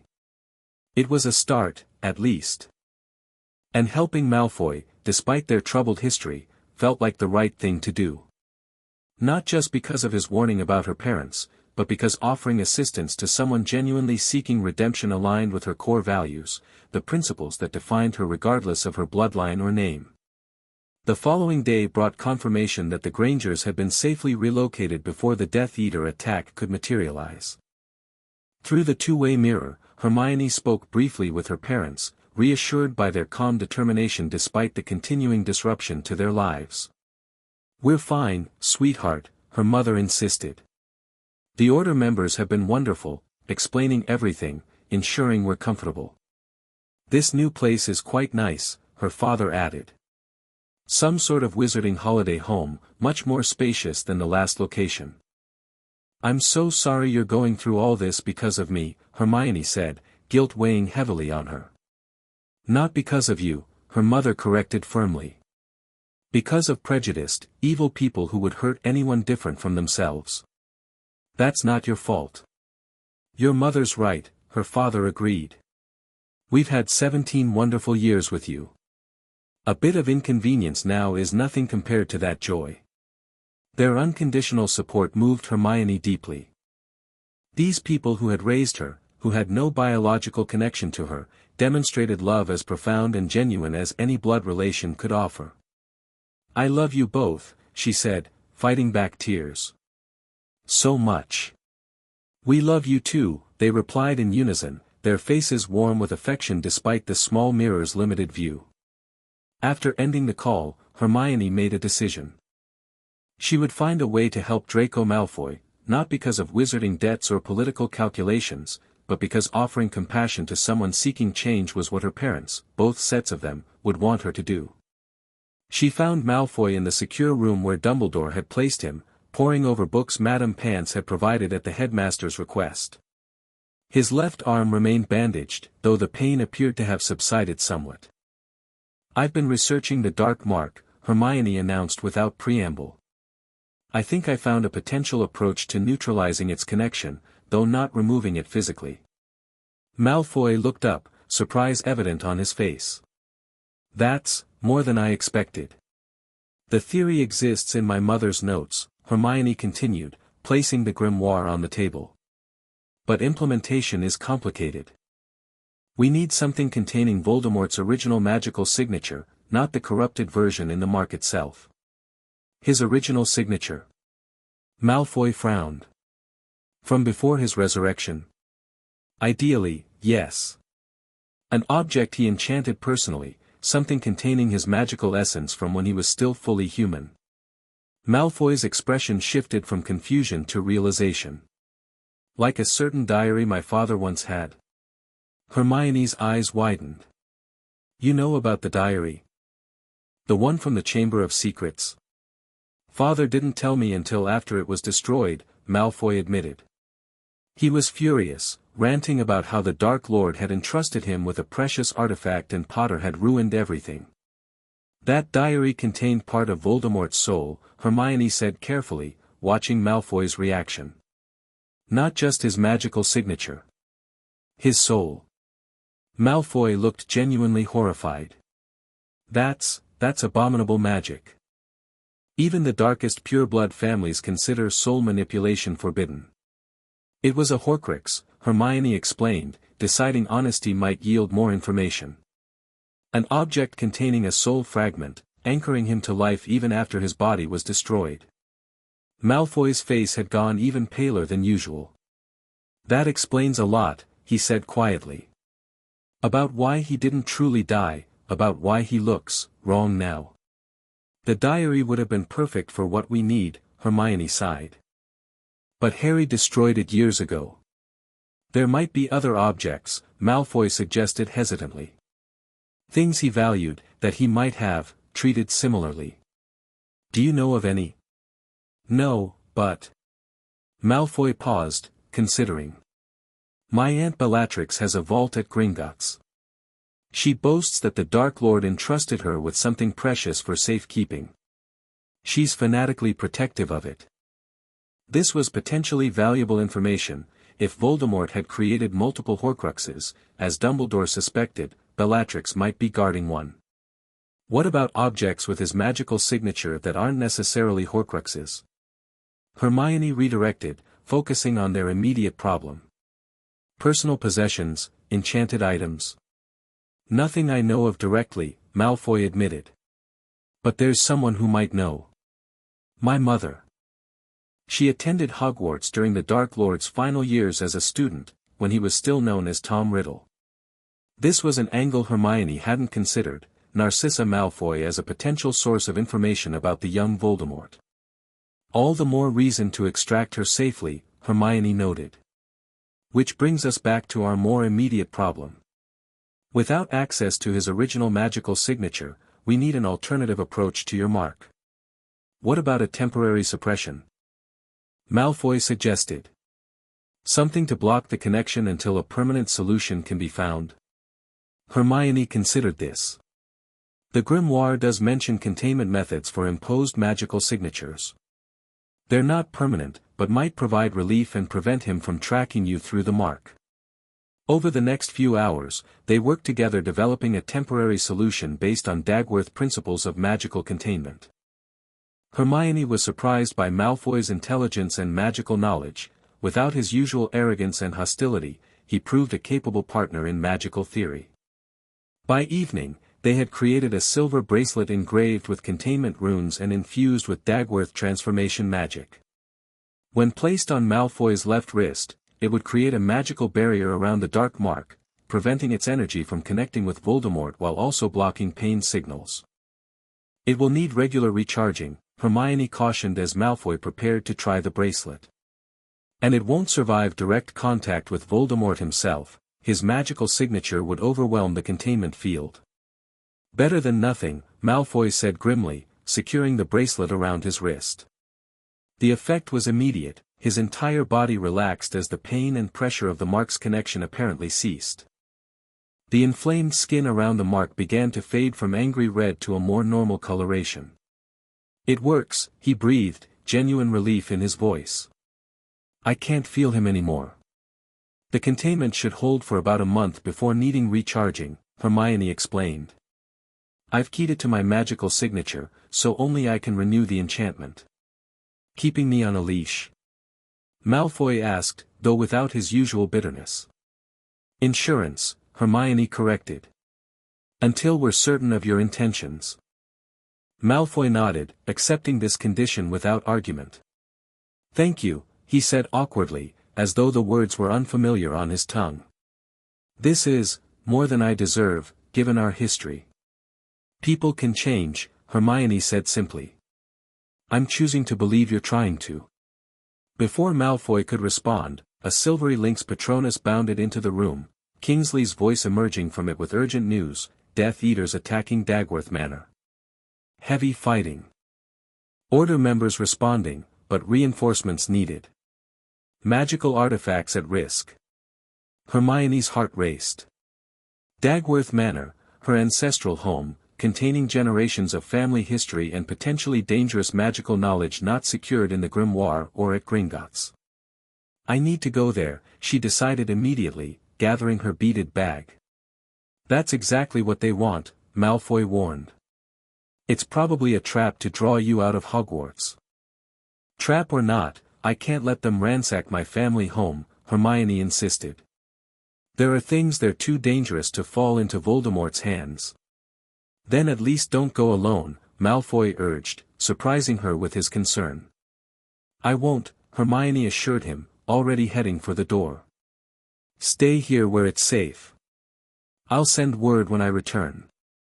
She raced to Dumbledore's office, finding it empty except for Fawkes, who trilled softly at her entrance. The headmaster had likely already departed for Dagworth Manor upon receiving Kingsley's message. Harry and Ron burst in moments later, having evidently received the same alert. We're going with you, Harry stated, not a request but a declaration. It could be dangerous, Hermione warned, though she felt immense relief at their immediate support. When has that ever stopped us? Ron grinned, though tension lined his face. Dumbledore's flue was active and unblocked, likely left accessible deliberately for Order members responding to the attack. Hermione grabbed a handful of flue powder, casting it into the flames. Dagworth Manor, she called clearly, stepping into the emerald fire with Harry and Ron close behind. They emerged into chaos. The grand entrance hall of Dagworth Manor, a space Hermione had only previously seen in dreams and visions, was a battlefield. Order members dueled Death Eaters amidst centuries-old furnishings and magical artifacts. Spells ricocheted off ancient protective enchantments built into the manor's very structure. Hermione's first impression was one of faded grandeur under assault, ornate woodwork scarred by curses, priceless tapestries smoldering from magical backfire, crystal chandeliers shattered across marble floors. Kingsley and Tonks fought back-to-back near the main staircase, holding off 3 Death Eaters with coordinated spell work. Remus and Arthur Weasley defended the entrance to what appeared to be a library, preventing Death Eaters from accessing the valuable books within. Dumbledore himself was nowhere to be seen, though sounds of intense magical combat echoed from deeper within the manor. The library, Hermione directed, pointing toward where Remus and Arthur stood. That's where the most valuable artifacts would be kept. They moved carefully through the battle, Harry and Ron casting shields while Hermione transformed incoming spells with her Dagworth magic. When a particularly nasty curse headed directly for Ron, she not only neutralized it but redirected its energy back toward the caster, sending a Death Eater crashing into an ornate suit of armor. Bloody brilliant, Ron breathed, looking impressed. They reached Remus and Arthur, who acknowledged them with quick nods while maintaining their defensive positions. "They're after the family archives," Remus explained between spells. "Dumbledore's in the main library with McGonagall, securing the most dangerous texts." "I should be there," Hermione decided. "Many of the protections will respond to Dagworth blood." "We'll cover you," Arthur agreed, casting a powerful shield charm that briefly illuminated the entire corridor. "Through there, second door on the right." Hermione led Harry and Ron through the indicated passage, her perception extended to its maximum range, identifying threats before they materialized. When 2 Death Eaters emerged from a side room, she sensed them before they attacked, allowing Harry to stun one while she transformed the floor beneath the second into frictionless ice, sending him sliding helplessly into a wall. The library doors stood partially open, revealing a vast chamber with towering bookshelves reaching toward ornately painted ceilings. Hermione experienced a powerful sense of déjà vu. This was the room from her dreams, the space where she had conversed with the vision of her mother. Inside, Dumbledore and McGonagall worked methodically, securing books and artifacts into specialized containers while maintaining protective shields around the room's perimeter. They looked up sharply as Hermione entered with Harry and Ron. "Miss Granger," McGonagall acknowledged tensely. "While I cannot say I'm surprised to see you, I must emphasize the danger." "I know," Hermione cut her off respectfully. "But many of the protections here will respond to my blood. I can help secure the most sensitive materials." Dumbledore nodded gravely. "Indeed. The family vault at the rear of the library has resisted our efforts. It likely requires Dagworth blood to access." Hermione moved toward where he indicated, an ornate cabinet built into the wall, covered with the now familiar raven, wand, and rose emblem. She pressed her signet ring against the crest, then added a drop of blood when the cabinet seemed to require additional verification. The doors swung open to reveal shelves of ancient texts, magical artifacts, and what appeared to be research journals, likely her mother's notes beyond what had been included in the grimoire. "These need to be secured immediately," she told Dumbledore, recognizing the dangerous potential of some items. "Especially that silver device, it's a magical signature extractor, according to the grimoire." Dumbledore carefully removed the indicated object, a delicate silver instrument resembling a complex astrolabe. "Precisely what Voldemort has been seeking," he confirmed. "The key component for recreating your mother's research." As they worked to secure the vault's contents, a tremendous explosion shook the manor. Dust rained from the ornate ceiling as the building's protective enchantment strained against powerful dark magic. "They're breaking through the outer wards," McGonagall reported grimly. "We need to complete this evacuation quickly." "Almost finished," Dumbledore assured her, sealing another container of sensitive materials. "Miss Granger, is there anything else here that absolutely must not fall into Voldemort's hands?" Hermione extended her awareness throughout the library, her raw perception seeking magical signatures of particular danger or importance. Her attention was drawn to a section of flooring near the central reading table. Something magical lay concealed beneath. "There," she pointed. "Under the floor. Something powerful is hidden there." Dumbledore approached the indicated spot, waving his wand in complex patterns to reveal any concealment spells. "Ingenious," he murmured. "A hiding place within a hiding place. Blood-warded, naturally." Hermione joined him, pressing her ring to the now visible seam in the floorboards. They slid apart to reveal a small compartment containing a single item, a leather-bound journal with CED embossed on its cover.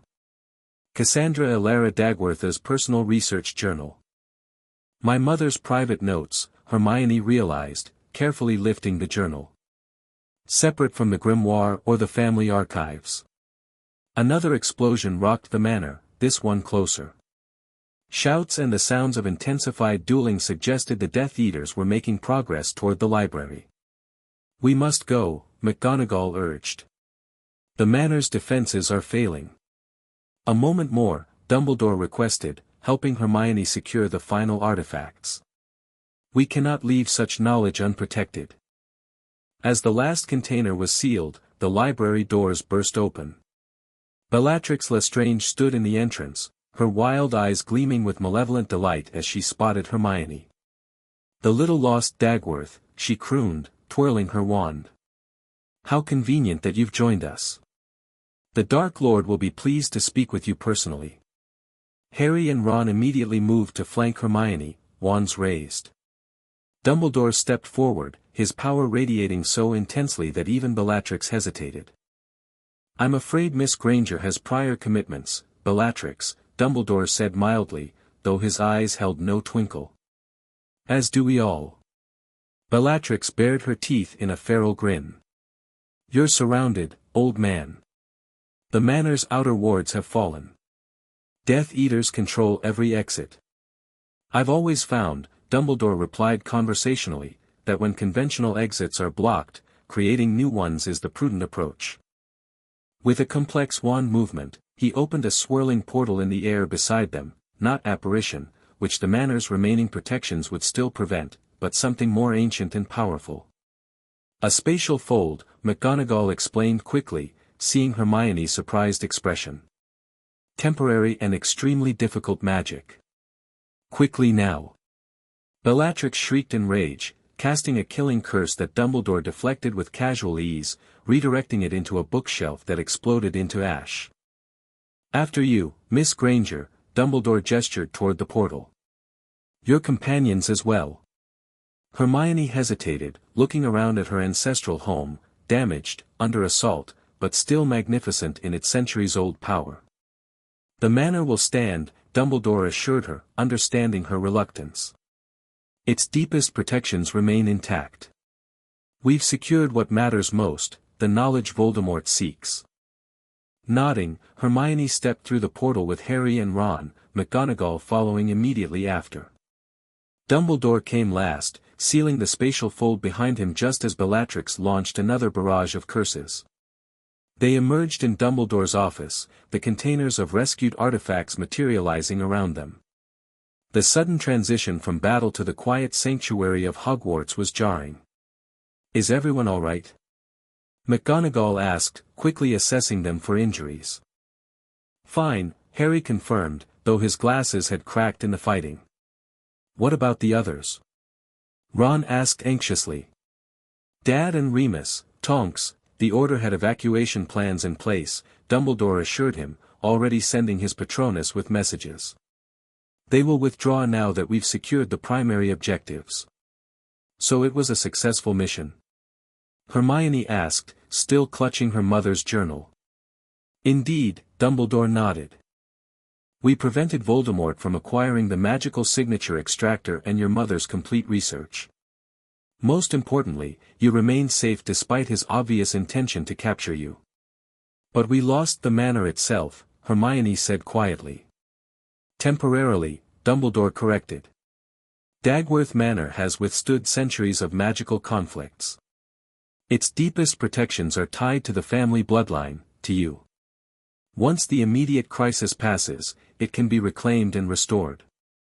Over the next hour, confirmation arrived from various Order members of their safe withdrawal from Dagworth Manor. Arthur, Remus, and Tonks had escaped with minor injuries. Kingsley reported that Death Eaters now occupied the manor but appeared frustrated in their search for specific artifacts. They know they've missed something critical, he informed them through his Patronus. Bellatrix was reportedly enraged, destroying furnishings in her fury. Let them search, Dumbledore said calmly. The truly important items are now secure. As the immediate crisis subsided, Hermione finally had a moment to examine her mother's journal. The leather was soft with age, the pages filled with Cassandra's familiar elegant handwriting. Unlike the grimoire with its formal, structured documentation of family magic, this was personal, her mother's thoughts, theories, and private notes. A remarkable find, Dumbledore commented, noticing her careful examination of the journal. Personal records often contain insights absent from more formal documentation. I can feel her magic in it, Hermione said softly. It's connected to me somehow.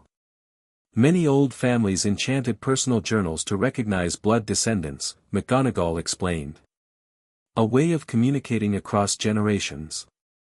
Hermione opened the journal to its first page, finding a dedication written in her mother's hand, for my daughter, should my work remain unfinished when she comes of age. May you complete what I began, guided by the same principles, knowledge for healing, never harm, magic for protection, never domination. With all my love, Cassandra. Tears welled in Hermione's eyes at this direct message from a mother she had never known. Even without meeting, Cassandra had loved her, planned for her future, considered how her research might eventually pass to her daughter. I think, Dumbledore said gently, that you might wish some privacy to explore this connection to your mother. The journal appears secured against unauthorized access, so its secrets are yours alone to discover. Grateful for his understanding, Hermione nodded. Thank you for helping save these artifacts. For everything, really. It is I who should thank you, Miss Granger, Dumbledore replied. Your willingness to embrace both aspects of your identity, Hermione Granger's compassion and principle alongside Hermione Dagworth Rowell's heritage and power, represents the very best of what magic can be when unburdened by prejudice. His words resonated deeply.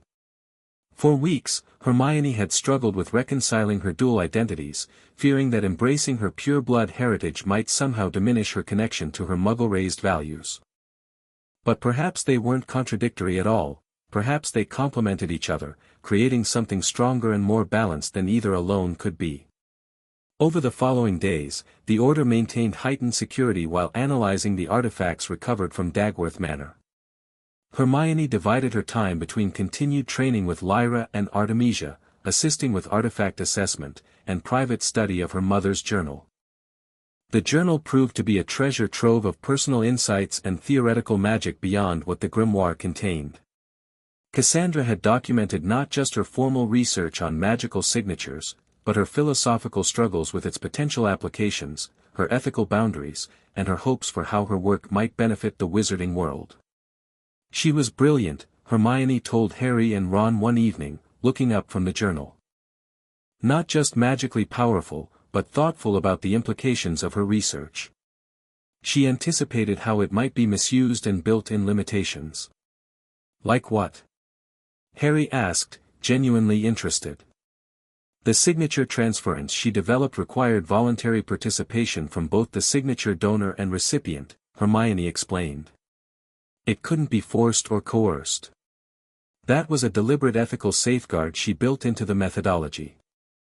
Which would make it useless to Voldemort, Ron realized. Since he's not big on asking permission. Exactly. If he recreated her work without understanding that core principle, it would fail catastrophically. Hermione smiled slightly. She was clever that way, ensuring her research could only be used ethically. Her mother's journal also contained personal entries about Edmund, about her pregnancy, about her hopes for her unborn child. These passages Hermione kept private, treasuring the glimpse into her parents' relationship and their dreams for her future. One particularly poignant entry, dated just weeks before the attack that claimed Cassandra's life, read, "Edmund felt the baby kick today and declared she must be a natural duelist. Strong and determined, just like her mother," he said. "We've decided on a name at last, Hermione Cassiopeia. Edmund's choice, from Shakespeare, which pleases me. A daughter with both magical heritage and appreciation for Muggle literature seems fitting for these divided times. I hope by the time she's grown, such divisions will seem antiquated, unnecessary. I dream of a world where she won't need to choose between magical tradition and progressive values, but can embrace both as complementary strengths." Reading her mother's hopes, so aligned with her own struggles and eventual conclusions, brought Hermione a profound sense of connection across time and loss. Meanwhile, her work with Malfoy continued cautiously. The containment bracelet functioned as intended, blocking Voldemort's connection to the Dark Mark while Hermione researched more permanent solutions.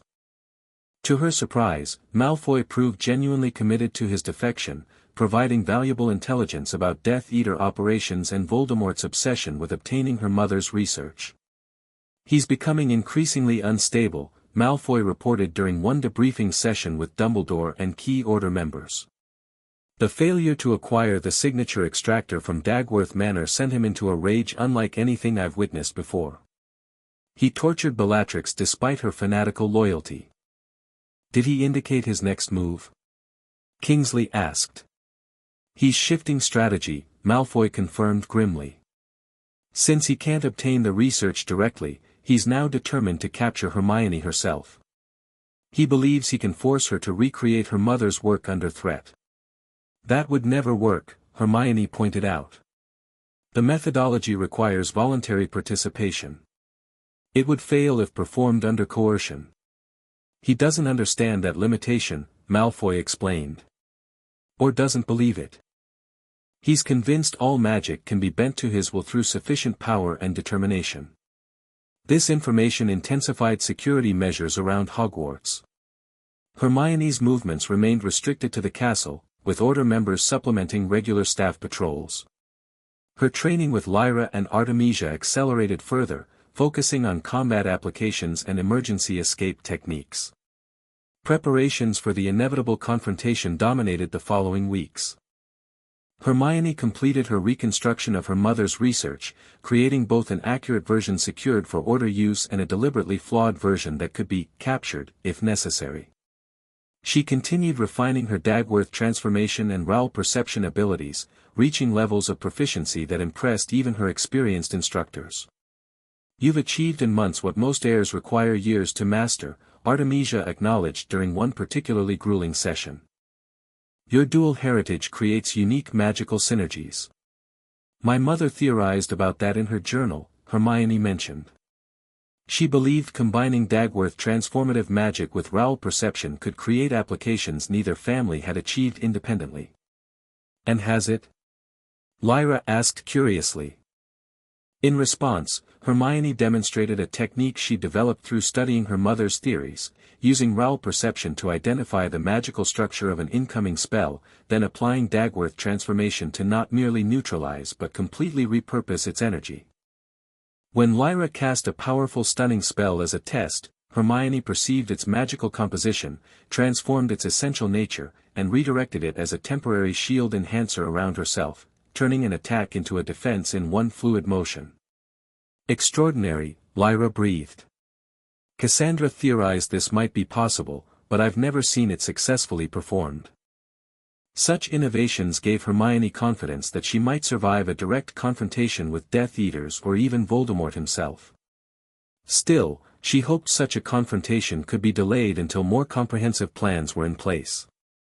That hope was shattered one evening in late April when Kingsley's Patronus burst into the Great Hall during dinner, its message terse and urgent: Death Eater attack on safe house.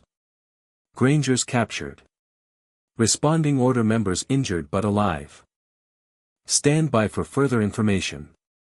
The world seemed to stop around Hermione. Her adoptive parents, the people who had raised her, loved her, protected her, in Voldemort's hands.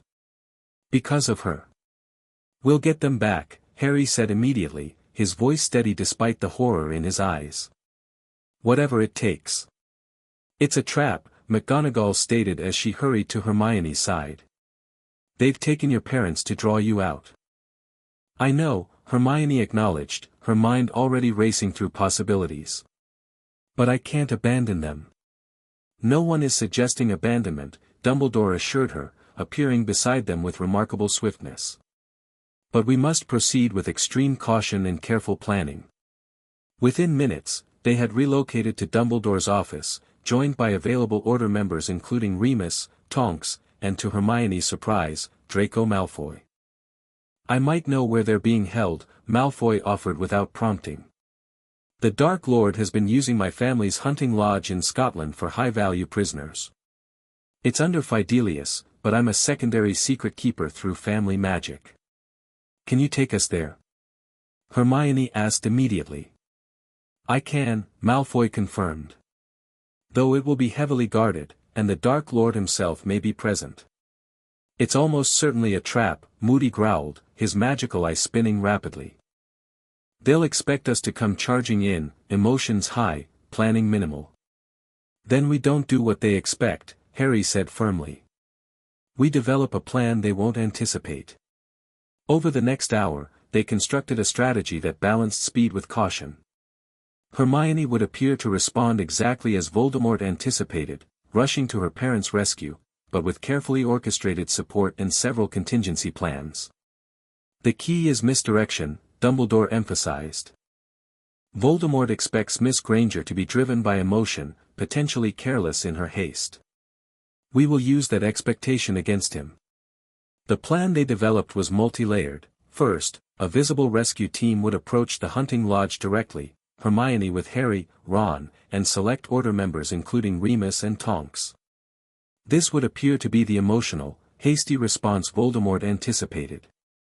Second, a stealth team led by Moody and Kingsley would secure alternative escape routes and be positioned to extract the Grangers once located. Third, and most crucially, Hermione would employ a combination of her family magics that even Voldemort would not expect, a technique she had developed through studying her mother's journal but had not yet revealed to anyone outside her closest confidants. "It's a variation on magical transference," she explained to the assembled group. "Using Raoul perception to identify magical signatures at a distance, then employing Dagworth transformation to temporarily project my magical presence in multiple locations simultaneously. Creating magical decoys," Dumbledore summarized, looking impressed. "Voldemort will be unable to determine which Hermione is genuine until it's too late." "The technique has limitations," Hermione cautioned. "Each projection can only maintain solid form for minutes at most, and they can't perform complex magic. But they should create sufficient confusion to allow the stealth team to locate and extract my parents." "It's brilliant," Tonks declared. "But also incredibly dangerous for you. Splitting your magical presence that way must drain your core substantially." "It does," Hermione acknowledged. "But for my parents, it's worth the risk." Final preparations moved quickly. Hermione gathered essential items, her mother's bracelet to help focus the complex magic, her father's ring to enhance her perception, a collection of pre-prepared potions for various contingencies, and most importantly, the deliberately flawed version of her mother's research. "If I'm captured," she instructed Dumbledore, "ensure Voldemort believes this is the complete methodology. It contains sufficient accuracy to seem genuine while incorporating fatal flaws that would cause catastrophic magical backlash if implemented." "A dangerous gambit," Dumbledore observed. "But potentially necessary. I pray it doesn't come to that." As they prepared to depart, Draco Malfoy approached Hermione privately. "I'm coming with you," he said, his expression determined. "I know the lodge's layout better than anyone here." "It would blow your cover completely," Hermione pointed out. "Voldemort would know definitively that you've switched sides." "My cover's already compromised," Malfoy said grimly. "The moment I lead you to the lodge, the Fidelius will recognize my betrayal. Might as well make myself useful in the fight." His determination surprised her, though perhaps it shouldn't have. Over the weeks of working together, she'd witnessed genuine change in him, a slow, sometimes reluctant evolution from the arrogant bully she'd known to someone capable of courage and principle when it mattered. "All right," she agreed. "But stay with the stealth team. Your knowledge of the lodge's interior will be most valuable there." Finally, as they gathered for departure, Harry pulled Hermione aside. "Whatever happens," he said quietly, "remember who you are. Not just Dagworth Rowell with ancient family magic, not just Granger with her brilliant mind. All of it together, that's what makes you so formidable." His words echoed her own recent realizations, that her strength came not from choosing between her identities but from integrating them into a cohesive whole. "Thank you," she whispered, squeezing his hand. "For everything. Just another adventure, right?" he smiled, though tension lined his face. "Rescue mission, probable trap, facing Voldemort, practically a normal Tuesday for us." Despite everything, she laughed, a brief moment of normalcy before the storm ahead. Minutes later, they departed Hogwarts through a secure portkey connection established by Dumbledore. Their destination, a forested area near the Malfoy hunting lodge in the Scottish Highlands. The April night was cold and clear, stars brilliant overhead as they materialized at the designated arrival point. Malfoy immediately began the process of revealing the lodge's location to them, speaking the words that would temporarily breach the Fidelius charm. "The Dark Lord holds prisoners at Malfoy Hunting Lodge, situated at the northern edge of Loch Arkaig in the Scottish Highlands." As he spoke, a grand stone structure shimmered into view approximately half a kilometer distant, a massive building of dark granite with multiple wings and towering chimneys, illuminated by magical lights that cast eerie shadows across the surrounding forest. "The prisoners will be in the eastern wing," Malfoy informed them quietly. "Underground level, accessed through the kitchens. Heavy guard presence expected throughout, with anti-apparition wards extending about 200 meters in all directions." Hermione extended her perception, enhanced by her father's ring, sensing the magical signatures surrounding the lodge. "At least 20 magical presences inside," she reported. "Concentrated in the main hall and eastern wing. And something different in the central chamber. Powerful, distorted." "Voldemort," Harry confirmed grimly, his scar prickling. "He's here personally." The primary plan was set in motion. The visible team would approach directly, creating a distraction at the main entrance while the stealth team circled to the less guarded rear kitchens. Meanwhile, Hermione would implement her magical projection technique, creating multiple decoys to further confuse the Death Eaters. Finding a protected position behind a large boulder, Hermione removed her mother's bracelet and father's ring, holding one in each hand to channel both aspects of her family magic simultaneously. The complex spell required intense concentration, perceiving the magical layout of the lodge while projecting transformed aspects of her own magical signature to specific locations. "Exemplum praesentia multiplex," she intoned, focusing her intent through the family artifacts. The magic responded powerfully, drawing deeply on her core as 3 separate projections of herself materialized at different points around the lodge, each one a convincing duplicate of Hermione herself, moving with apparent independence while connected to her consciousness. "It worked," she whispered, maintaining the complex magical connection with effort. "I can see through all of them simultaneously." Through her projection's eyes, she observed different aspects of the lodge grounds. One approached the main entrance alongside a decoy Harry and Ron, illusions created by Tonk's metamorphmagus abilities and clever charm work. Another circled toward the western wing, drawing guard attention in the opposite direction from the true stealth team. The third moved visibly through the gardens, ensuring Death Eaters would report multiple Hermione sightings to Voldemort, creating maximum confusion. The real Hermione, meanwhile, disillusioned herself and moved carefully with the actual stealth team toward the kitchen entrance, guided by Malfoy's intimate knowledge of the property. The distraction worked initially as planned. Alarms sounded throughout the lodge as Death Eaters responded to the apparent frontal assault. Through her projections, Hermione witnessed confusion spreading among Voldemort's forces as they reported her presence in multiple locations simultaneously. "The kitchen entrance is through here," Malfoy whispered, leading them to a heavy wooden door partially concealed by overgrown ivy. "Service corridor beyond leads directly to the stairs down to the holding cells." Moody dispatched the single guard with a silent stunning spell, and they slipped inside. The kitchen was mercifully empty, its massive hearth cold, copper pots hanging unused above stone countertops. "This way," Malfoy directed, moving confidently through the servants' corridor beyond. "Stay close to the wall, the floorboards near the center creak." Hermione divided her attention between maintaining her projections, which continued to create chaos outside, and following the stealth team through the lodge's narrow passageways. The drain on her magic was substantial, her connection to the projections beginning to waver as they descended a narrow stone staircase toward the underground level. The holding cells occupied a converted wine cellar, the original storage racks now transfigured into barred enclosures. 2 Death Eaters stood guard at the entrance, but Kingsley and Moody dispatched them with practiced efficiency before they could sound an alarm. "Mom? Dad?" Hermione called softly, moving between the cells. "Hermione?" Her mother's voice came from the farthest cell, hoarse but alert. "Is that really you?" Dropping her disillusionment charm, Hermione rushed to the cell, finding both her parents huddled together on a narrow cot. They appeared disheveled and frightened but largely unharmed. "Stand back," Kingsley instructed, working quickly to dismantle the magical locks without triggering alarms. "It's a trap," her father warned urgently. "They've been waiting for you, talking about it openly in front of us." "We know," Hermione assured him, relief washing through her at seeing them alive. "We have a plan."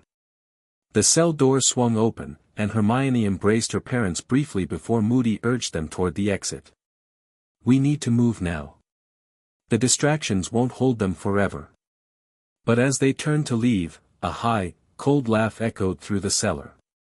How predictable, Voldemort's voice seemed to come from everywhere and nowhere simultaneously. The dutiful daughter rushes to her parents' rescue, just as anticipated. The air shimmered, and concealment charms dissolved to reveal Voldemort himself standing at the cellar entrance, flanked by Bellatrix Lestrange and several masked Death Eaters. The stairway they had descended was now blocked completely. "Your magical projections were impressive," Voldemort continued, red eyes fixed on Hermione. "Dagworth transformation combined with Raoul perception, innovative application of family magic. Your mother would be proud." The casual mention of her mother from his lipless mouth filled Hermione with cold rage, but she maintained her composure. Outside, through her fading projections, she could see that the diversionary team was heavily engaged with Death Eaters, unable to provide immediate support. "I came prepared to negotiate," Hermione said steadily. "My parents' freedom in exchange for my mother's research." She reached into her beaded bag, withdrawing the deliberately flawed notes she had prepared. "The complete methodology for magical signature transference. What you've been seeking all along." Voldemort's eyes gleamed with covetous interest, but he made no move to approach. "A generous offer. But ultimately unnecessary. I shall have both the research and you, Miss Dagworth Rowell." "I think not," came Dumbledore's calm voice as he seemed to materialize from thin air near the rear wall of the cellar. His disillusionment had been so perfect that even Hermione's enhanced perception hadn't detected him. Voldemort's expression contorted with fury and something close to fear. "Dumbledore. Always interfering." "It is something of a specialty of mine," Dumbledore agreed pleasantly, though his power radiated through the chamber. "Particularly when you threaten my students." What followed was a duel of such magical intensity that Hermione could barely comprehend the spells being exchanged. Dumbledore and Voldemort moved in a deadly dance, magic manifesting in forms far beyond standard spellwork. Elemental forces, transfigured guardians, and reality-warping enchantments filled the cellar. The Order members engaged the Death Eaters, creating a perimeter around the Grangers. Hermione fought alongside them, her family magic allowing her to transform Death Eater curses mid-flight while her perception anticipated attacks before they were cast. "Get your parents out," Kingsley shouted to her during a momentary lull. "We'll hold them here." But escape routes remained blocked, and Hermione's magical reserves were depleting rapidly from maintaining even one projection outside while actively fighting. A decision crystallized in her mind, a risky application of her mother's research that she had theorized but never attempted. "Mom, Dad," she called urgently. "I need you to trust me completely." "Always," her mother responded immediately. Hermione reached into her beaded bag, retrieving a small crystal vial containing a potion she had prepared for extreme emergencies. Based on her mother's research, it would allow a temporary magical signature transference, not to bypass protections as Voldemort desired, but to extend her own Dagworth transformation abilities briefly to non-magical recipients. "Drink this," she instructed, dividing the potion between her parents. "It will temporarily link you to my magic. When I transform the wall behind us, you'll be able to pass through with me." Without hesitation, they swallowed the potion. Immediately, Hermione sensed her magical signature extending to encompass them, a strange sensation of her magic stretching beyond its natural boundaries. "Ready?" she asked, positioning them against the rear cellar wall. "This will feel strange, but don't fight it." Focusing her remaining magical energy, Hermione placed her hands against the stone wall and executed the most complex Dagworth transformation she had yet attempted, temporarily altering the wall's physical structure to become permeable to those sharing her magical signature. The stone rippled like water, its molecular structure reorganizing without losing coherence. Hermione stepped forward, pulling her parents with her, and the solid wall seemed to flow around them like thick liquid before re-solidifying behind them. They emerged into the earth behind the cellar, a dangerous position, but Hermione continued the transformation, creating a tunnel of breathable space that extended upward toward the surface. The magic drained her severely, black spots dancing in her vision as they ascended through the magically sustained passage. Behind them, the sounds of magical combat continued in the cellar. Through her fading connection to her last remaining projection, Hermione glimpsed Dumbledore forcing Voldemort into a defensive position while Order members gained the upper hand against the outnumbered Death Eaters. Finally, they reached the surface, emerging from the ground several hundred meters from the lodge, beyond the anti-apparition wards. The magical tunnel collapsed behind them as Hermione's strength gave out, her knees buckling as the transference potion's effect faded. "Hermione," her mother cried, catching her before she fell completely. "I'm all right," Hermione assured her, though her magical core felt dangerously depleted. "Just exhausted. We need to get beyond the tree line, there's an emergency port key waiting." Her father helped support her as they moved quickly toward the forest edge, where Dumbledore had positioned emergency extraction port keys disguised as ordinary fallen branches. Reaching the nearest one, Hermione tapped it with her wand, activating the delayed transportation charm. 10 seconds, she informed her parents. "Hold tight and don't let go no matter what." As they grasped the branch, a scream of rage echoed across the grounds. Voldemort had emerged from the lodge, his inhuman face contorted with fury as he spotted them at the forest's edge. "Stop them," he commanded, Death Eaters pouring from the building behind him. But it was too late. The portkey activated, pulling them into the compressed space between locations just as curses began flying in their direction. Moments later, they materialized in the secure arrival area of Grimmauld Place, collapsing together onto the floor as Order members rushed forward to assist them. "My parents," Hermione gasped to Molly Weasley as the older witch helped her to a couch. "Are they all right?" "We're fine, sweetheart," her mother assured her, though both Grangers looked pale and shaken. "Thanks to you. Drink this," Molly instructed, pressing a pepper-up potion into Hermione's hands. "You're magically exhausted. Dangerous condition if not treated promptly." As the potion began to restore her energy, Hermione worried about those still at the lodge. The others, Dumbledore, Harry, Ron, already returning, Arthur Weasley announced, entering the room. Dumbledore's duel with you-know-who created enough confusion for everyone to withdraw safely. "Minor injuries only, thank Merlin." True to his word, the extraction teams began arriving minutes later, first Moody and Kingsley with the stealth team, then Remus and Tonks leading the distraction group, and finally Dumbledore himself, looking weary but satisfied. "Voldemort will not be pleased," he observed mildly, accepting a cup of tea from Molly. "Not only did we rescue the Grangers, but we left him with deliberately flawed research that will waste his time and resources." "And everyone made it out?" Hermione confirmed anxiously. "Everyone," Dumbledore assured her.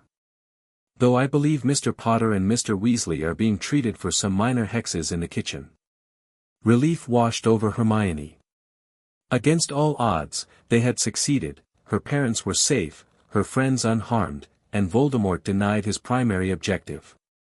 Later, after magical healers had examined everyone and confirmed no serious injuries, Hermione sat with her parents in the library of Grimmauld Place. The Grangers looked exhausted but remarkably composed given their ordeal. "You were incredible," her father said, pride evident in his voice. "The way you transformed that wall, created a tunnel through solid earth. I've never seen anything like it." "That wasn't standard magic, was it?" her mother asked perceptively. "That was your family magic, your birth family." "Yes," Hermione confirmed. "Dagworth transformation magic, combined with a temporary transference of my magical signature to you both so you could pass through with me. Your birth parents would be so proud," her mother said softly, surprising Hermione with her generosity of spirit. "Cassandra and Edmund gave you their magical gifts, but you've chosen how to use them.